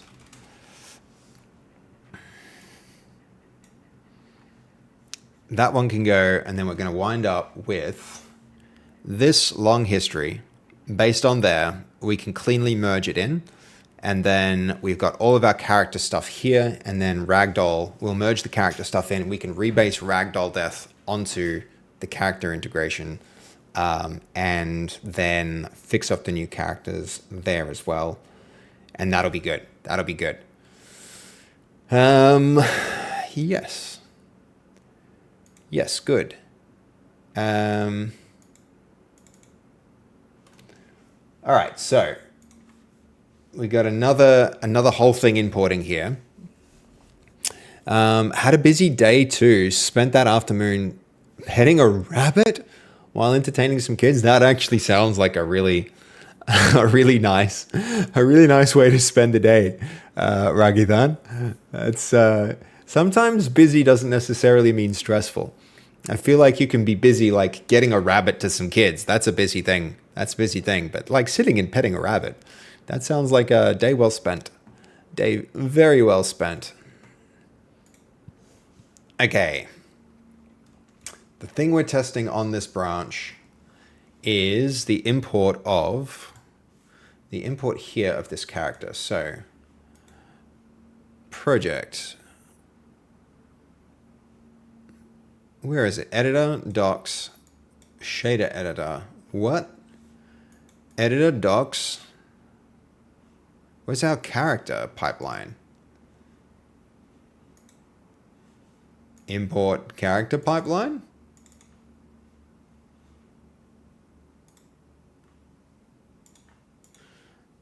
Plugins. There's character pipeline. We have it. No need to stress. It's there. Editor.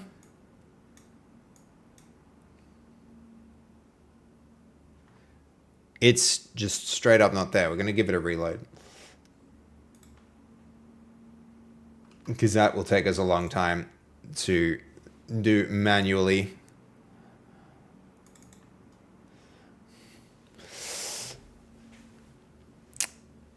Is petting the rabbit a euphemism? Dota. That's a funny one. Shader is still not here. And it's not appearing there. It's on the file system. I bet you there's something with like...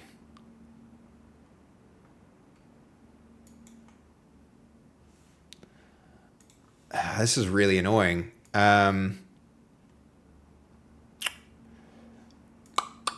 What do we do here? Let's try this. We're going to go asset library, plugins, disable that. And then hold it. Hopefully, if we re-enable it, it'll realize that it's there.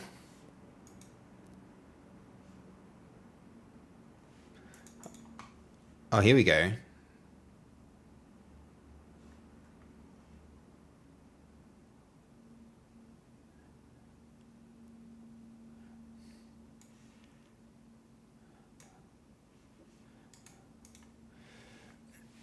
Weird.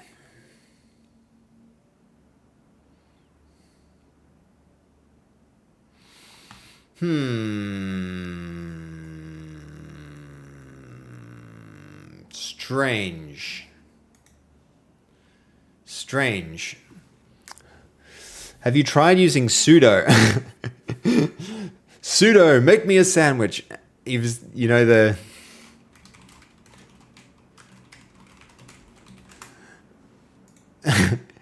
Make me a sandwich.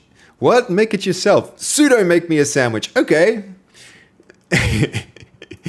Have I tried sudo? I have not tried sudo. I've not tried. Welcome in, Voodoo. It's good to see you. Always good to see you in here. How are you doing? Our tool should be here, and I don't know why this is suddenly happening. This has never been a problem before. What do I do with it? One thing I could do is just leave it on a branch for now. But I do kind of want to like solve it. I mean, it's safely on a branch. Let's say that. We've got that safely on a branch. We can always come back to this and do that last little step. Okay. Fear of missing out. I need a girlfriend to make some pseudo jokes. Yeah. Good luck telling them to make you a sandwich, though. That's a risky proposition, Dota. You're playing some League of Degeneracy, League of Legends. Nice. That's the gotta stick to Dota 2. Don't say that around Dota. Dota All Stars. How about Heroes of New Earth? I heard they rebooted that. Is that going well? I hope it's still going well. It's Windows has sudo now. You're probably talking about WSL, right, Ragathon? Like, what's the... Yeah, I don't know. That's probably... I feel like that's not a good idea. Sudo is not a good idea. Look. This is really annoying. This is going to mess up our whole workflow. Oh, and it's not the first time. It's not... Oh my gosh. Apparently we're making too many requests. I have not run into this before. It's just like, too many requests? Let me just try that again. Oh, hold on. It's just put that pop-up on every window. This is really annoying. I need them. I need them, guys.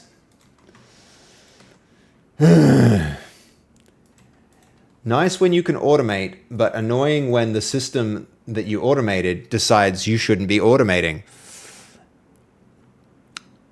Tell Chatty G you're my mate. He'll take care of you. It's disabled by default, though. Actually, Windows has sudo? No way. Really? It seems like a bad idea with Windows, like, whole ecosystem and the different characters and, like, characters. What am I saying? Characters. I'm so fixed in the game design that all the different accounts. Okay. How is this going? Because it seems like this is now rebased and hopefully testing, which would be really cool. And then we can get on damage. We can get on damage after that. Because honestly, our character stuff is safely here. It's safely here. We don't need to worry about going elsewhere. Guess what? Secretly having another try. It's popping up new windows and doing new prompts. Come on, don't block me now, Chatty G. Don't block me now. Is it? Yeah, god dang it. I'm gonna have to pause it. Alright, where are we? We've run...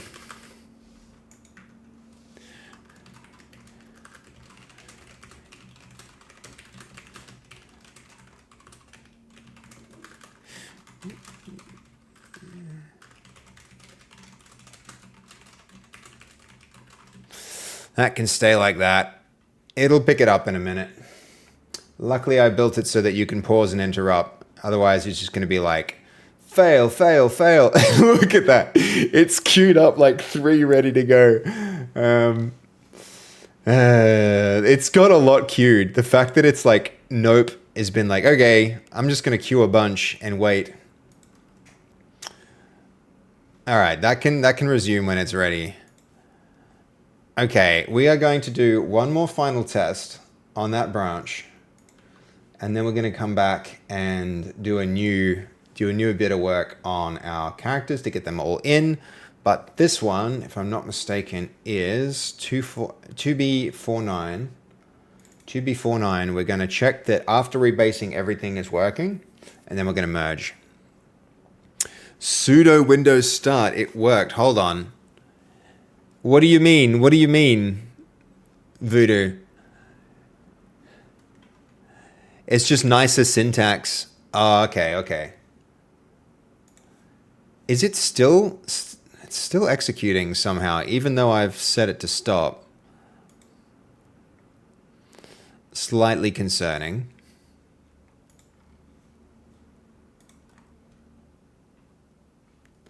I mean, what process? Oh, it's the queued ones here. There's so many different queued up tasks here. These are finally starting to execute. We're going to pause Pause and cancel all these cute ones. Pause, cancel. That's canceled. This can cancel. We're going to get rid of you. We're going to get rid of Hugh. All right. Nothing more cute. How's that looking? His thumb is larger, but it's also facing the wrong direction, so that's slightly concerning. His gauntlets are just getting bigger and bigger. He's going to wind up with the biggest, like, gauntlet, ham-fisted metal hands at the end of this. But, like, what else do you do? What else do you do to get this right? I feel like this wasn't far off. This wasn't far off. The original hands are just, it's having too much trouble with them. It really is on struggle street with those hands. But we're gonna give GPT a break. Gonna give it a hot minute to like recover. And then from there, we'll resume.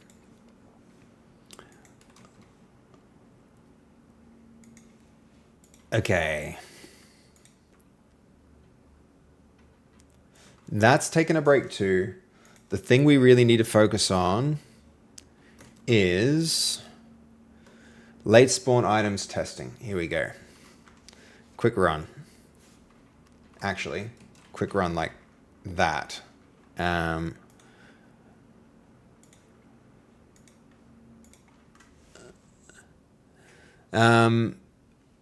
facing the wrong way usually doesn't matter for the model, but you could just shuffle it over in an image editor.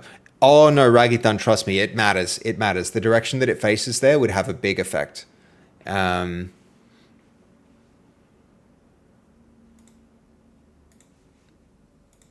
All right, we're going to play some of the OG music. Okay.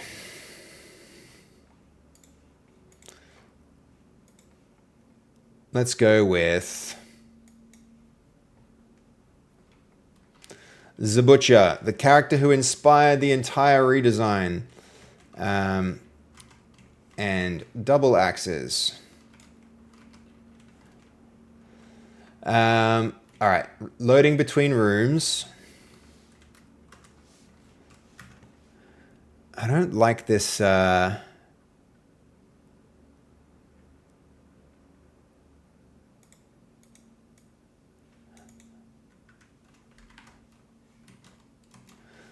Actually, what's that option there? Stretch to fit.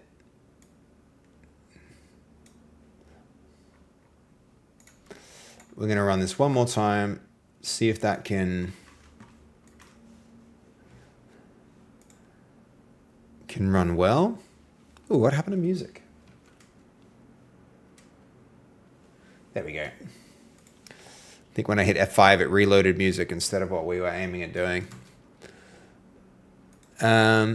You could shuffle it over with an image editor. Very true, very true.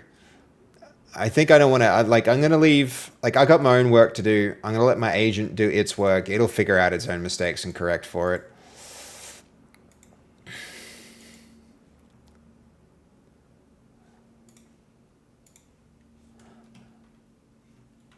Okay. Why do I always feel the need to go outside with a sword? All right, outside is placing itself well. I think that's all the verification I really need. Outside and chapel are working, so we're gonna ship that. We're gonna ship that. Nice. Okay. So I think here we can hand off to branch. Hand off, and then I think we're gonna merge in as well. And then huge optimization pass, much better cross room loading.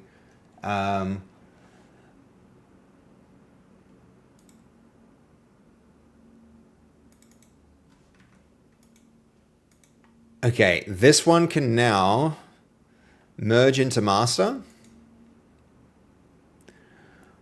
So if I switch to master and then I merge into master, no fast forward, we'll create our merge commit. That's it. That's it. Now our chapel items branch with all of its improvements are done. And this backup can go because I feel confident about the state of this new one. Now Ragdoll can rebase onto that.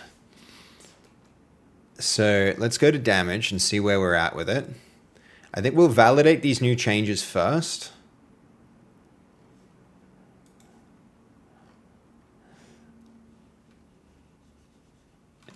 And then when that one's done, it can rebase. Yeah, good. Character integration.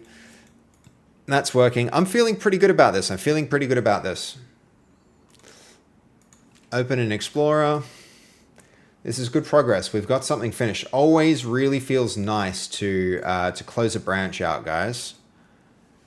We should do a little bit more cleanup here to make sure that that work tree, if it has nothing left on it, gets deleted as well. Nice.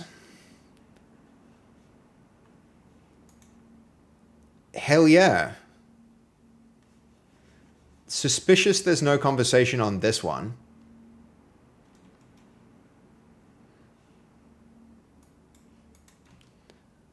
I mean, I see the important one, feature damage here. I wonder what this one was.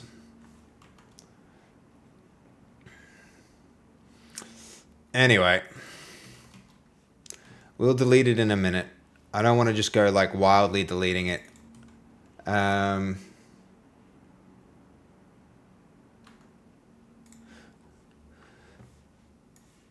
Okay.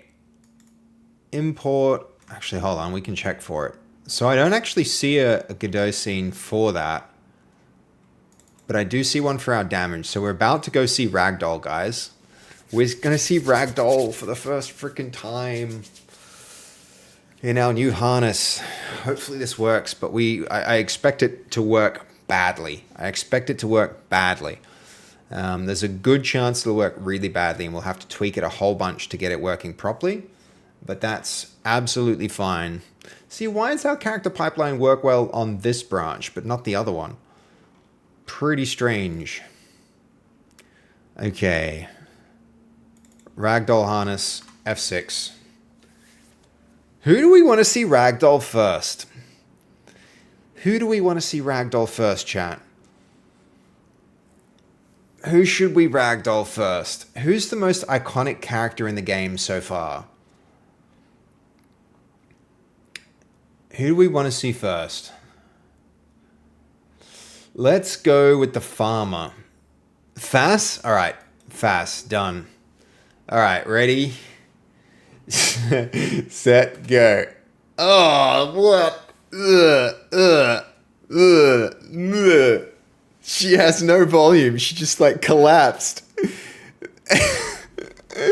She collapsed into a puddle. Oh, That's, yeah, gross. Oh, no, she's got no volume. That's, that's a freaking, right now, that's, okay.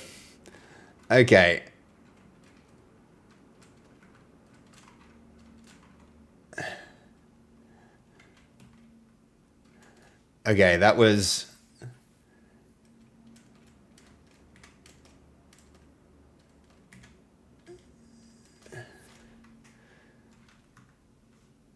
Let's see if it's just that character that went badly, or all of them. Apply impact, then Ragdoll. That's our drop test. All of them need a lot more volume. So we can shove to different directions as well. So I'm seeing shoves here, which is good, but...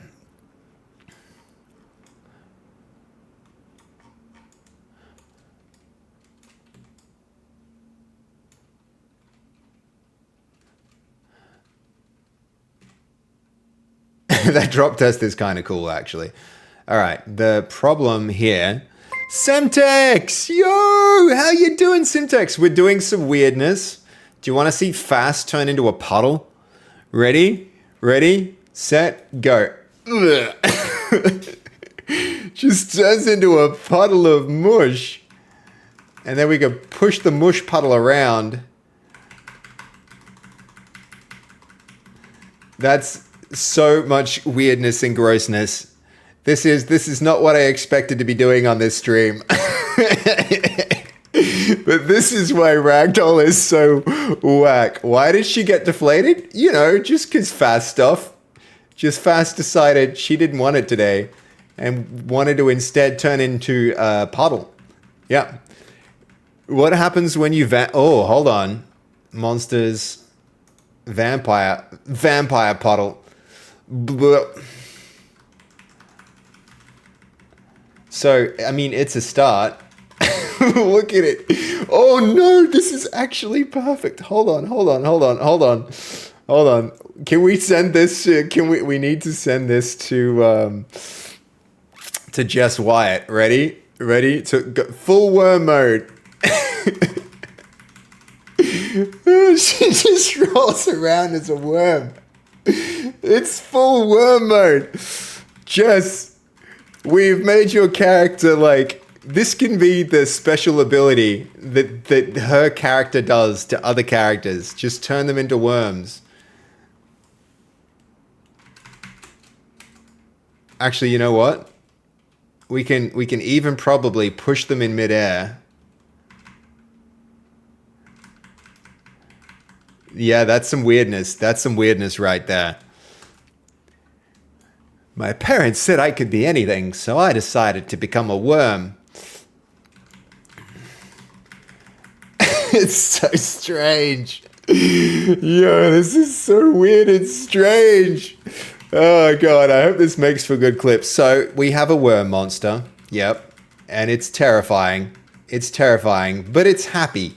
It's terrifying, but it's a happy worm. We need the force that we apply to be bigger to see the effects here. But alright. That's a thing. So what we need to do now, another clip, because I feel like that's a hilarious moment.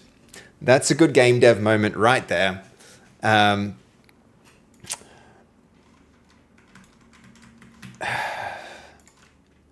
Zombie puddle?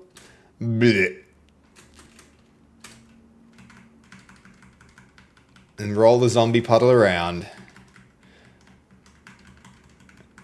Why do these not have any volume? I swear when we reviewed them, they actually did have a decent amount of volume.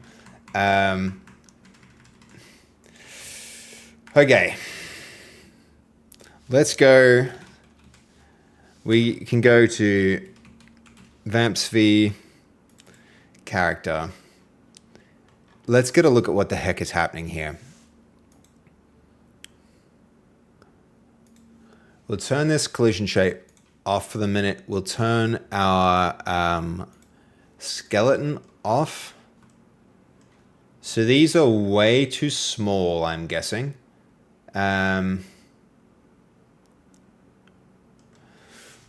Okay.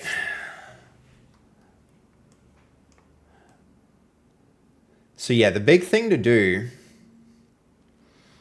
I imagine here, will be increase the size of these volumes. These volumes need to be much bigger, otherwise they're just going to continue to... and maybe they need a little bit more rigidity.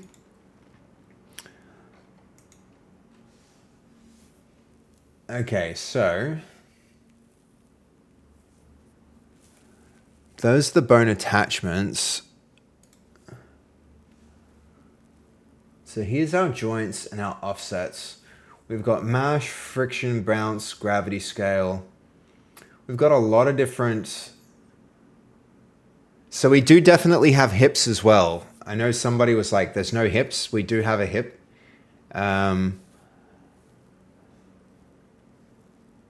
Okay, how do we do this?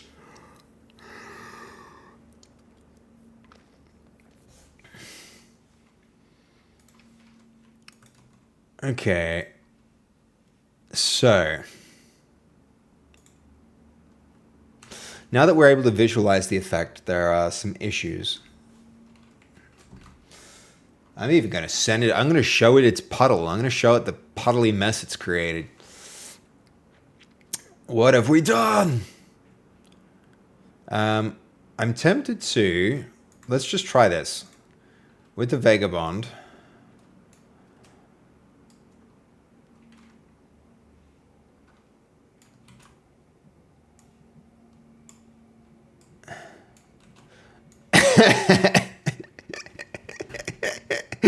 Oh, what is going on? What world do we live in? When we apply the Ragdoll physics, the character turns into... the Ragdoll... The character collapses into a tiny heap, and it seems as though none of the bones collide with one another, only with the ground. The bones have no rigidity, and the character does not hold its shape. Let's go to... So Vagabond character. We're going to get rid of...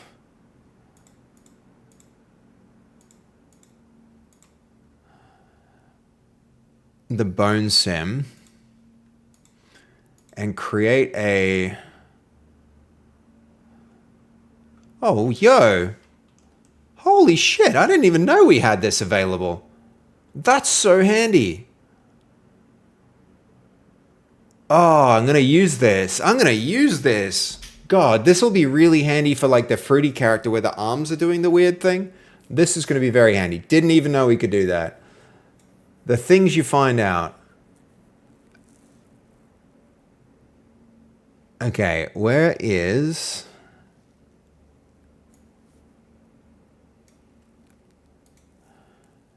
I think this one we disable. I mean, let's just try this first. Let's just try this. And go see what Ragdoll does with the default Ragdoll. Because this is what we're expecting. And we need to set our pipeline up to do something similar. Of course, there's an error with it.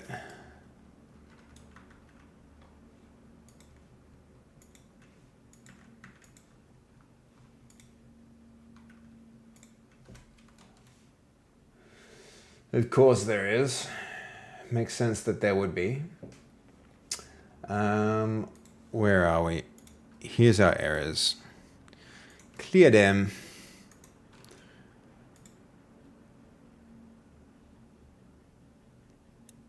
Okay, Ragdoll. Yeah, of course it is. What we could try and do is make that a little bit more agnostic of specific strings. This is why I don't like specific string paths.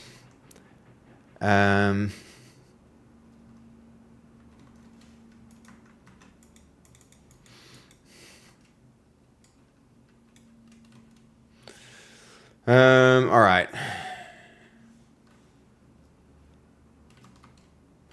Rather than trying to do that, which we could go hook up something that activates the Vagabond character. We're going to discard the changes to that and try and work through... oh, yeah, we can't. Hold on. Can we control Z our way out of it? That probably we can do.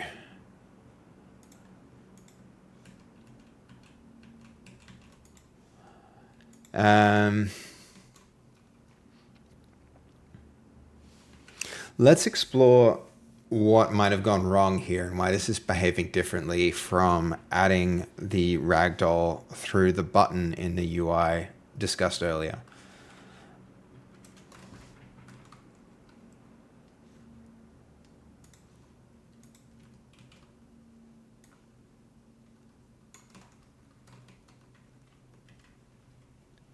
From the create physical Ragdoll.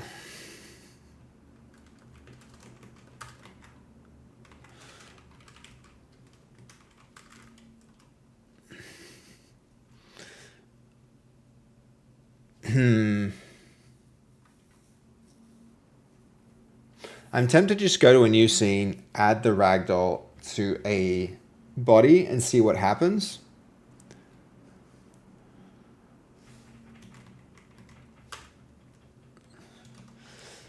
But let's just ship that. We'll let that run. I'm really glad we got late spawn items done. We can unpin that now, which is fantastic. Yeah, that'll be really handy. Really handy.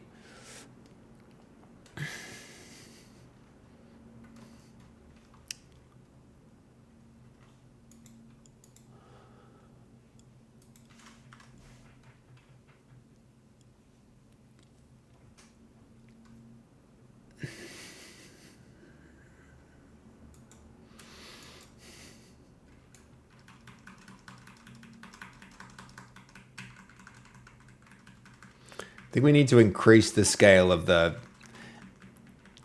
What on earth are we... We just turned all of our characters into like slugs.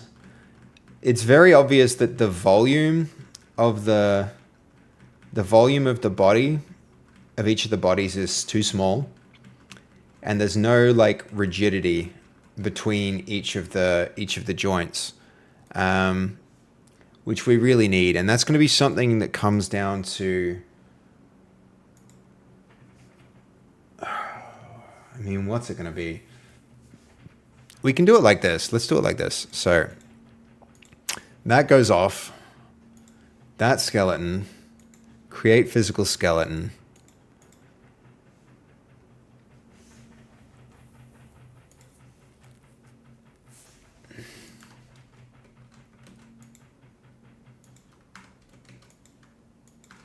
What if we try...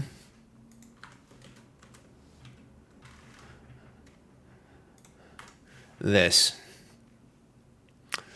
This might be a quick look at that code. Does things by string paths. Maybe it does like enumeration, which would be handy. I mean, that's not much better, honestly.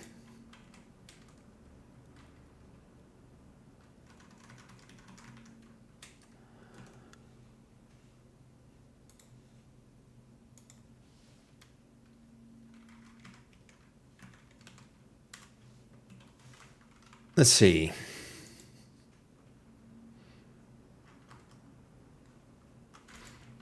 Not that. My bad. F8. We're going to run this.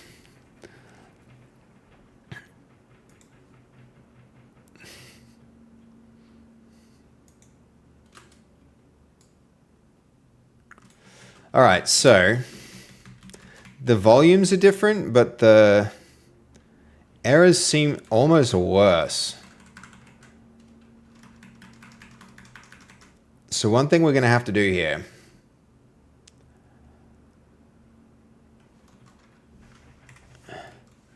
Let's quickly even just go back to basics and look at what's actually happening here.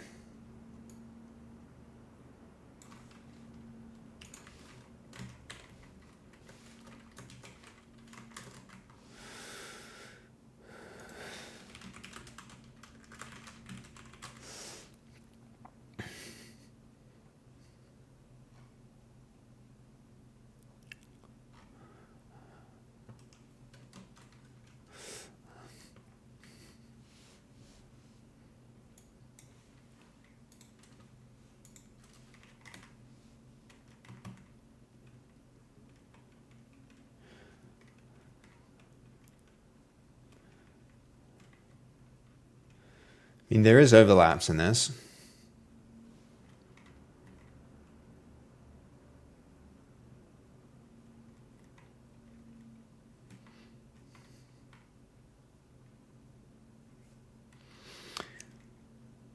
Yep, yep.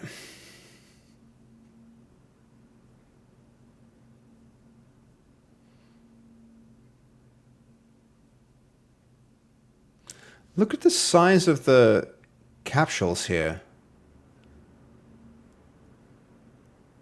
They're way too big.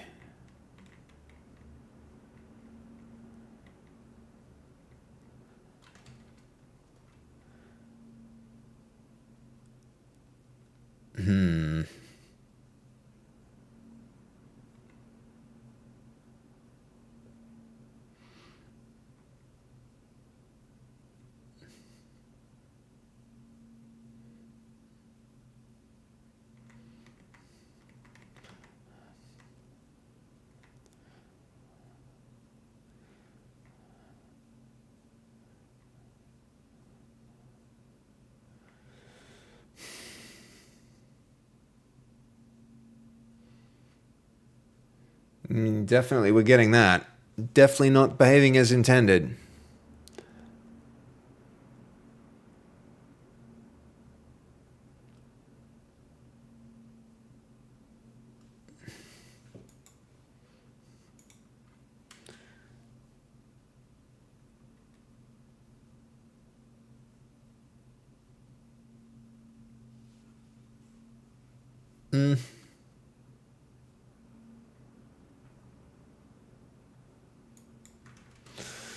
Okay.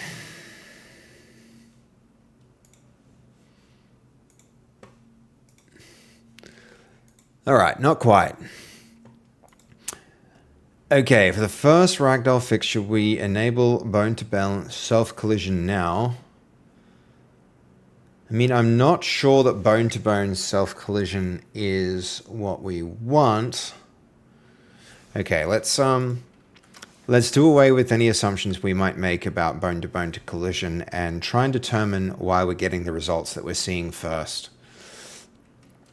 Do external research to figure out how this should be configured, finding strong references. We'll apply these learnings to the next strategy. And I will do the same.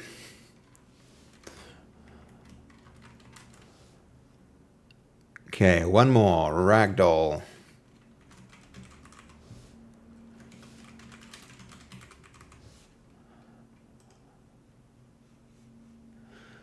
Kind of curious about what that was, but it's gone. That's how YouTube be.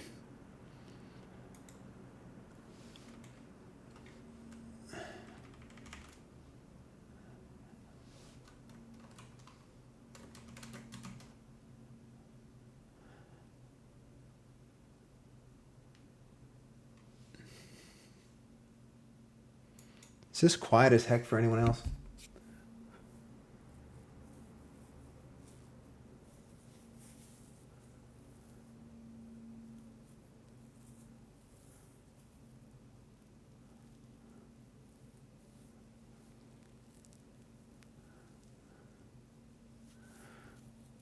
Touch low, yeah.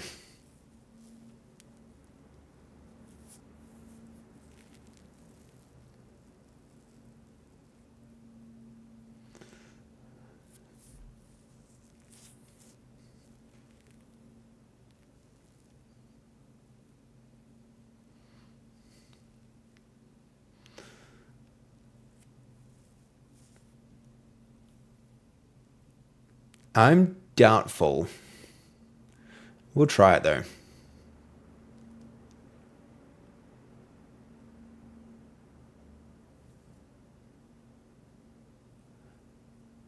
Does he just do that to all of them?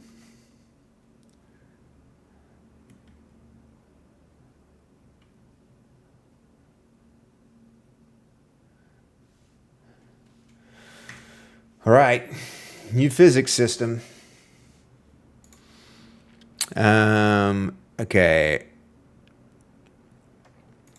Editor settings. Where was it? Physics?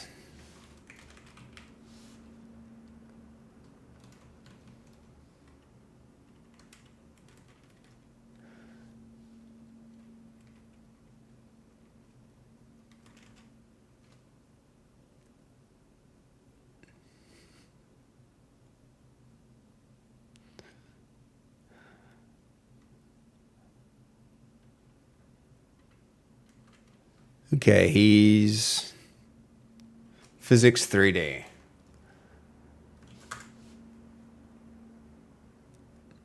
Nearly. Is it just me, or is there not a physics setting? Is this because I need Jolt first?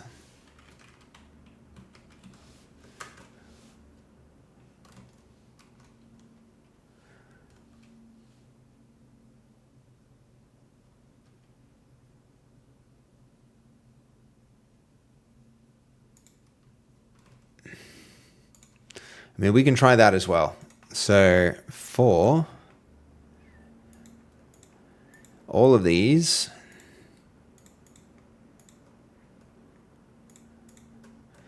We'll give that a shot. We're going to make it 6 DOF.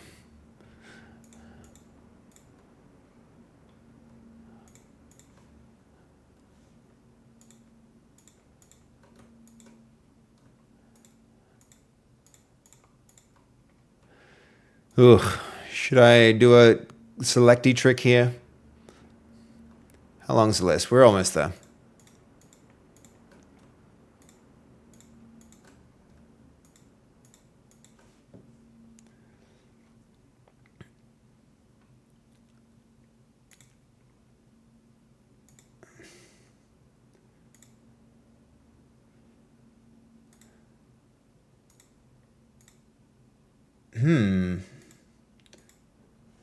No name. Okay. Well, no. We need...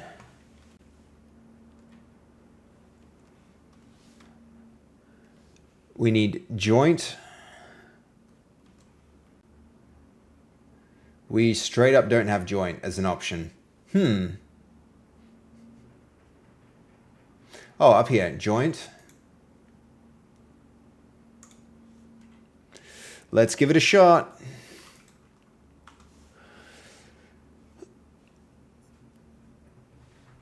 There's going to be a fair bit of tweaking to get this right, I think, guys.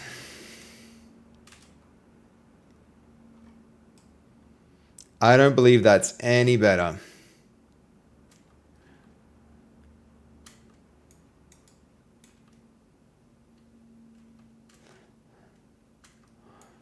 And that might have to do with the shape. I believe that's exactly the same, in fact. We might need to try Jolt. Might be worse, actually. Yeah. Yes, indeed. All right. Project settings. Physics 3D. Let's try Jolt. Save and restart. See if it's any better.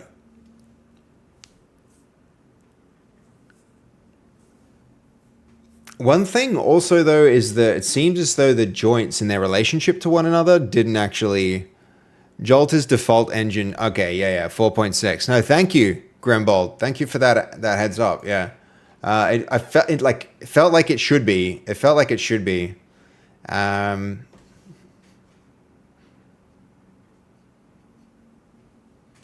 We really need to get this, this motion right. Yo, way better. Still far from good. Oh my gosh. Fast, stop that, please, for the love of God. What the? That's not right. This is wrong. Oh, please. Oh God, no. Oh God, no. We'll just get a stand her up again. Back from dinner, ready, ready and locked in until the end of the stream. Good, that's nice. Okay, we can see her drop here, and results are mixed. Okay, there's really a lot of freaking out happening here. I think the limbs need to be much bigger. It's going to be a good starting point. Also, now that we have the new physics system, let's just double check what we're actually doing with. Oh God, what do we do here? We might have to go to a different character and get that sim. So let's go with physics ragdoll, and we'll try out the vampire. Seems like your joints need damping too. Yeah, Ragathan, 100%. I really want my character pipeline to handle all of this. I'm trying to get it so that I can quickly add characters. Not just now, but after the game is out. I want to be able to add characters really fast. So every one of these steps where there's a lot of manual stuff, I want to make it automatic stuff. Interesting. So I didn't change the joints for this character, and he's still just... Oh, that's good. Ragdoll be hard, yo. Bloop.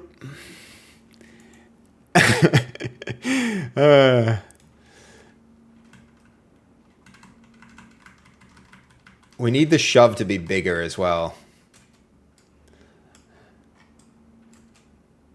Just disappears into his hat. Me too, man. Me too, yo. How you doing, Jason? Welcome in, Raider. Who did you raid in with?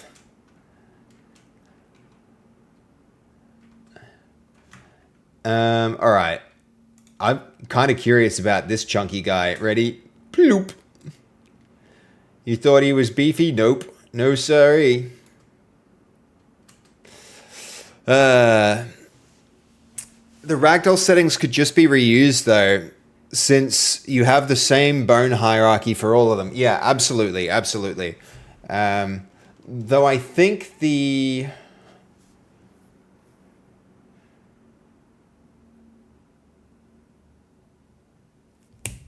You're making a good point there, Ragathan. So rather than applying it to each of them in the scene, we could have this be its scene of itself that gets added as the general skeleton. Yeah.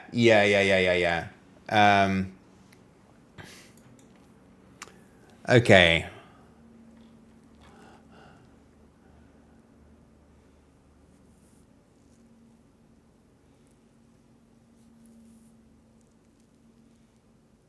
Okay, I think we want to adapt our approach so that we use a scene that sits under the skeleton that has the whole skeletal system and uses bone references to reconstruct itself on every character that it's applied to. Let's explore the feasibility of this as a part of the planned next iteration.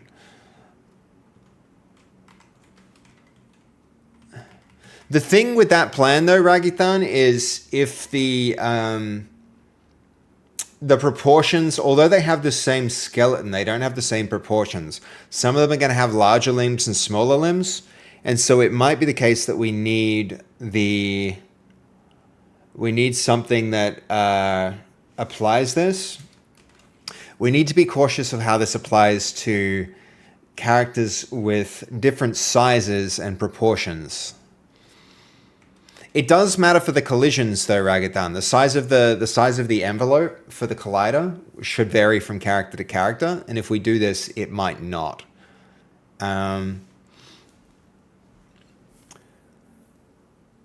Okay. And uses unconstrained pin joints by default. Our generated ragdolls differ in several important ways. So the next slide should add diagnostics. No.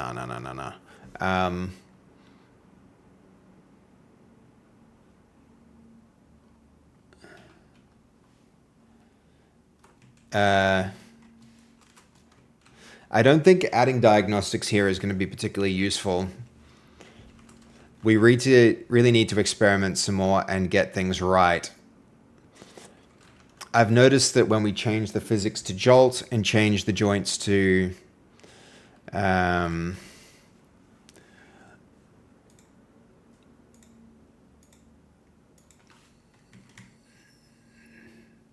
let's get all of those.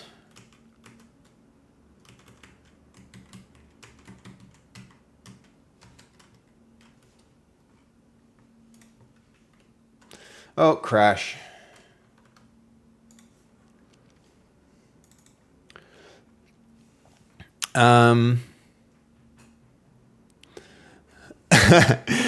Unticked, I just like that's kind of my brand, man. It's also, the font is Rider Mono. And yeah, I mean, I'd use it everywhere. I use it, like you can see here in the background and on the menus and all of that. I try and use that font where I can, just because it's the brand. And I do think it reads better. But if you think it looks like a hacker, I'm not going to disagree with you. I think it's a cool font. It's got too many nice, like, quality of life things. I think until I've switched away from what's it called? Open code for a little while. Just to it works, and I love the monospace fonts. I use the monospace fonts for everything. Yeah, they're really nice, eh? They're really good. Can I? And I think the answer should be yes. It should be.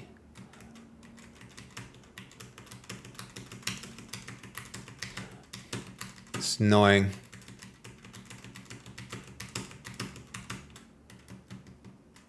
If it, yeah, good. I thought I was going to expand them all. I was going to be so annoyed. All right. From here, joint can go to 6DOF. This is on Vampsy. 6DOF joint.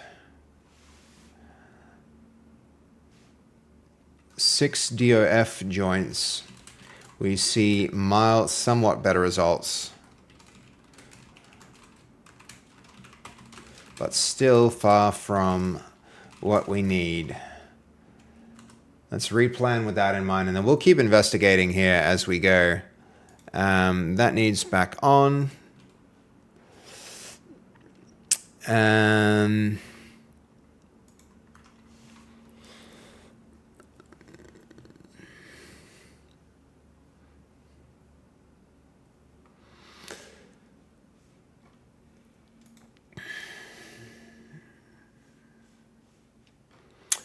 Vampsphere, I believe. Hey, that's actually really good. What happened here that made it better? That's so much better.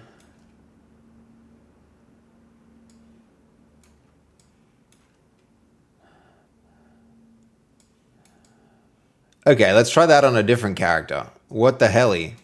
Let's try that on Farmer. Farmer, where are you? Farmer character. All the way down the line.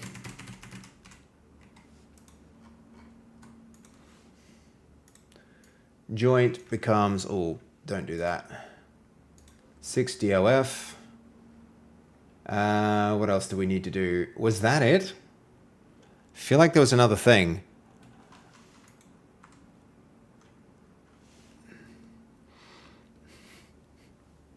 Love the face plant? Yeah. Yep. Not bad. Farmer. Here we go. Yeah, that's actually working. That's actually working. He might be a little bit too rigid still, though. Yes. That's nice. Yeah, thank you. Thank you, Jessica. That works. We're getting somewhere. Okay, so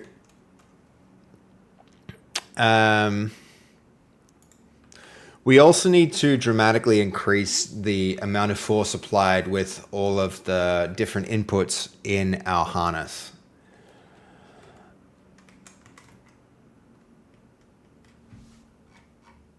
Hold on. We also need to dramatically increase the amount of force applied to the inputs using the numbers from our harness. Okay, let's try that with some other stuff. Dramatically increase force. Roger. Maximum energy. Yeah, we're just going to see them just go flying. That's a clip, by the way. The fact that we got our... the fact that we got the Ragdoll working so well. Why did this one not work so well? That's the real question.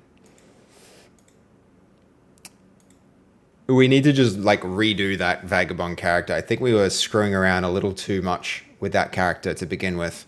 Who else should we see? Who else should we see? Let's go with the God of War inspired barbarian.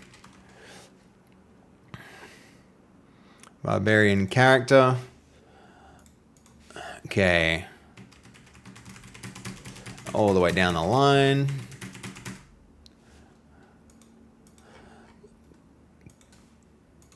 See these doff joints.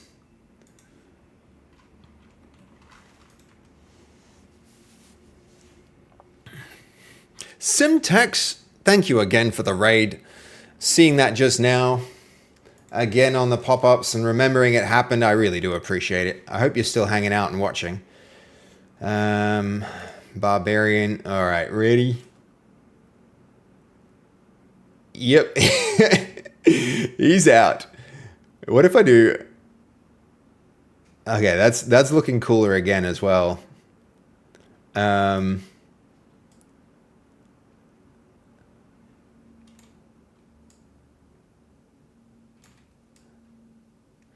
A little bit too jelly-like, I think, but this is improvement. This is improvement.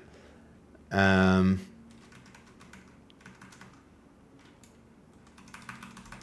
we can push him in a particular direction.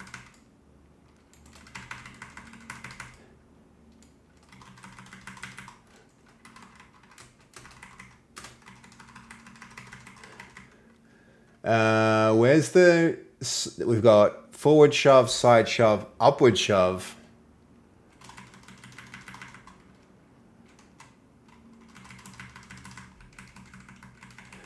He's just having a seizure.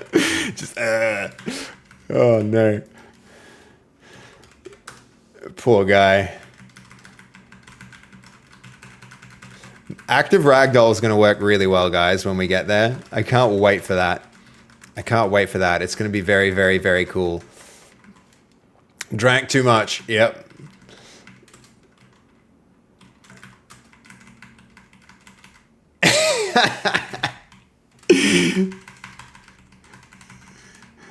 That's so cool. That's so cool.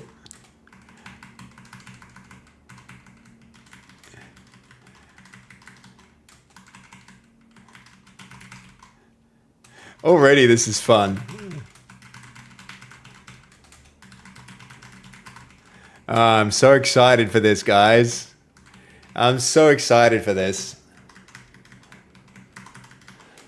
When we get the motor system working, so the plan, guys, is to write some code that calculates the change of angle between the current pose of the character and the desired pose of the animation. And then we're going to apply force, like apply rotational force to each of the joints in order to get the character from its current pose into the pose that we need for the animation to work. So you can imagine like his moving and his walking, like the little bits of movement that we're seeing now, that's just like pressing to his chest. So later we're going to get each of the joints to move towards the desired pose, which will be very, very handy. If you can stop convulsing and having like twitching fit. Yo, oh my God, hold on. You want to be the, wait. This will be the updated one for Jess. Hold on, we'll do this. This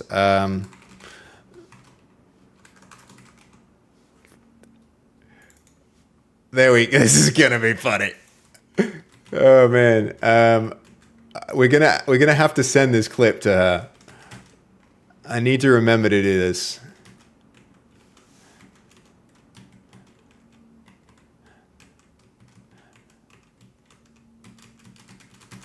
Like this. And then her special ability, keep in mind her special ability will be to make the different characters essentially we're going to make the different characters like go ragdoll and then flop around on the ground. That's her special ability as worm mode. So wait, wrong scene. This one. You have collision within the same ragdoll. It helps a lot to make them stable. Disables collision. You mean, yeah, I don't know if I have I mean, surely we must. Surely we must have that on. Otherwise we wouldn't be seeing, we're about to see it with a lot more force anyway.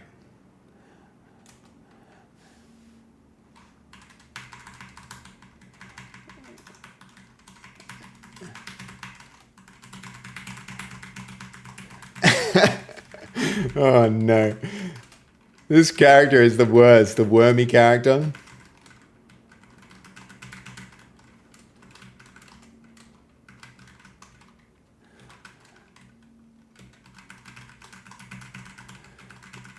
It's gonna be good. Pinned for a joke? Hold on. Alright.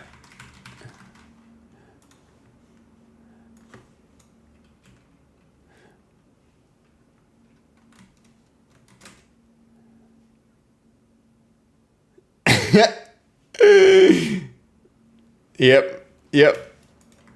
For sure. But that's great. It does look like it may be disabled, but too much spring stiffness in relation to dampening. Yeah. I think I'm with you. But we can tweak these details a little bit later. I'm just happy to have it roughly working to begin with. All right, let's see about the plan. Okay, adapt the next ragdoll iteration around usable humanoid ragdoll template scene. Okay, we're going to add human ragdoll template under the character skeleton instanced by the character. Yep. Template bones are authored metadata for source reference bone capsule. I'm just concerned about the size needing to be different for different characters. That could be a really interesting tweak here. I've seen it and now I can't unsee it. Yep. Okay, template bones are authored metadata. Reconstruct each template bone per character from the character's rest pose so small villages, large monsters, and unusual proportions get correctly scaled.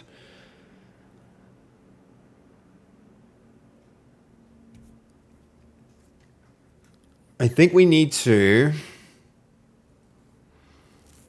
How can we scale the bones according to the geometry is going to be the...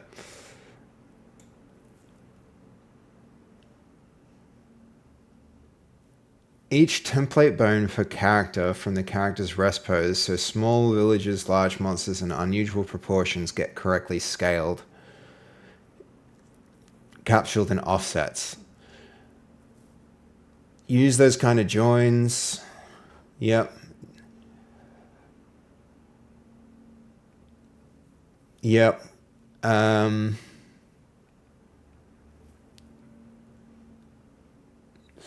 What else was there? There was one other thing I needed to add here.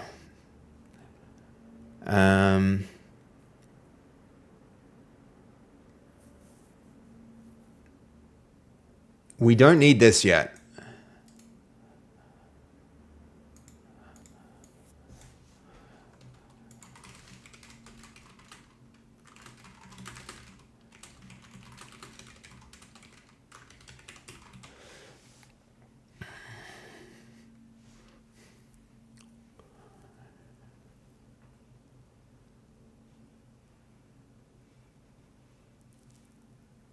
Okay, I mean, it's going to be really interesting we'll need to, I think one way we could dial this in is by writing good tests. We could have good tests for it.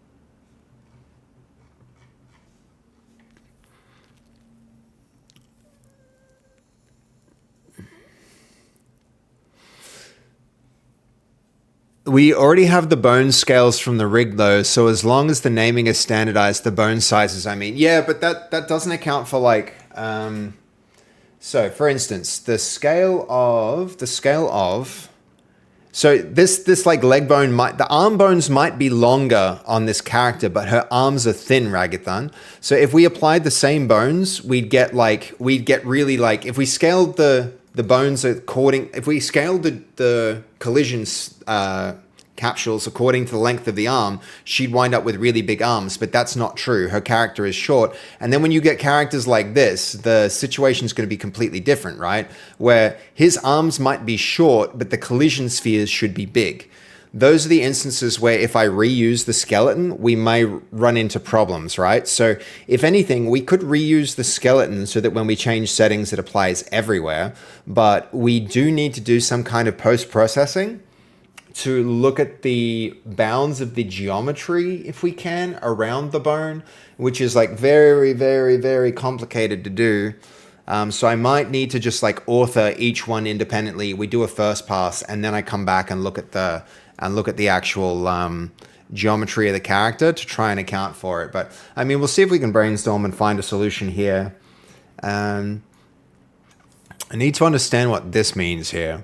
Reconstruct each template per character from the character's rest pose. So small villages, large monsters, and unusual proportions get...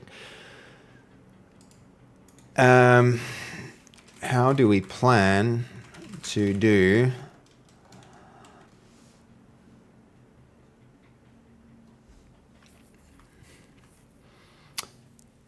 No damage to bone impulse mapping is included in this iteration. Hardness impulse values are calibration tools, not final combat balance. Down gameplay state, networking.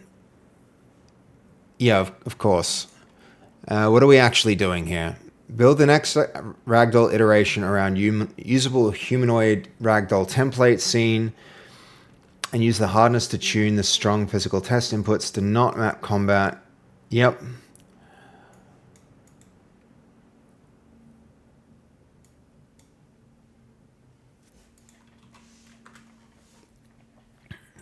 We need to have a think about that. There are algorithms for sizing a capsule to contain points. So that could be used. Yeah.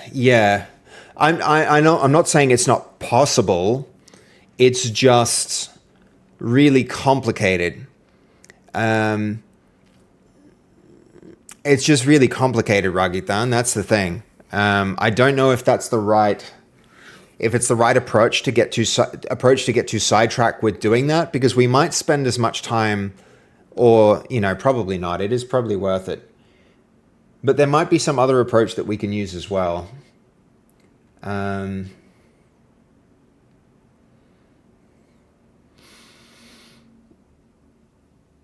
We could do something that tries to encapsulate.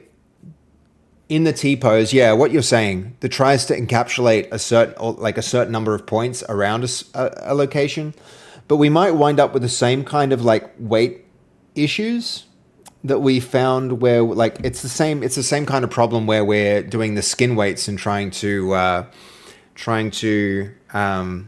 do our weight painting, right? We don't want to be like resolving we don't want to be building an automatic like weight painter here. Because in instances where, like, the hair, for instance, or the... there will be certain... I'm just, like, concerned about how complicated that will get. If we try and undertake that right now. It'll just move us away from doing the main quest, which is this stream, if I can, is getting the... Once you get hit, you get... Like, once you're knocked out, you go limp. Okay, we could take the template. We could make the template describe intent, not final transforms. The character pipeline would convert the intent to real.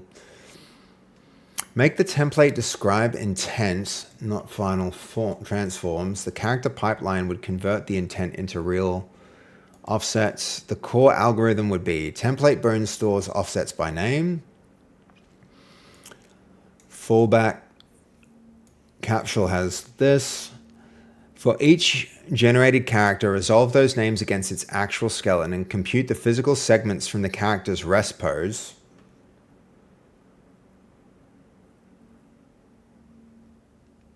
Build the capsule body transform. I mean, this is not a half bad approach. It would run into the problems with things like the long noodly arms being like really thick. Halfway between the source and end. Convert the transform into the body offset. It might be a good starting point without starting to account for vertices. Yeah, but if you use the skin weights as the input, then any issues with that has already been solved. But that, like, I hear you, Ragathon, but now we're traversing vertices in the mesh data to translate skin weights to like capsule scale. As like it's really complicated. That's really complicated, and I may not want to undertake that kind of complication inside of this tool if we can find a simpler solution. I like where your head's at. It will work. It would work if we gave it the time and attention that it needs, but that's a significant amount of time and attention that I might not want to apply to a problem like that right now, when my main goal is just get to an MVP so that we can have a vertical slice, so that we can do things like make trailers and get Steam pages up, and all of that stuff. And then we can circle back and be like, okay, now we're going to really get this right. It just has to be proof of concept at this point. So an idea like that is good, but I don't think I'm going to undertake that kind of complexity now. This kind of solution, which is closer to what you suggested in the first place, might actually just be how we do it.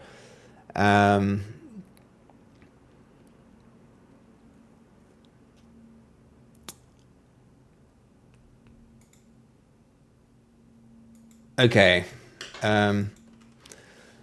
Okay, let's move forward with a full plan for this implementation.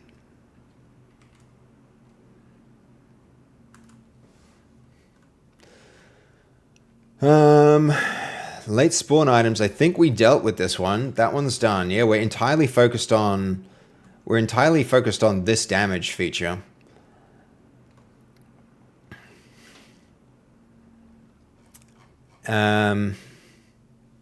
Template-driven character ragdoll implementation.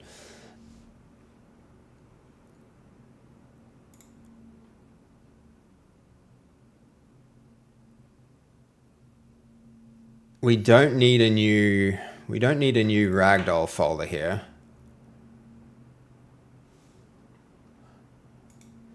But that's a small detail at this point.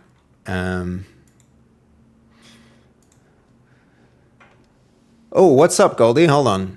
I gotta go to bed. Make sure you call Mama Code tomorrow and wish her a happy Mother's Day. Thank you, Goldie. Thank you for the reminder. I do appreciate that. Absolutely, I will. Absolutely, I will do this. Thank you for the reminder. Good night, dude. Sleep well. What was my train of thought?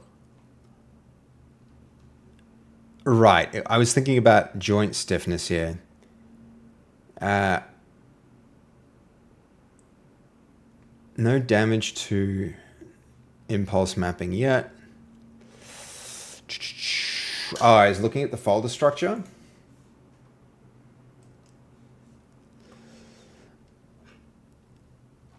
And considering...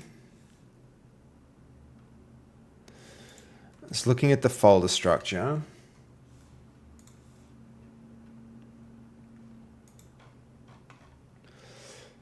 And considering where's our current character template? Character.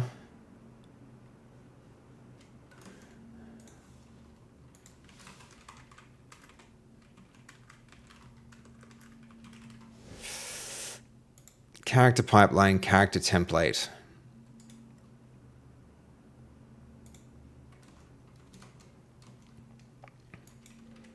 Place the new template in this location.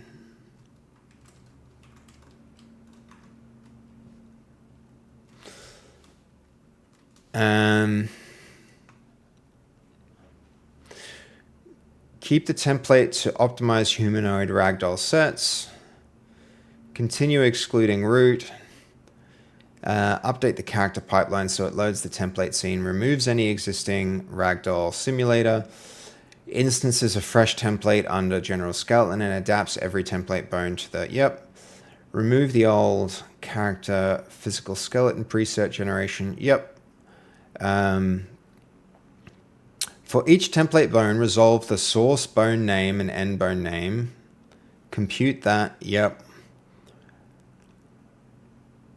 use the joints as the first template baseline, lock linear movement, copy hard angular limits from the template onto generated bones. Oh, this is one of the things though. if we use this thing as that template, every time we go to tweak it, we can't actually tweak it in the template. So how do we do that?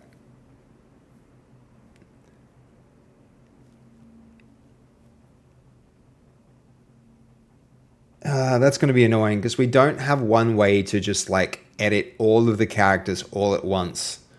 So we have to get it right and then go and apply it to everything.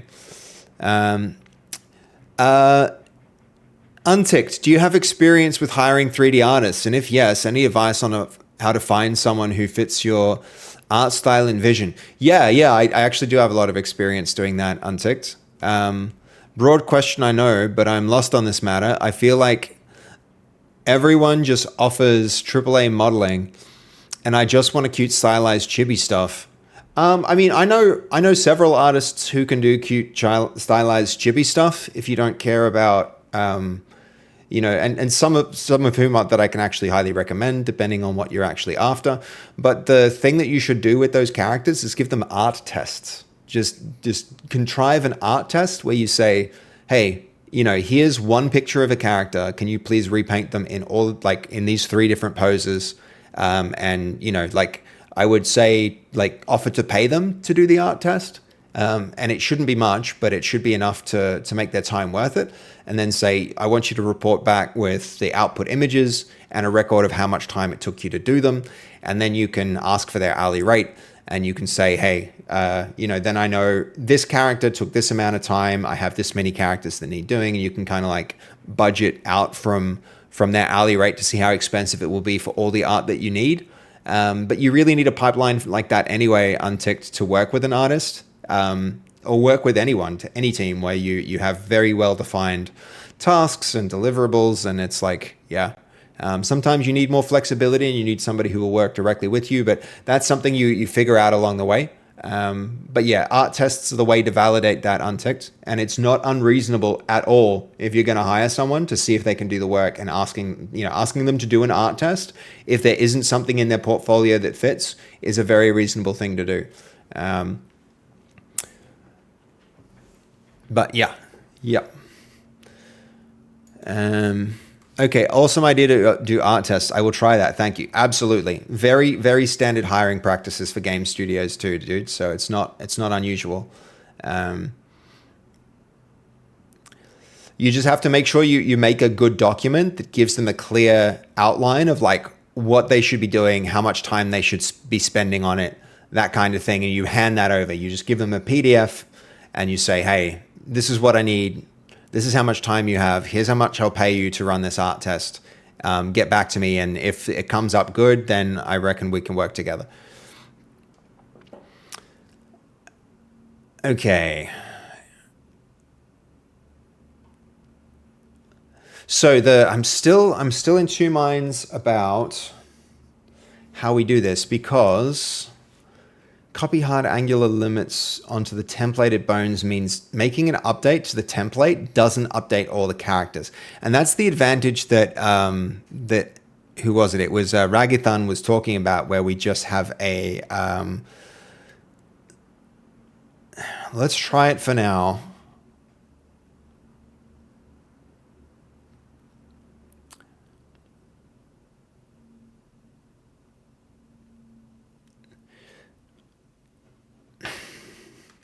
For this first pass, let's try and get a non-template copy version running.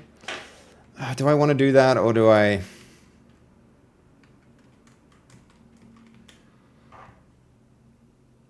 Let's try this first, and then we'll simplify if it becomes too complicated and doesn't work out well. We might need a new editor tool, potentially, to go and copy. It'll be fine. We can do it as we need it.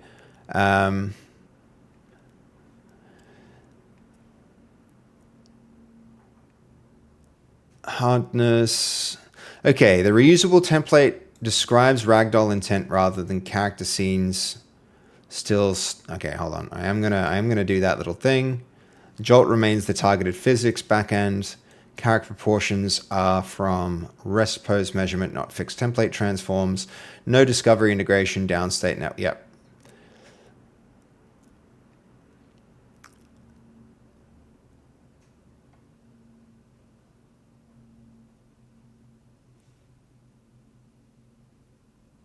Character pipeline, character template, that's looking better. The rest is probably still the same.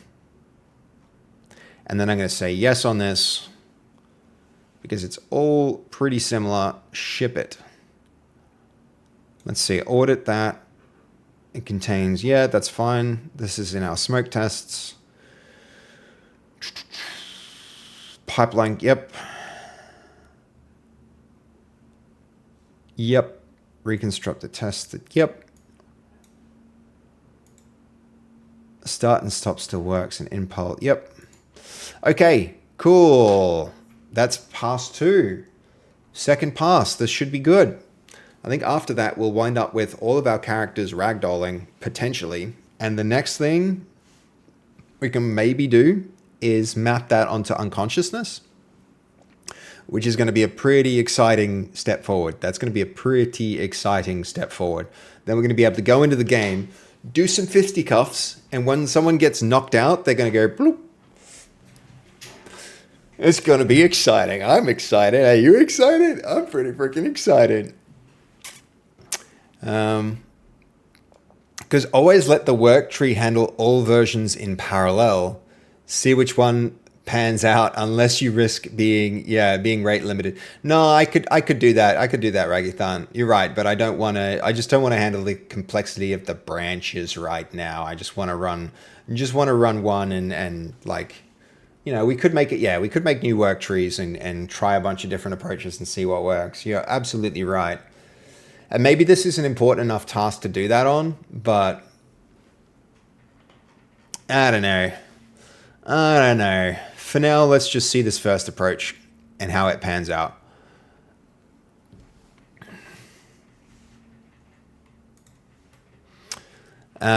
This did turn out to be quite a helpful tutorial. I reckon maybe I should do a tutorial on this when I'm all done with it. It's, these, like, look at that. This guy's got 280 subscribers and this tutorial has 18,000 views.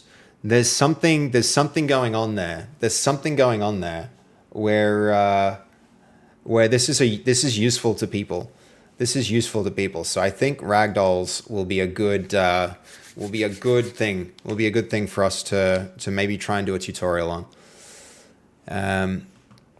The only thing that gets me rate limit is using MCP servers too much. Yeah. Speaking of being rate limited, one thing we can jump to now is this. That should be fine and proceed now.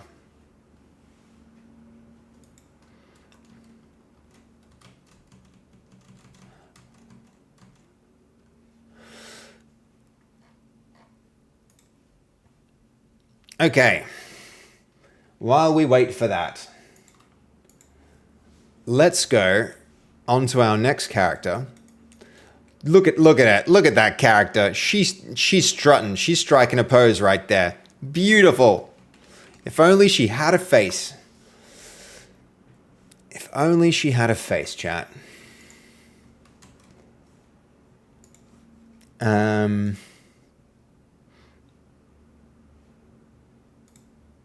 So, next character. Next character indeed. What I might do here is to keep this all neat is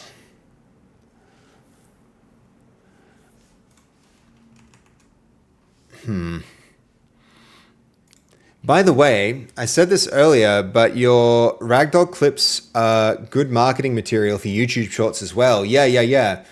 The jokes write themselves, basically, like the Harry Potter reference earlier, or just making the death animation and putting something like me after saying that I'll only have one drink on top of it. Just an idea though. You're absolutely right about that too, Unticked. Have you got any experience doing that kind of thing, making YouTube shorts? I need to do a lot more of that. I need to do a lot more of that. And we're getting to the point where, yeah, I'm realizing for this whole thing to really scale properly, it can't just be me streaming. It needs to be me doing other things as well. So, we're making good progress, I think, yeah, that kind of thing is going to be pretty good for us if I can just find the time to do it. If I can just find the time. All right.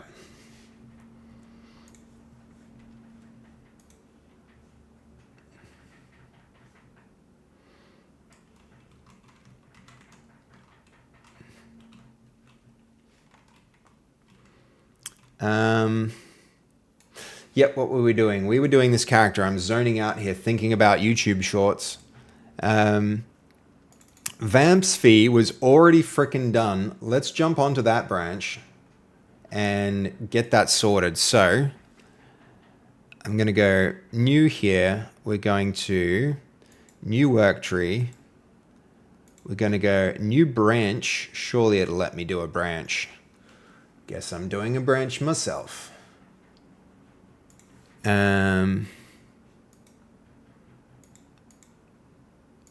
Character integration. We're going to do like a new feature, new characters.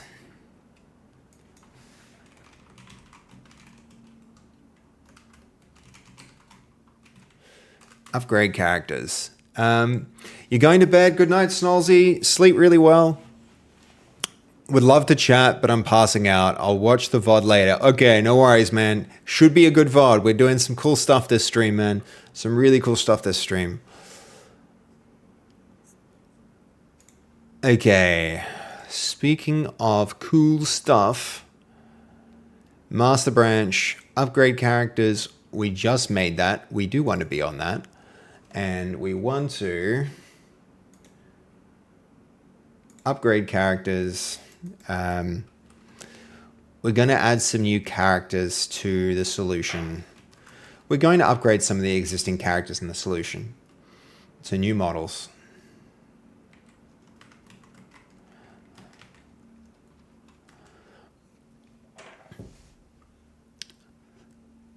And then on that branch, I should be fine to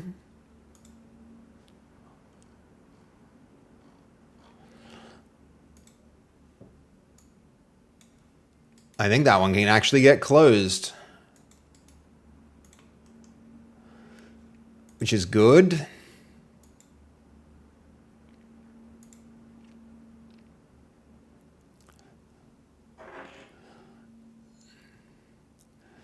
Okay, yeah, that's our ragdoll. This is our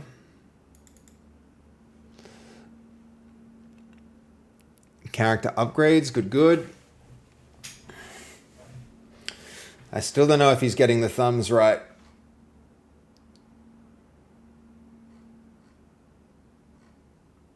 That'll be fine.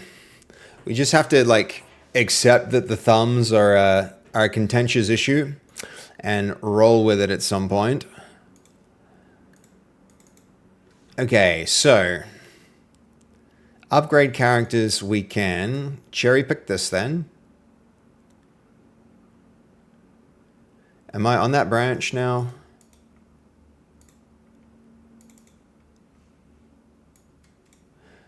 All right, hold on. We're just going to go back here. Check master out there. On this one, check out upgrade characters. So now that's on a, yep, that's on a work tree. And now, cherry pick that.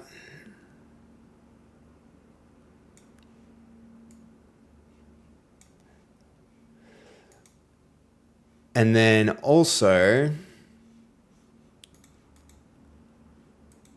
where are we here? No, not that branch.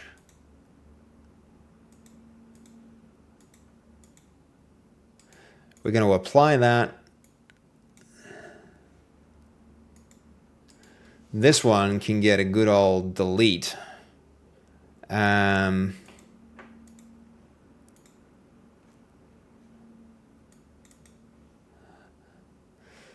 If you go to... Yeah, okay. This one can go.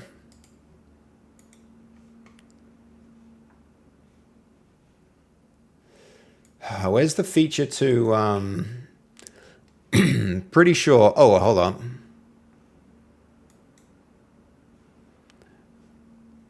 We need to re-verify this. That needs re-importing. But what we're going to do with it is we're going to do another stash. So stash that.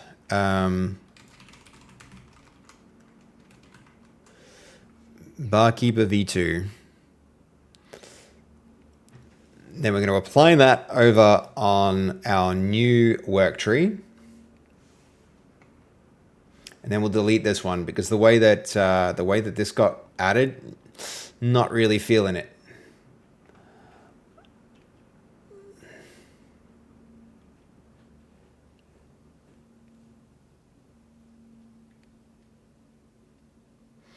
And then bedtime.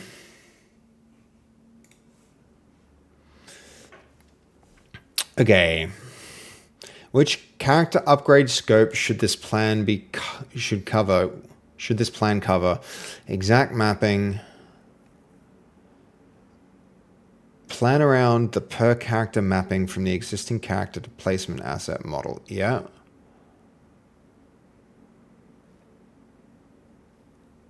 What's the...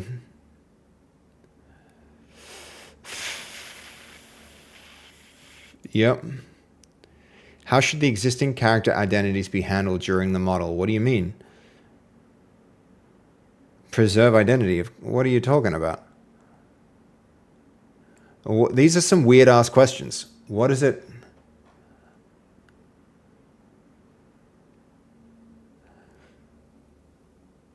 We're going to preserve identity.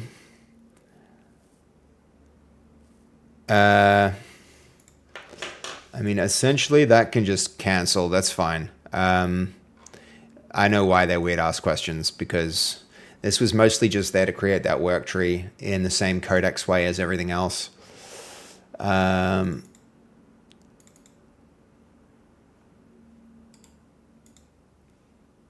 If we open that, should that not just...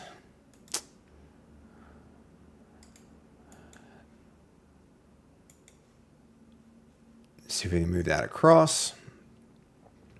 And then we're getting rid of those stashes and we're getting rid of that branch.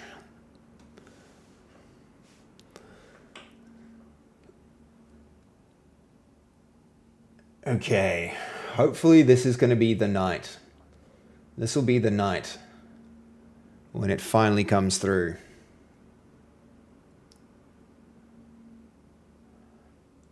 It will be him.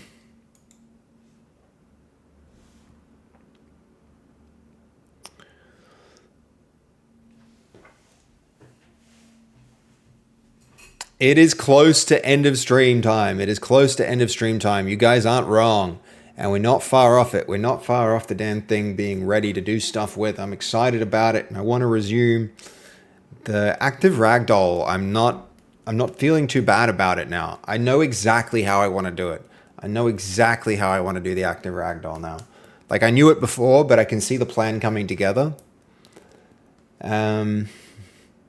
It's really just like going to be about loosening and tightening the joints to make the motion natural enough, but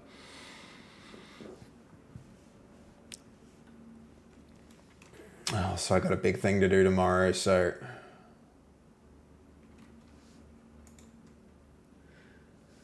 I didn't think we were doing active ragdoll this soon. Yeah, neither did I. And to be fair, I don't want to get you too excited, Turbo. We might delay it till later, because active ragdoll on its own is not the hardest of the, like, on its own is difficult, but when combined with like multiplayer, that's where it gets kind of complicated. Like, it gets especially complicated. So I want to make sure all of the core systems in the game are working before we go and layer on that complexity.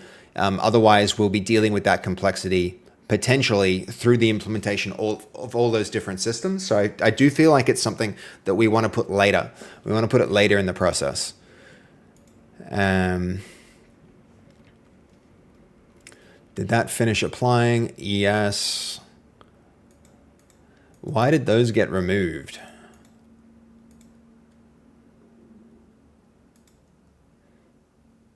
Don't think I want to stage those. Those can discard. They can stay. Okay. So that's work in progress character. All right. First things first, delete that. I'm really concerned that this isn't going to actually delete the folders if I do that. So we're gonna run a little test for ourselves to see if they do. We're gonna go one folder up from that. Delete that. Stashes first.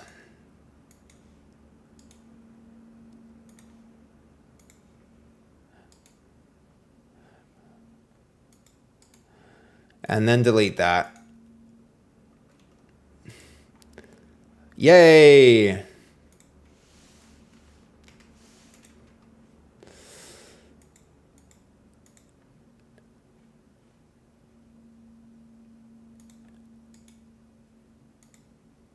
All right, character integration can go as well.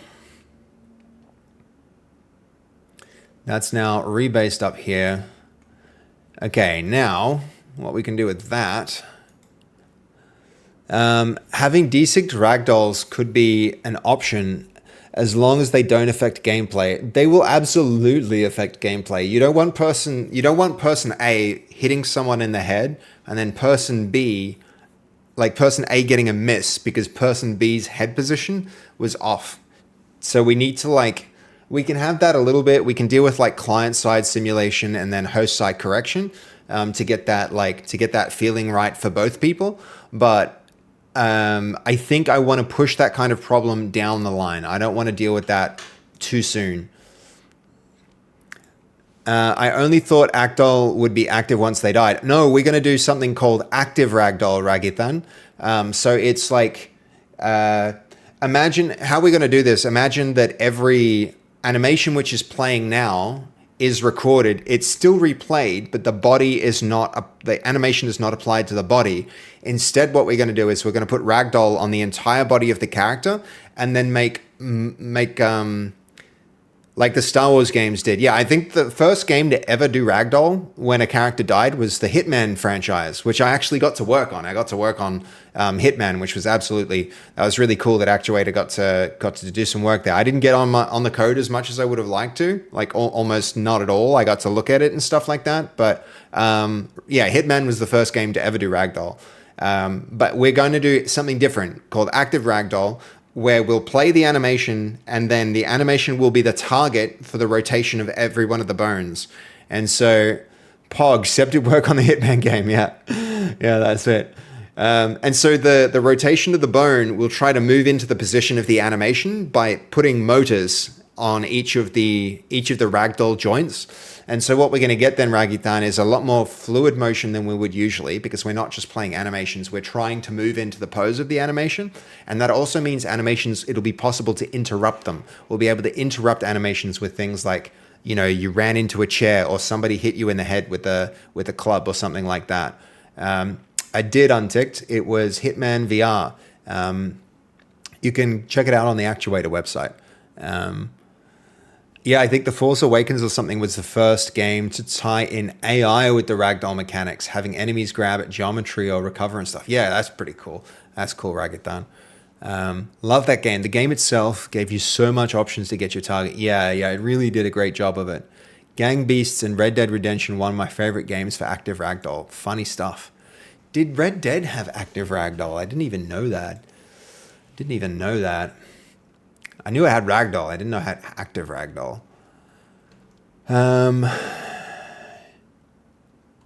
Okay, these need discarding.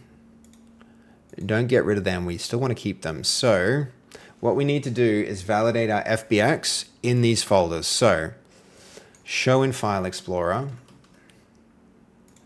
Oh, that's the main branch here. That has the same changes, right? Yeah, okay. The ones on master can then get discarded. And now master is just master again. Okay, and now on this branch, if I copy the full path, we can close this out, get Godot, import,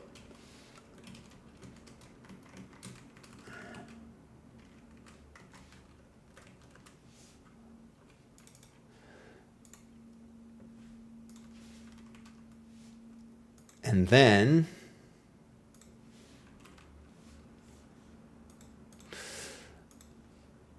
okay, that's going to have to do some rebuilding for a while, actually.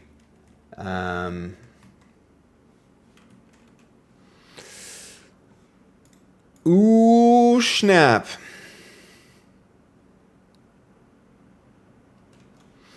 All right, while that works, we're going to do a doozy and open two at the same time, two Godots.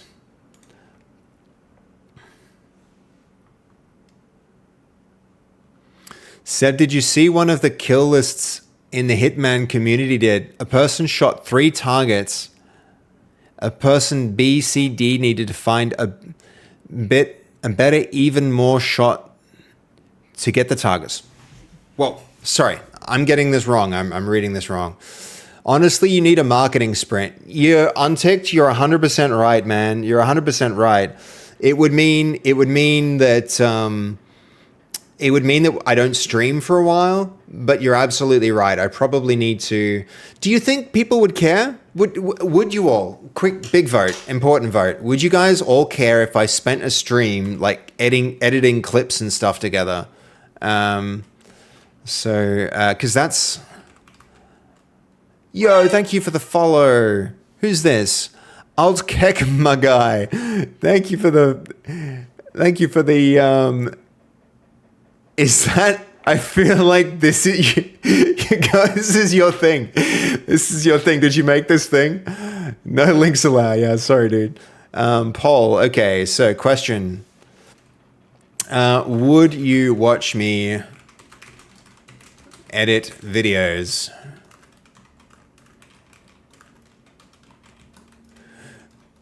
Yes. No, let's keep it really simple because this is kind of like what people think when they if they were to come in and see me just like in freaking Resolve. You can even have a community session to brainstorm ideas, dude. I mean, unticked. I know I really need to do this. But I don't know how interested people would be. So, I mean, if other people agree with unticked on this one and would be on board and think the stream would be worth watching, even if it was me like editing videos, I would love to know what people's take is on that. 100% I would love that stuff, and a lot of others here would, I'm sure. But you don't see a lot of content creators editing videos and streaming the process of editing videos, and it's probably for a good reason. Maybe no one on Twitch wants to see that, right? It's software and game development. It's not like video editing. There isn't a video editing category in Twitch, you know? It's that's the thing. Okay, now I'm going to have to tell the difference between this and both of these look very freaking similar. Hold on, cancel that. Show an Explorer.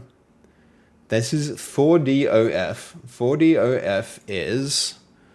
4DOF is characters. All right, so 4DOF. I've already forgotten which one this was. 4DOF, this is where we need to do our import for character villages. I've even forgotten why we're importing this. Because of the dress. We fixed the dress. We need to re-import for the dress. And that was our barkeeper. We need to check the import settings. 170 was what there was last time. Let's make sure they're good. We'll go to art tests.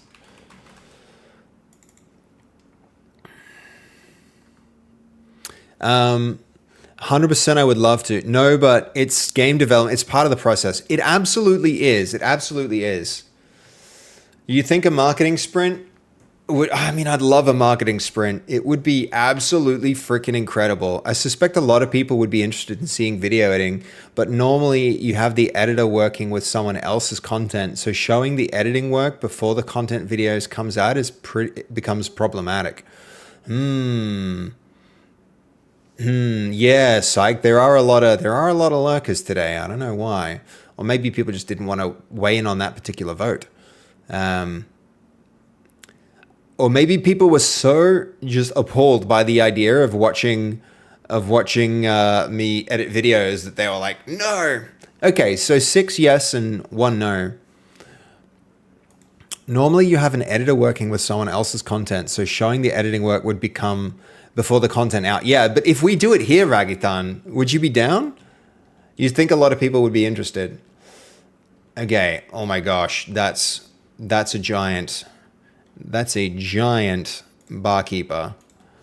1.7, please.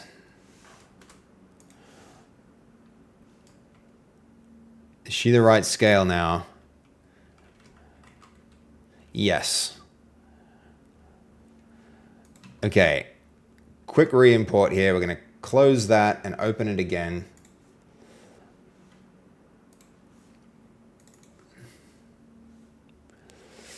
Richter 10 earthquake? Yeah. We blew up the lady. Yep. Honey, we blew up the... That's it.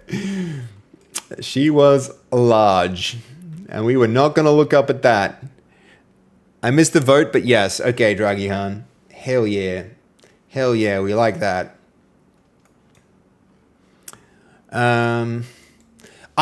Dude, Unticked, I would love to do a marketing sprint. I really would. It's pretty important. I think we'd also, as a part of that, would build the Steam page. Hopefully a lot of people would be interested in that. And potentially, I don't know. Seems you can give it a go, and you will have to watch yourself if you want to continue with it, Seb. Hold on, you're saying you can give it a go, and you will have to watch yourself if you want to continue. What do you mean by watch yourself if you want to continue God of War? I'd watch it since I don't really have many sources to learn skills from otherwise. Yeah, Ragitan, that's... Okay. We brazzled the nose then. But I think editing streams might have significant reach outside of the regular community. Yeah, totally. I mean, I've got a lot to learn with it. Okay.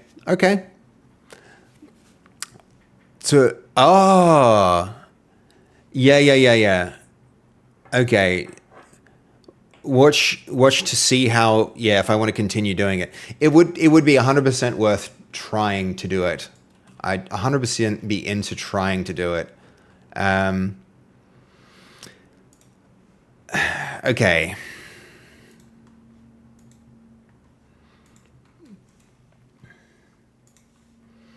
So, what are we doing here? We are taking editor, docs.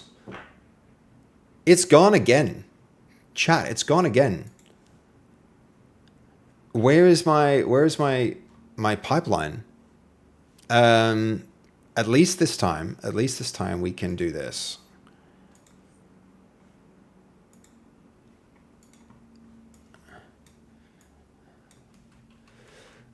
Okay, so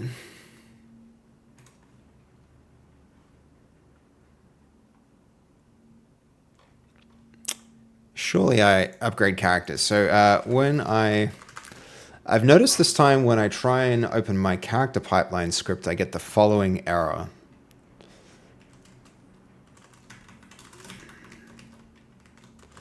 This is preventing me from importing my character through the pipeline, so it needs to be fixed before we can do anything more on this branch.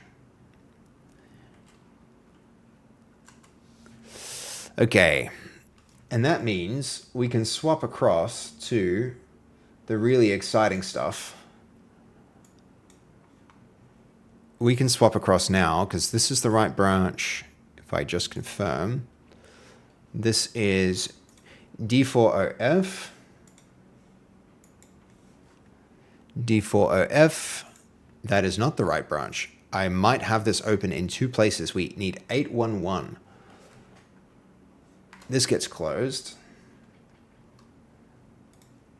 Open our other Godot. 811. Okay.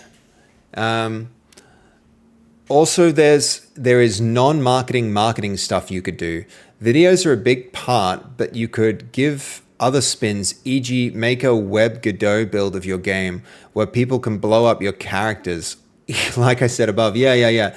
You missed the compliments there. Oh, sorry, Unticked. You have a great game going. Your streams are fun and engaging. You should turn up the marketing by a notch soonerish rather than later.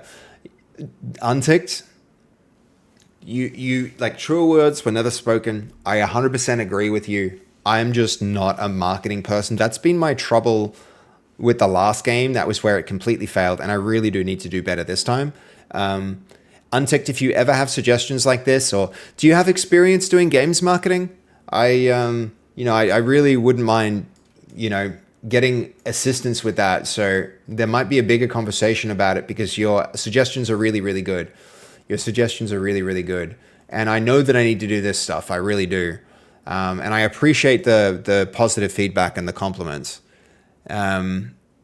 I think it's a necessary evil of the process. I understand that it isn't as charming as game development, but I have to underline that you have a great game idea here in active development. Your streams are fun and engaging. You're in a very good spot to turn up the marketing a notch. Dude, Unticked, I agree with you, dude. I agree with you. Seriously, dude, if you want to carry that conversation on, and I know I need to do it. I would love to figure out ways how. You seem to have some really good ideas. And also maybe just person to be accountable to, because I know I need to do stuff, but if you just go do this thing and then I go and don't do it, then I can be accountable to somebody for failing to do a thing. Why are these... Notice that the skeletons are separate from the meshes here, where this could be a root motion issue. We're about to find out. We'll find out later. Here we go. Let's see how these work. I was about to say he pretty much lives with two marketers. Yeah. But those guys can tell me what to do, and it's another thing to actually do it. Yo, Micro! 20 stream streak, huge. Look what we're doing, Micro. Look what we're doing. We're doing some fun stuff today. We're doing Ragdoll physics. Ragdoll's so fun. Ragdoll physics. Pick up your fighter now. Let's go. Yeah, and we can also do this. We can drop the floor out from under them and watch how they boing. Fun. And we can push them in different directions.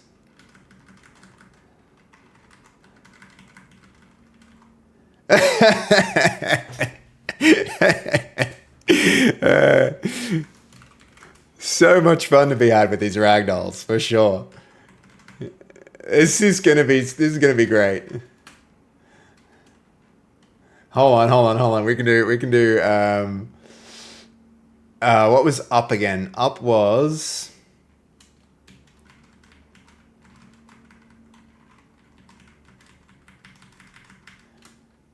Sorry.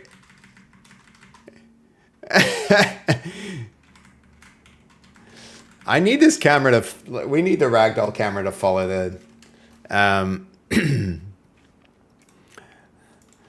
we need the camera to follow the character with a smooth motion in the harness.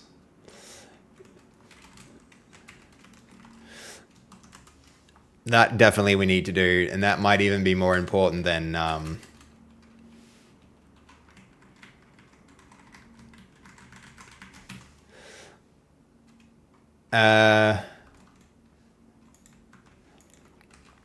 Let's also make WASD push the character in different directions relative to the camera.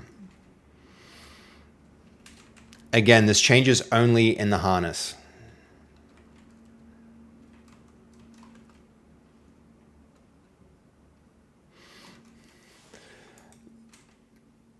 So it seems like now a lot of our different characters are working well.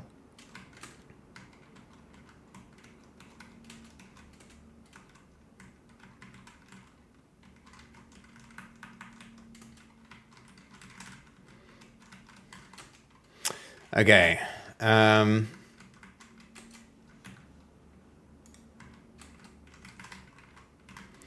Look at his head wobble around. This is going to be so good when he gets hit.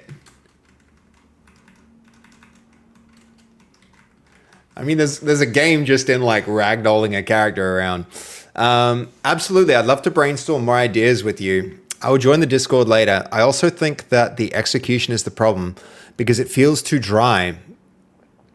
That's why I'm suggesting a different spin to it. After you could then make a YouTube video series about beating your marketing procrastination, making marketing, stuff again. The engine fires itself at this point. Yeah, I hear you. I just need to start. Unticked. That's the big thing.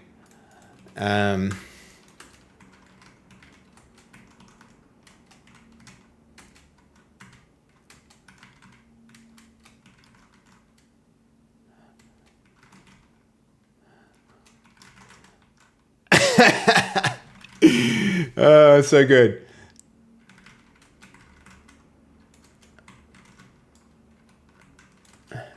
All right, let's try some of the more wacky characters. That actually works surprisingly well. These joints might feel too rubbery.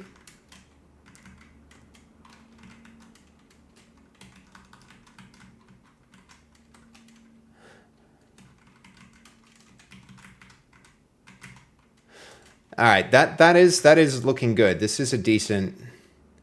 Oh yeah, this guy's going to be a weird one, the ghost.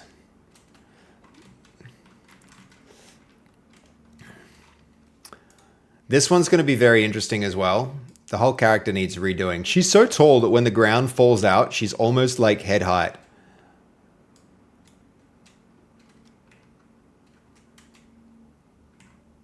Fairly well balanced.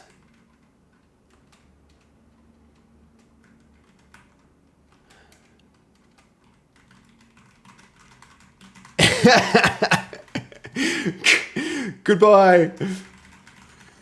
Whoa, actually we can fly with it. Look. That's so fun. The ghost looks good. Yo, thank you, Dragon. No, Unticked, I really appreciate your advice. You're right about it. I'm aware of this. All right, it's going to be important that I do something about the dresses for these female characters.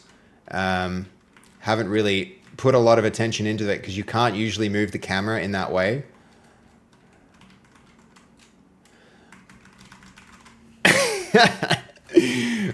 Fun.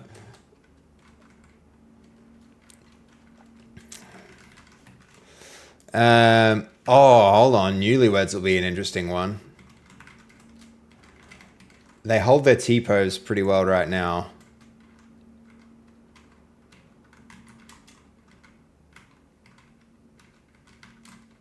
Okay.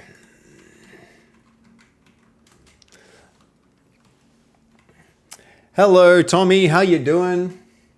Welcome in. Okay.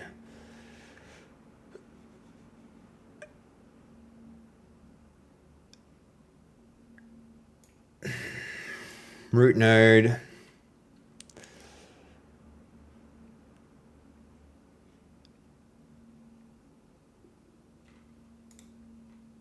WASD. He drove it to school to look big in front of his friends. The kid that stole it? Oh my God. That's crazy. Folk 90. I found my truck. My cousin's 14-year-old son had it. Dude, what a brat. What a freaking brat. He didn't even like, good that you're doing good, Tommy. That's crazy. That's wild. When I was a kid, my friend Matt, who you've had come through this, you guys know Matt, who came through the stream. We threw a house party once that got so wild that the family car got stolen and the ride-on mower got stolen. It's absolutely crazy. We found the car run out of fuel, like a few kilometers from the house, and the ride-on mower had been ditched in a.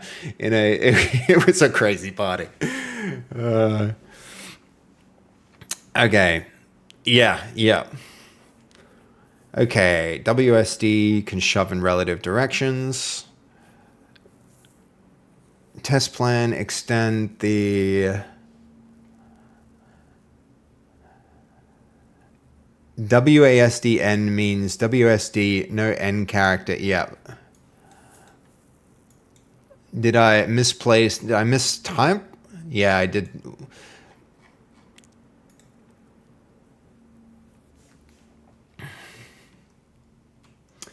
Where are we at on this character?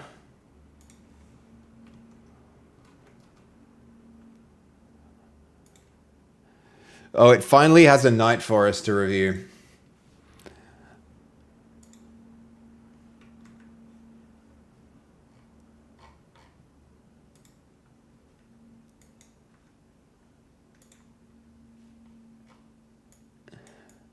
Okay, I think this is the one, guys. He's got big boxing glove fists, but like the thumb is clearly a thumb, the hand is clearly a hand. He's wearing a gauntlet, so we can forgive him having really big hands, right? Yes. So we're gonna move on with that. So that'll be the next character to integrate. Fantastisch. Do we have some other prompt here?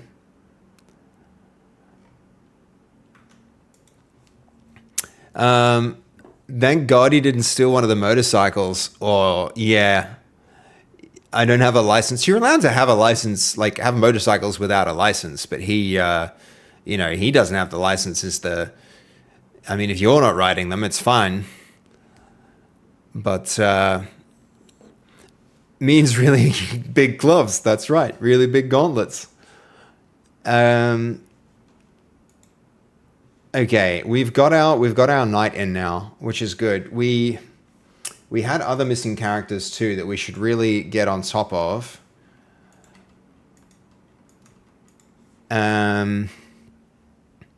Characters. No, it's in arts, pipeline, characters.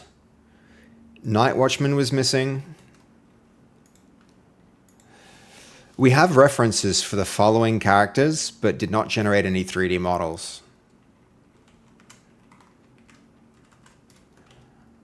Watchman, Doctor,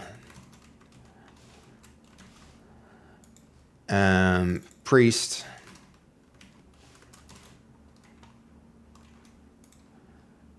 Shepherd. Oh, we do have Shepherd models, but we don't like them. We need work on those. We need to regenerate the Night Watch, the Shepherd's.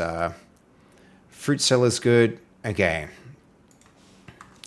Use the existing references that we've generated where appropriate and generate new OBJ files to place in those folders.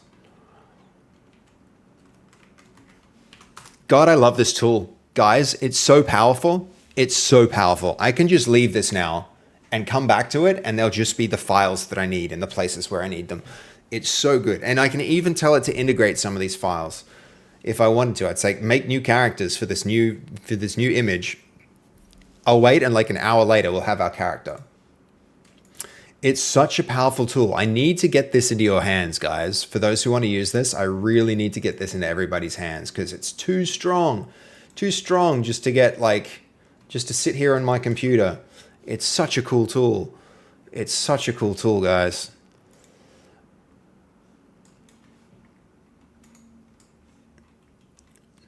How many people would use that? Out of curiosity, quick poll. Who would use Blink? Would Blink be useful to you? Yes, no. Quick poll. What's the name of the tool? I call it Blink. Good to see you in, Blade, by the way. Blink is something, it's like a tool your agent can use to build new workflows, to automate things that you've already done. So you don't even have to do it. Your agent will do it for you.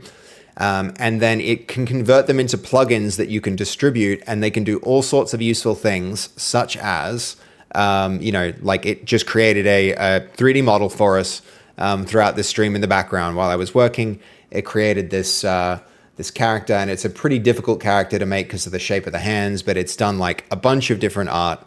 And so it can do icons and images, and it can make models, and it can do a lot. It can do a lot of stuff.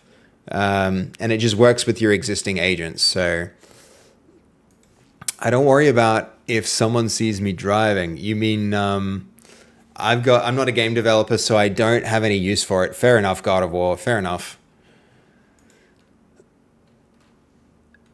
Sorry, Draggy Hound. It's so new though. We've only had it for like, what's that 3D output format? It can do OBJ and FBX at the moment, but I could add GLB support pretty easily if that was useful to a lot of people. But yeah, it's mostly OBJ and FBX. Yes, I agree with that take for sure. Hold on. Which take is that?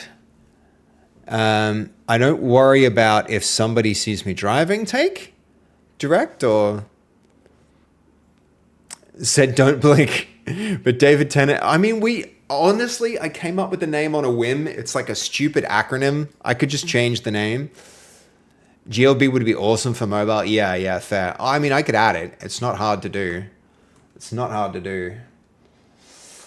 All right, where were we? We were importing.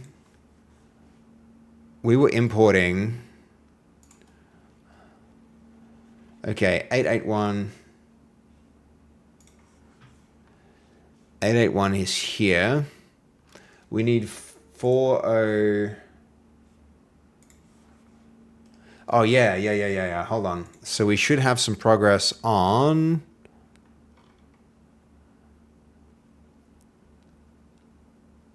upgrading characters. Oh, man, we're stuck waiting on implementation approval.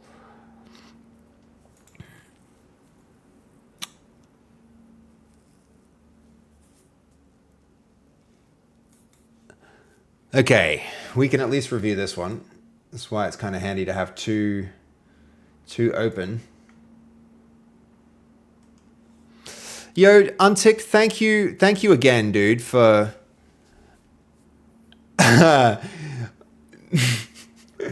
No, I hear you, man. I hear you. I need to do some stuff with it.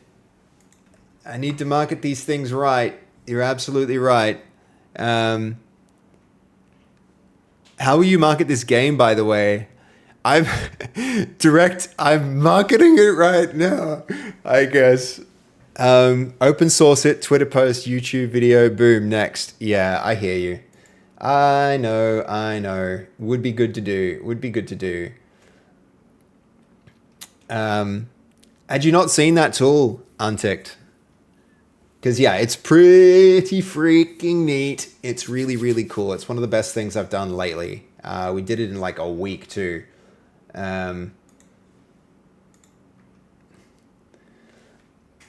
Less than that, actually. Okay, how do I see the results of that poll? Crap, I missed it. That's annoying. You need to do some kind of paid promotion on Insta or YouTube or something. Oh, man, it's just so much money. I'm not a person who likes to spend money on stuff. This entire tool was created because I didn't want to access. It's more to save time, but... okay, what was the vote? God damn it. How can I pull that up? Anyone know how you can see an old poll?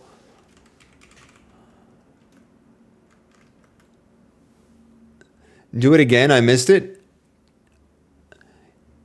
Do again. Only had 3 votes, Seb. I missed it. Poll/poll. And then question was, would yes, no. Okay, there we go. Alton 4, I think. Very funny directing. Very funny. Is that how you see the poll results again? Control Shift is like Windows key D Alt F4 Enter. Yeah. Do that one. I imagine you could get Dev or Seb or both to help you promote your game on YouTube since they use YouTube for their sponsored stuff. Yeah, look, I don't want to put that on like Dev or anyone else. I really want to make a game that just that's fun enough to make good content on its own. I must fast. Yeah. You guys are all 100% right about needing marketing. I definitely need to do better marketing. It's a thing. It's a thing. It is known. Seb sucks at marketing. Confirmed. Can confirm. All right, let's run this. Here we go.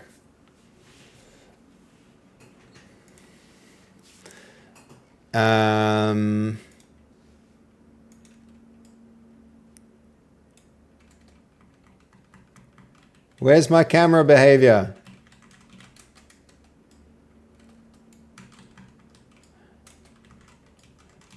At least I can push him in directions now.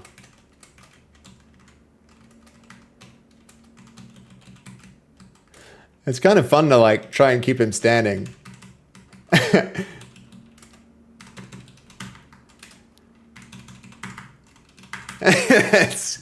That's pretty hard. When we say blink, we are meaning the characters blink right. No, sorry, Lucario. Blink is the name of a tool that I made. It's this software tool that can create models for you. Like at the moment, it's generating a 3D model for us right now. You can kind of just like, it can create all sorts of stuff, but I can give it instructions and it'll go away and like create, it's going to create me that guy and that guy and that guy now without me having to do it all manually. So this process will just like run on its own and it can create a crap ton of art content and do all sorts of things. Honestly, it can the thing is it can self-teach with this workflow lab. You can tell it what it wants and it will drive the tool that you give it, including websites at the moment mostly. It will drive the websites to do the thing that you want it to do, and then it will figure out how to do it, and then it'll turn it into a reproducible plugin that you can just run at any time to produce the same result. Okay, how's that poll running? The thing you pinned is sitting on top of my poll. Look at that. I can't see the poll because God of War has pinned something. Show me the poll. I want to see it. Please.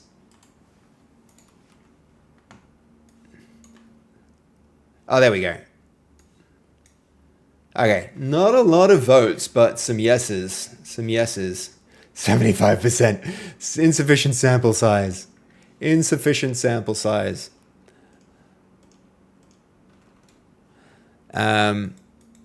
With 3, yeah, no, that's. But I reckon there'll be a lot of people who would use it, so that's cool. We should put it out into the world. But that means like making installer files and GitHub repos and all the, all the stuff that we can totally do. Okay. This is not following the character. Or maybe it is following the root bone, but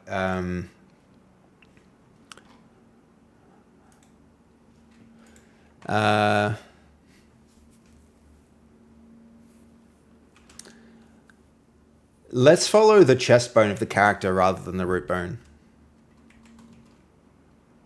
We don't need to plan that. We can just send it. And then that means the other one that isn't this if we restart it,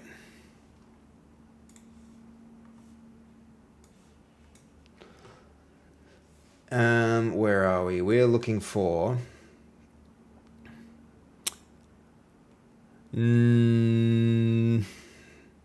God, I need a better way to remember the names of these folders. So 8 is damage.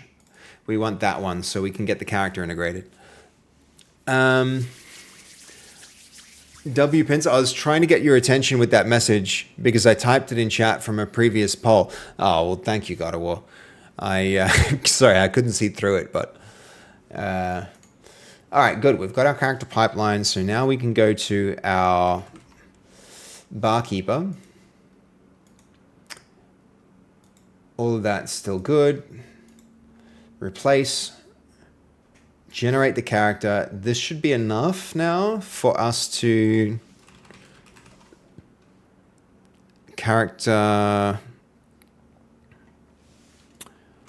locomotion harness, character movement harness. Okay.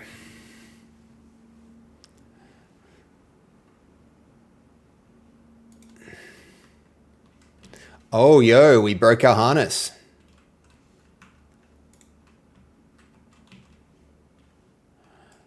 We broke our harness to make the arms do the thing that we don't want the arms to do. The weird T-pose that happens from time to time. We had to write a post-processor to get the arms out of T-pose and rotate it the way that we actually want them. Okay, but we're actually after barkeeper. All right, this is not a successful result. Okay, one more time, art tests. By the way, Seb, how is the other game you created doing? I forgot what it's called. It's called On Point. Frankly, Dragon, it's operating at a giant loss. I don't think it'll ever make back what I put into it. But, you know, it gets a few downloads and it gets like, you know, there's like 20 people playing it every day, which is nice, but it just doesn't earn, the revenue that it needs to. So, yeah, that's a lesson. I'm going to chalk that one up to a learning experience. Understand. All good, all good. But thank you for your interest in it. I do appreciate that. That maiden... Hold on, this isn't the maiden, this is the barkeeper. Actually looks like her scale's fine. So, what's going on here?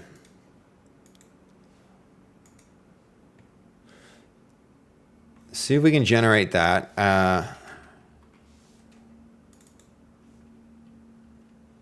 Why do we keep seeing this with that character? How do we fix this last time? We deleted the FBX. I'm not keen to do that. We're going to do that. Deleted the FBX. Exported the FBX again.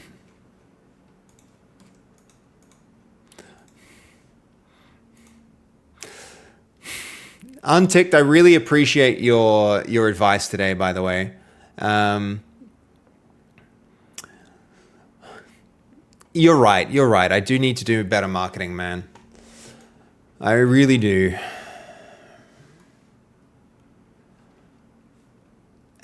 Okay, where is this path? Copy the path, copy the full path, absolute path. Character, yep. Barkeeper FBX.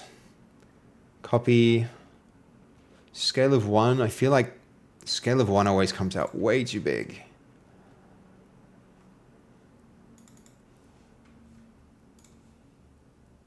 Art test. She's gonna be huge.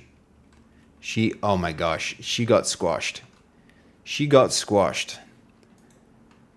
It was...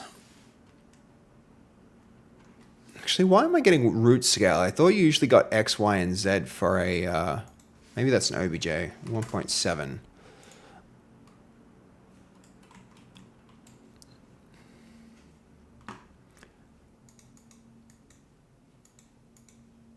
Replace existing character, generate character. And she's just back off at this like rando spot. So we're gonna try even doing this. And now we're not gonna replace existing. Existing generated outputs. I think you're wrong about this one, bro.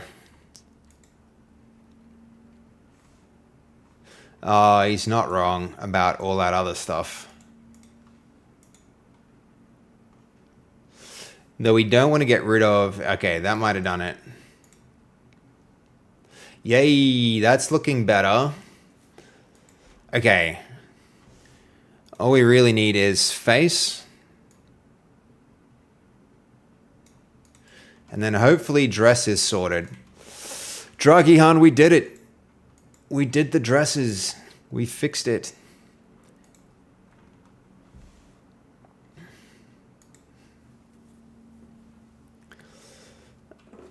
Okay, I think we have a ding frizer done for the Night Watchman.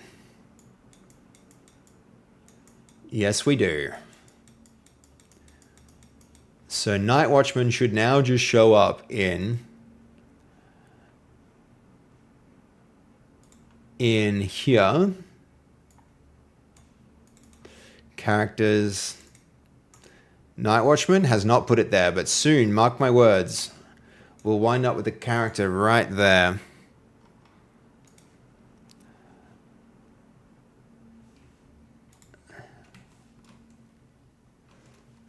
Okay. Good stuff. Except for the arms, of course.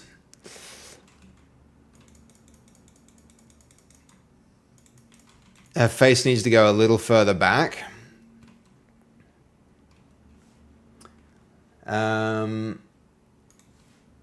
So...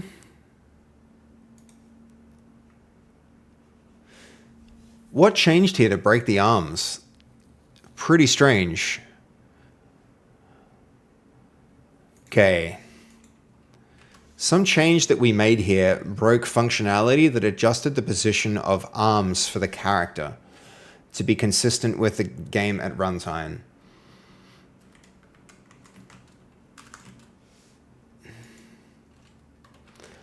Fix that regression.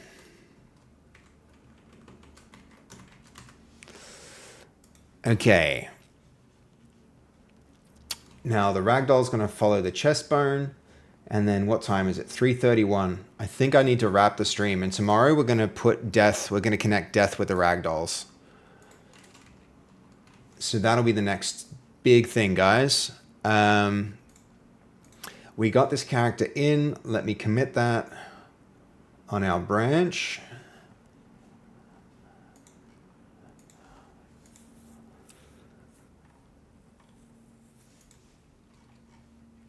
First pass of Ragdolls, character Ragdolls, characters currently melt, and then this is second pass with rubbery behavior.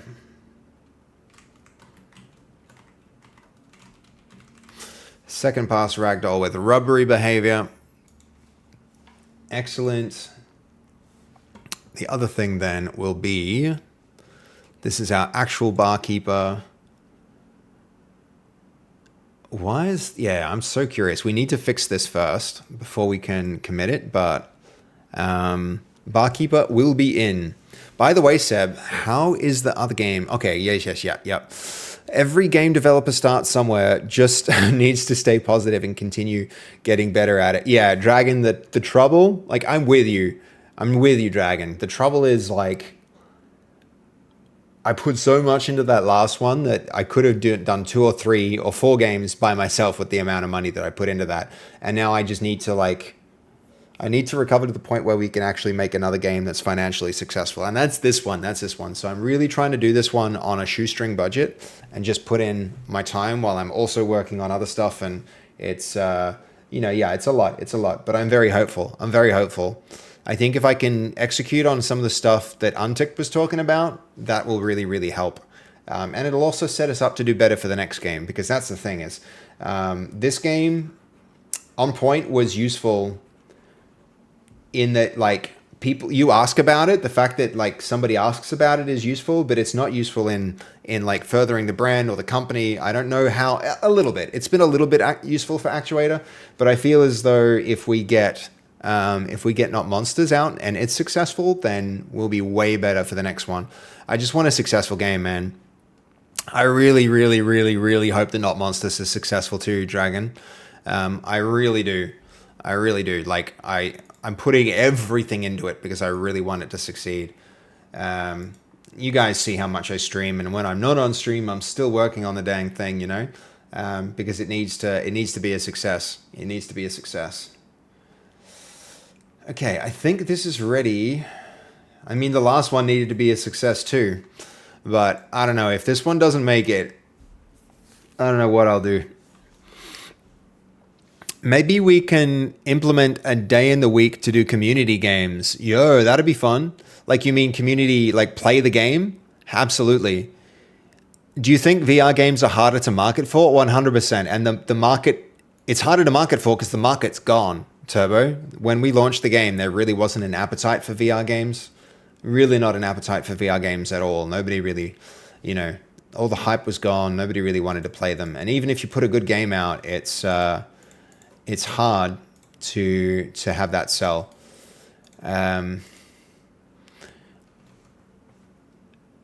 Okay, how are we doing? That's the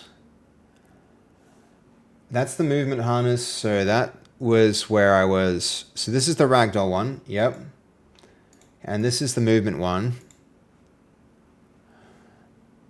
Let's see how the changes we were making on those branches went, but I'm pretty sure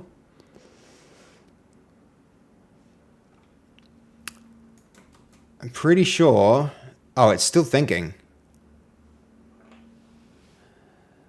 Yeah, we broke the harness, so we need to fix the harness before we can add this. But we getting close. And honestly, character art's going to be damn close now. Oh, it finished one of them. It's going to do all of them before it shows us the characters, but first one is done.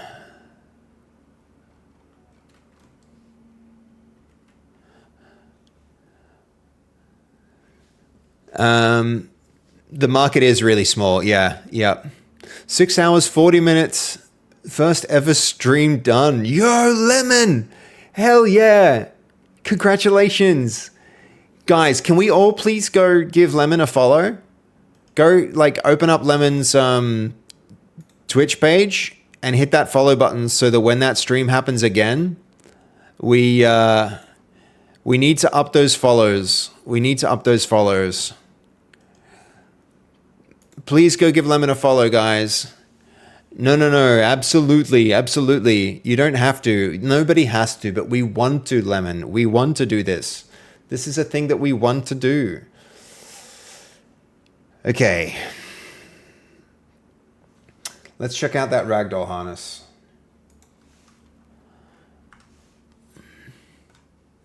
Here goes.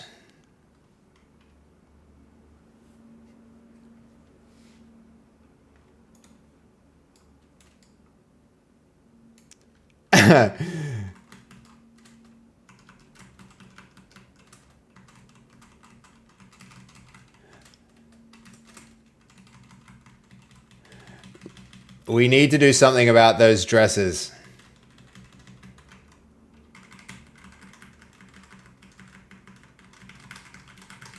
We need to extend the ground a lot now.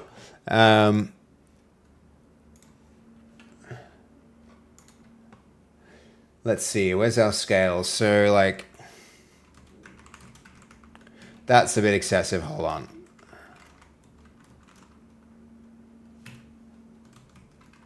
Hold on. 50, 50. Nice big space for ragdolling.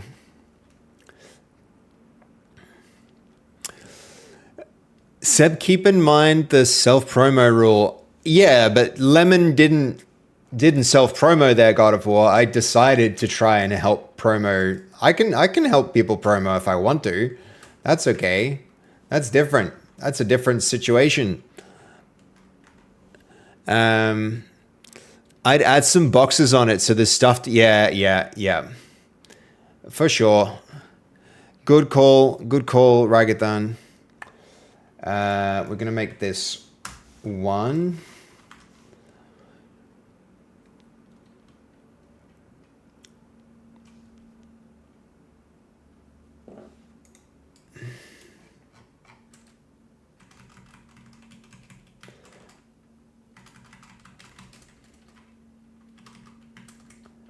I need space for jump, and I need some other thing for simulate. In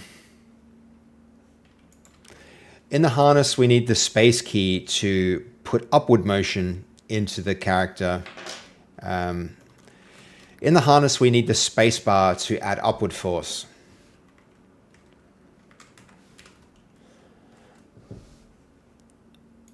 Okay.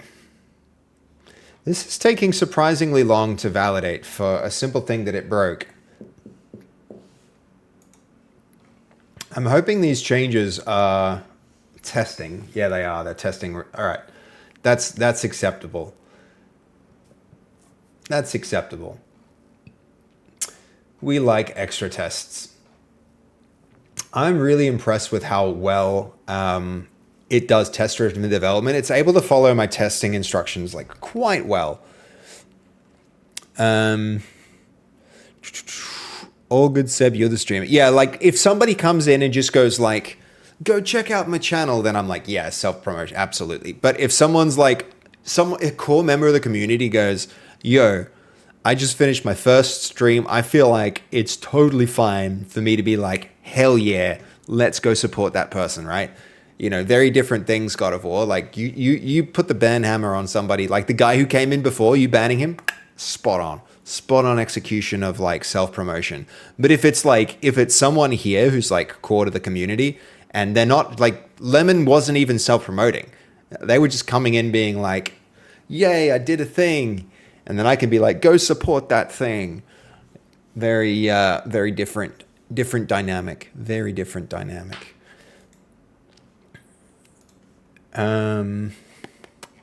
Okay. This might be a good place to potentially do a cutoff. Next stream, when somebody gets knocked out, I think we're gonna ragdoll them. That's gonna be the thing to do. The other thing I'm noticing is when we ragdoll, the ragdoll kind of applies to the last pose that the character was in, and we're gonna have to work on that. Because that's no good. That's no good. We need to almost have like a more floppy ragdoll than that. Yeah, okay. That's fair enough, God of War. That's fair enough. I see where you're coming from. Yep.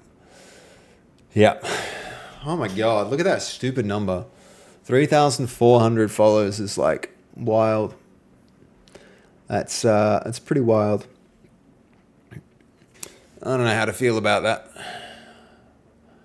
But, no, thank you, God of War. I appreciate it. You're doing a great job. You're doing a great job staying on top of everything, man. Okay.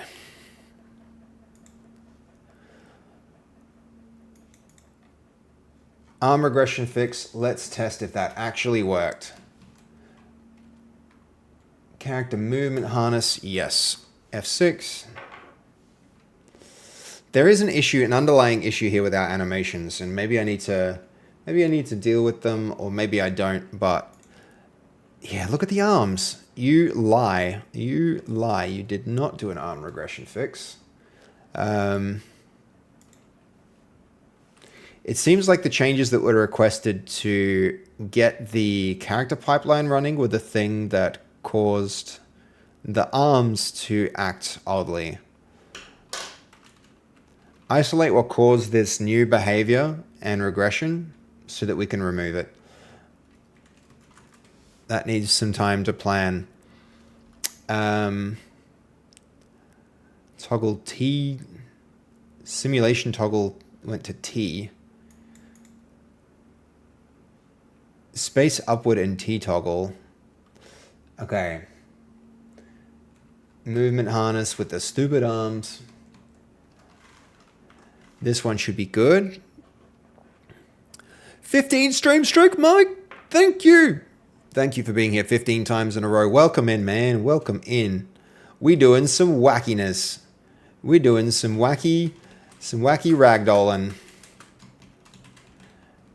We need a little more force for that ragdoll.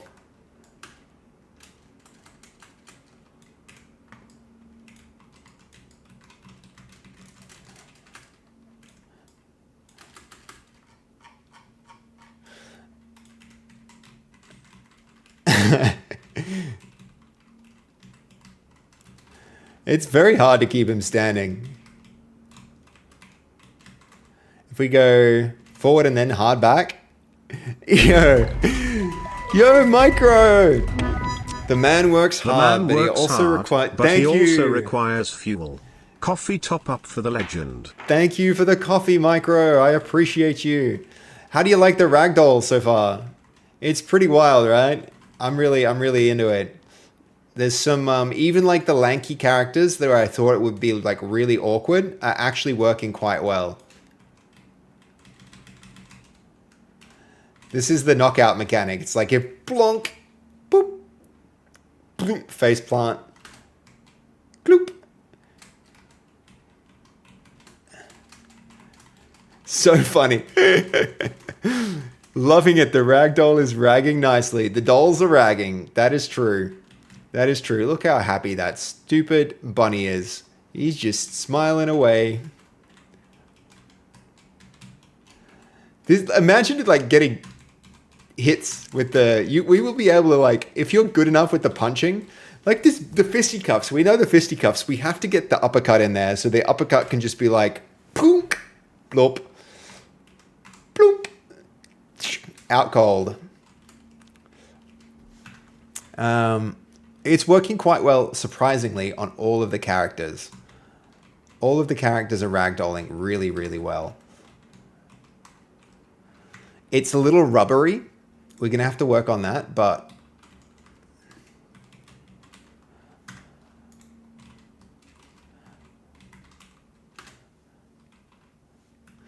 Okay. I think this is a good time. This is a good time to wrap the stream, guys. It's a good time to wrap it up. The only thing that's really cooking here right now would be... I mean, hold on.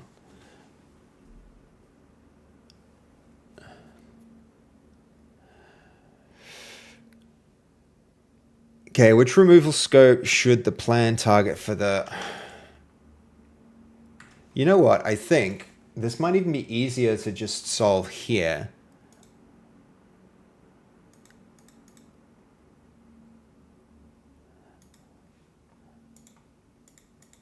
These are the things that can get unstaged. This is on the upgrade character path. So we've got like that can get staged, not get staged. Those don't get staged.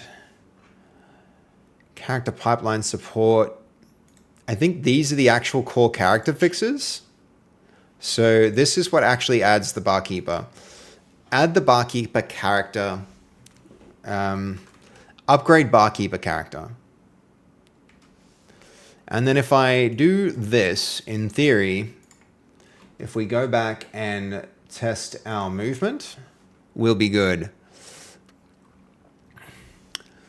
I'm gonna go to sleep. Good night, Lemon. We're gonna raid out here really soon as well. That would be so funny giving uppercuts. Yeah, the uppercut's gonna be, I imagine, gonna be really, really satisfying. Why did that break? I've discarded all the changes that could have caused this. Oh, we can't leave on that. Guys, this is basically on master.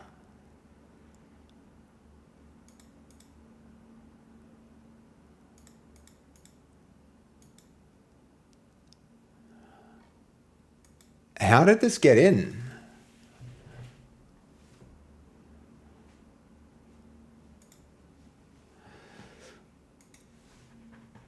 We need to go look carefully now at what went in here. Nothing on there. And nothing on here. We can go look at the Ragdoll Death one and see if that works there. Character Ragdoll harness won't be needed. We'll need our movement harness.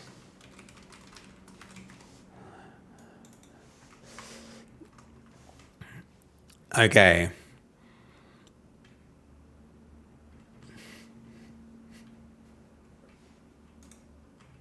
Okay, so what the actual flip?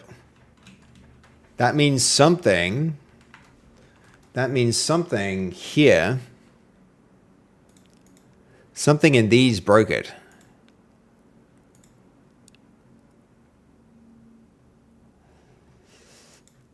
If we check out master,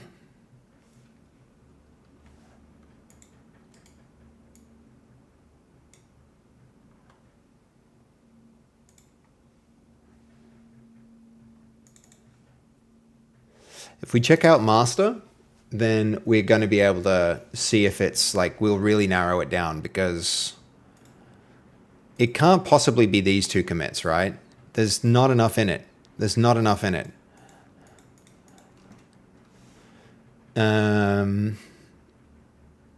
Yeah, we're going to run this, and I expect it's going to go jank and break, and the arms are going to be out straight. And then we'll know it was in the, on that branch, and we'll be able to isolate the change that caused the breakage. Okay, what the actual flip?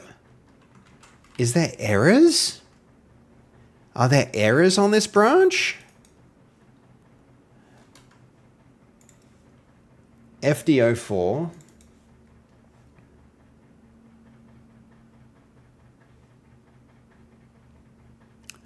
FDO4, let's give that a spin.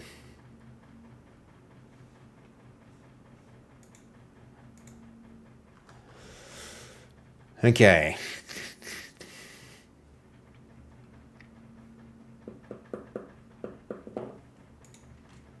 It is. It's something here. And do we have an error?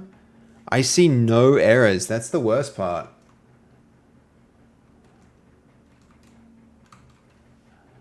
Okay, something in commit.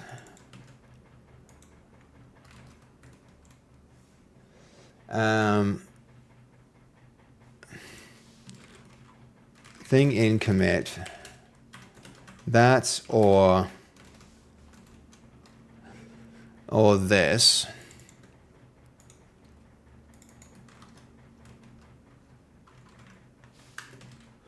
And we could narrow it down actually.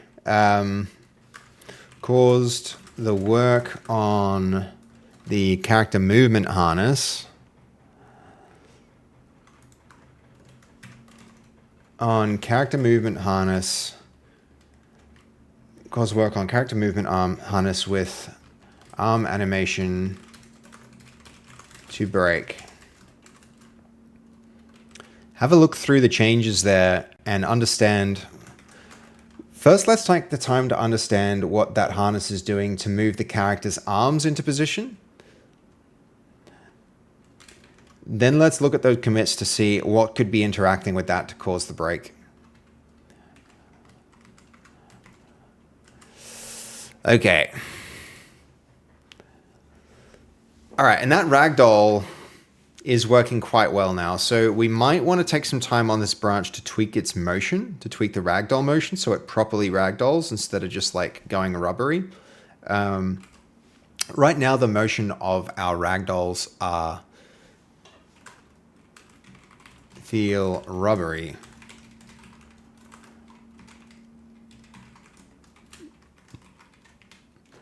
Do some research to discover ways that we can make it feel a little bit more natural. Try and provide citations and sources when providing a solution. We'll send it off to do a bit of research there. This one will be will be off. Otherwise, I think the last thing to do is check in on how this is generating. So it's generated, it's just finished this character. Don't like the fist again. It's not as egregious as the last one, but the fist still needs work. So we're going to have to tell it to go back and redo that one. I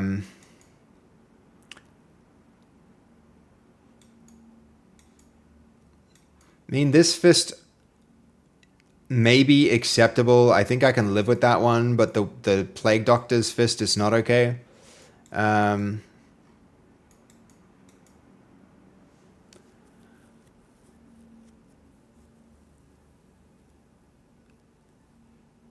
there's this little like weird thing here. So I think one of the one of the perspectives is the Plague Doctor came out wrong.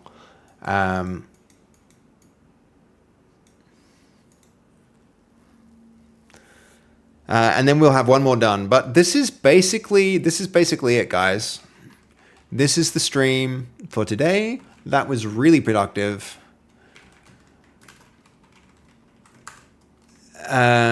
And yeah, I think what we were talking about, Unticked is like pretty correct. He's really right about what he was saying, you know. I think we do need a marketing sprint, and maybe editing videos is just going to be a thing that we do here on the stream as we work. Could be a really useful thing, but yeah, yep. Okay. Ali was really kind to us before when we checked in. She's also in a cult costume, which is perfect. We might be able to raid her. And what I want you all to do is encourage her to nag me, to get in touch with me, to get a character in the game, and we'll make a cult leader, and that will be fine and amazing and fun. Do you want my marketing idea for the game? 100% God of War. 100%. We love that. We would love that. Shoot your idea, dude. Okay, here we go. And that's it. That means that's the last character that we requested done. How are his fists? Again, both of them have awkward fingers in their fists. I think this is a no-go. This is like a 3-fingered fist. And I don't like it. I do not like it. So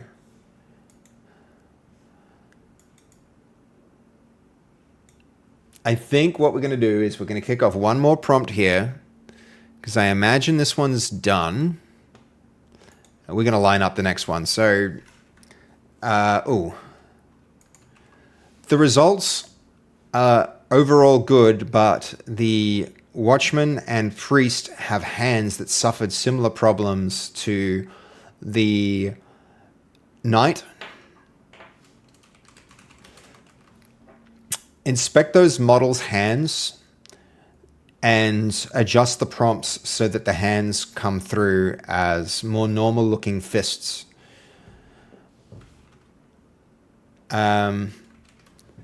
If you need to, inspect other models and those outputs which had good results to determine what they should look like.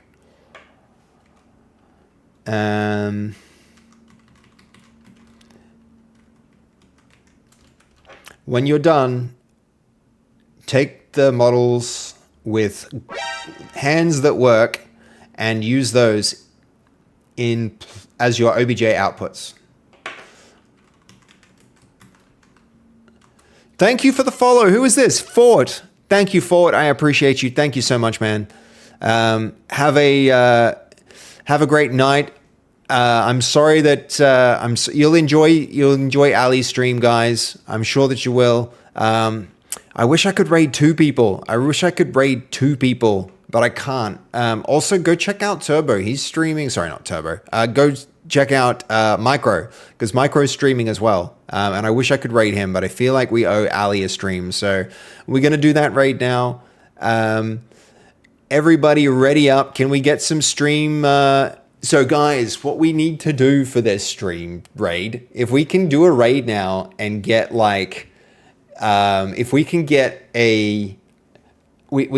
you guys, if you want Ali in the game, and I think a lot of you do, you gotta let her know that she has to come like rate us or come by and like talk about a character or something like that, because I would love to have her as a character in the game. I think she'd be really fun to play, especially as a cult leader like she's dressed up as today. So TY for the stream and good night. No, thank you, Turbo.